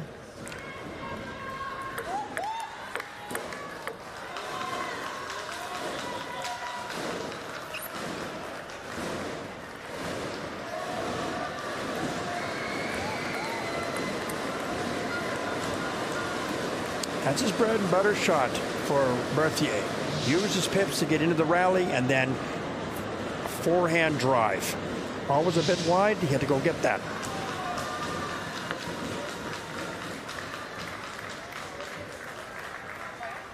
Timeout. Berthier. Given the situation, a good call. Berthier started off with a good start. However, Trzinski was able to come back and take a slight lead. This trend cannot continue too much longer, or Berthier is going to find himself in a very awkward position. So the call by the coach was excellent. Slow it down, have a talk. Again, a good coach is only going to give his player 1, possibly 2 suggestions. Table tennis is an extremely difficult game to play. The intensity is high, and therefore you don't want to encumber your player with too many things in his head. Keep it simple.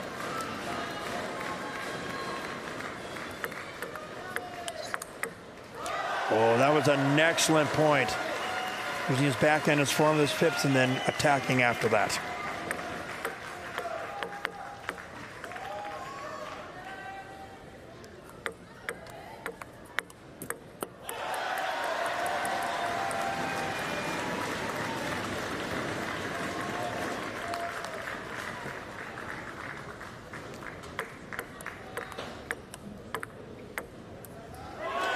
That ball was going slowly. Again, not a lot of pace when you're using pebble rubber.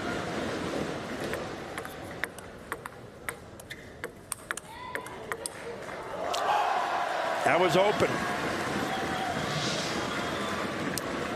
Judging by the turn of events, a great call by the coach.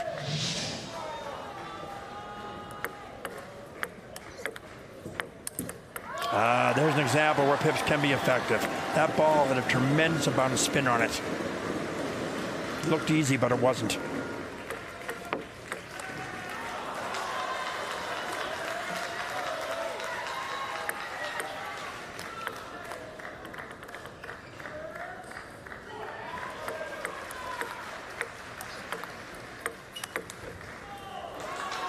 Nice combination there by Trzinski.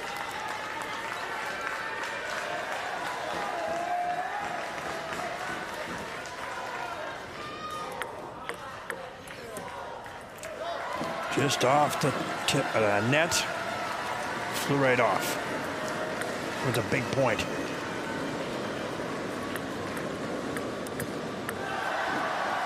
And there we have it, a good recovery by the number 2 player.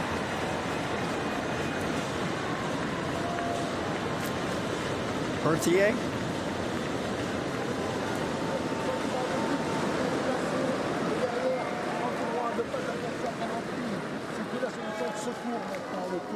Of course, Berthier's coach will congratulate him on making the change in strategy and tactics, but he's got to continue it. Meanwhile, Trzinski's got to go back the way he was playing earlier, where the rubber wasn't bothering him at all. And I think that that's important, that he go back to that and see whether or not he can regain the advantage that he had in the first 2 games. 2 games to 1 for the Polish player. There has been a change in momentum, although slight. Let's see if it can continue.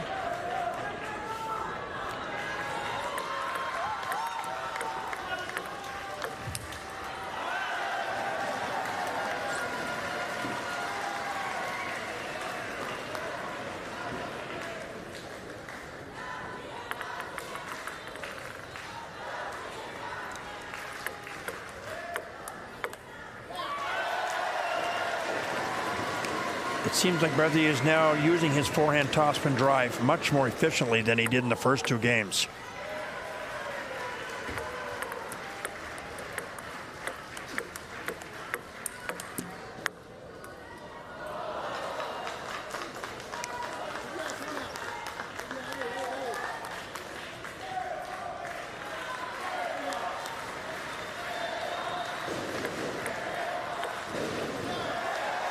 It's a bit of an unforced error there. I think Trzinski's a little annoyed with himself. He doesn't want this opportunity to slip by him.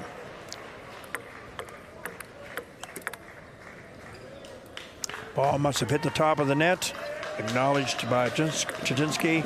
Players want to win points, but not necessarily that way.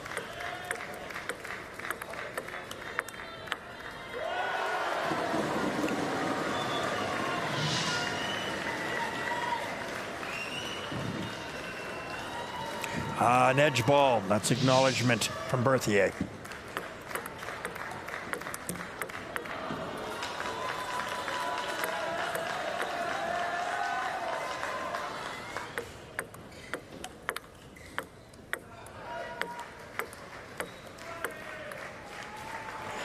There's a twiddle there once or twice. Again, reminding people that the twiddle means just taking your fingers and turning the racket over. That happened during that rally.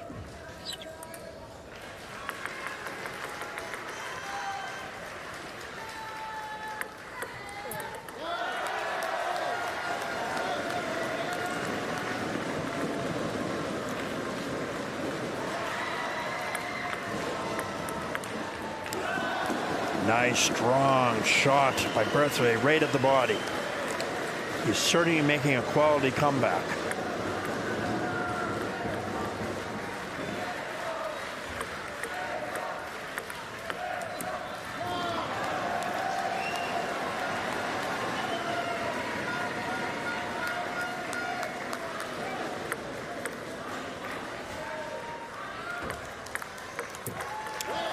There's a punch block with the pips.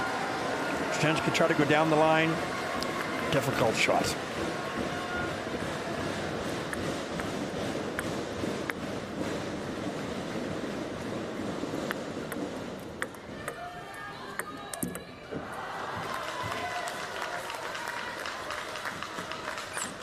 Wave of the hand, sweat off it. You can do that by close to the net. It's considered quite acceptable.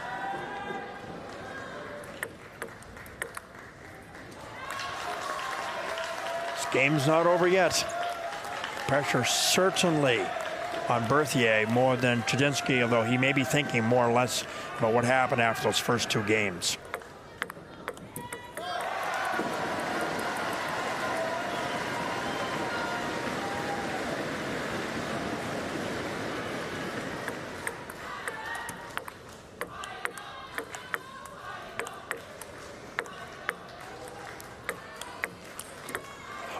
What a great rally. Fantastic. Best rally of the match for sure. And it started with Berthier using his backhand on his forehand wing with the pips to keep the rally going. And then he went for it. The ball may have nicked the net or the edge. It doesn't matter. He was off table when he made that stroke. A brilliant piece of work. Second game point.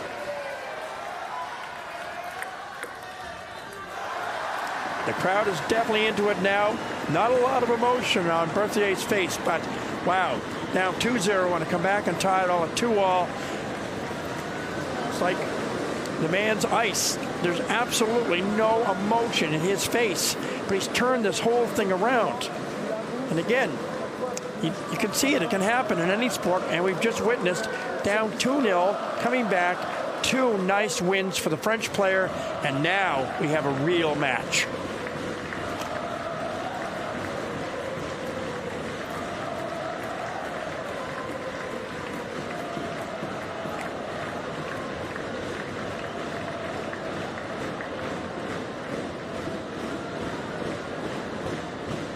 Crowd's getting into it. They're excited. They've come to watch a great match, and they're getting one.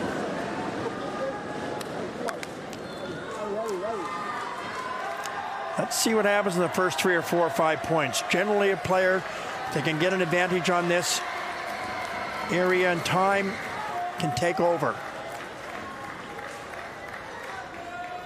They change at 5. They change sides at 5. Here's it's tied 2-2.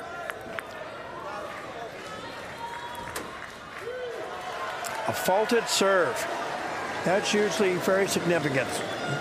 Nerves may be playing a little part of this right now.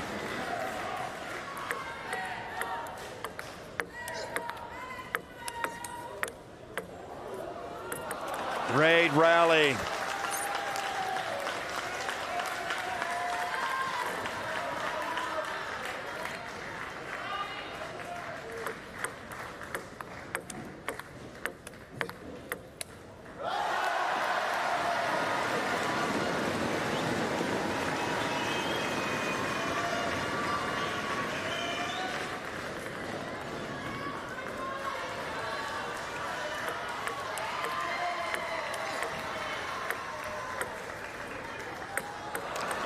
He tried to do a bit of a swoop behind the net, or sorry, behind the end of the table. Didn't quite work.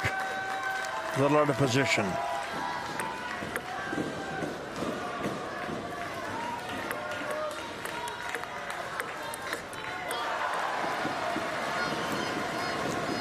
There is definitely a momentum gaining here.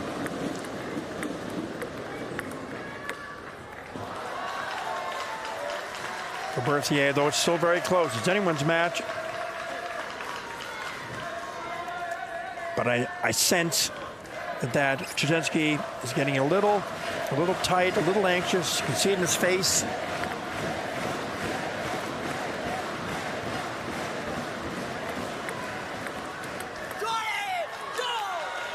A little emotion there. It's coming down to the wire.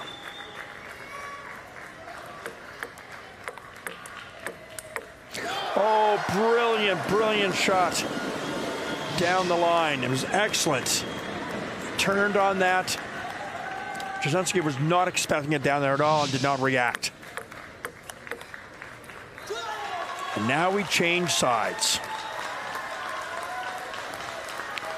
Trzinski has a 1-point lead. He's done very well under the pressure of the crowd and his opponent. Very much in the match.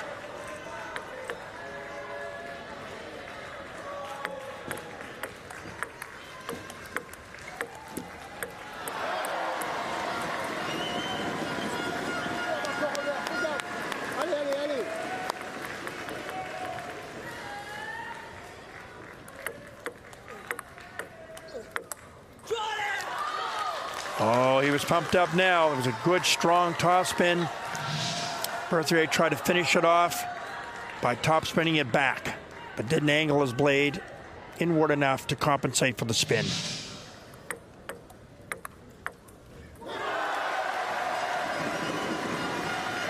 We're witnessing a great match. It's going to come down right to the end. Which player has the power, the mental power and fortitude to finish this off? Oh, an edge ball. He did apologize, but by the fist pump, I think he was quite happy with it. Backhand pips on the forehand side. A bit of an unconventional return.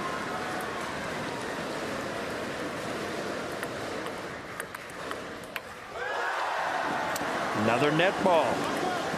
There's a lot of inconsistencies here in terms of the rallies and trajectory of the ball.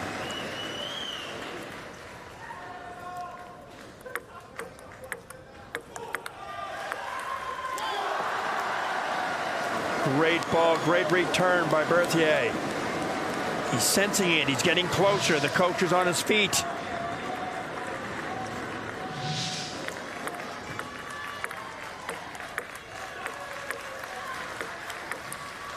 Nice shot. A lot of patience by Trzinski in that ball. He pinned him twice in the backhand and then went wide to the forehand. Very, very patient.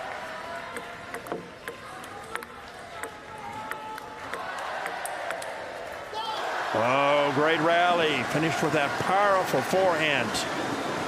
Berthier has match point, 10-8.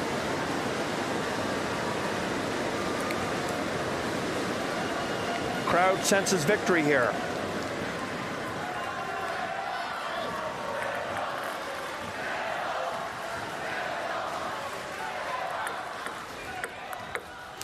And there it is. Great comeback. Fantastic match. That's about the only emotion we've seen out of Berthier the entire match. A little grin, and a fist pump. And that was it. The man's ice. Well done. Great recovery from the number 2 ranked player. He'll be certainly happy with the win, but he got pushed. Coach is excited. And the crowd is cheering him on. Again, what an opportunity to be in front of a large home crowd, congratulating you on your match win and being very much part of the whole situation here at the South Arena.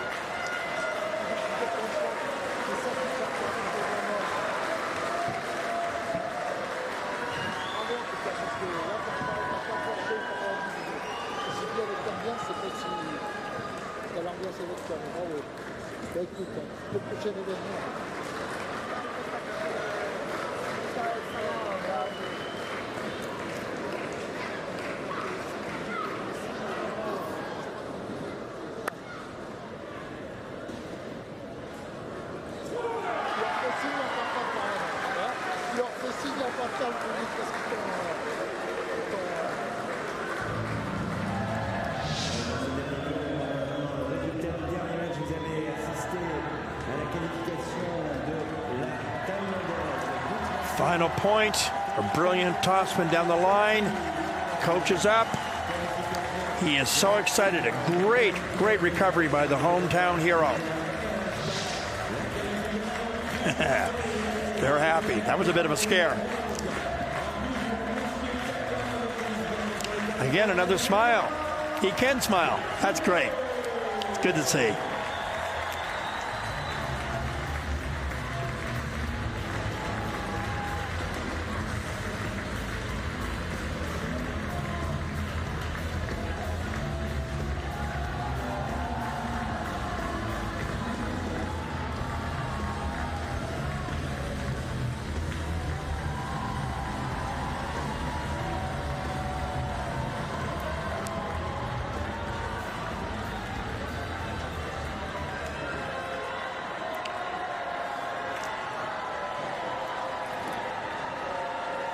Here's our game stats. You can see points won towards the end. Berthier just changed it. He's down 2-0, and you can see by the stats, slight lead in the other categories. And again, 2-0 ahead for Trzinski, and he just could not sustain it. So just a slow, gradual change of momentum. And there we have it.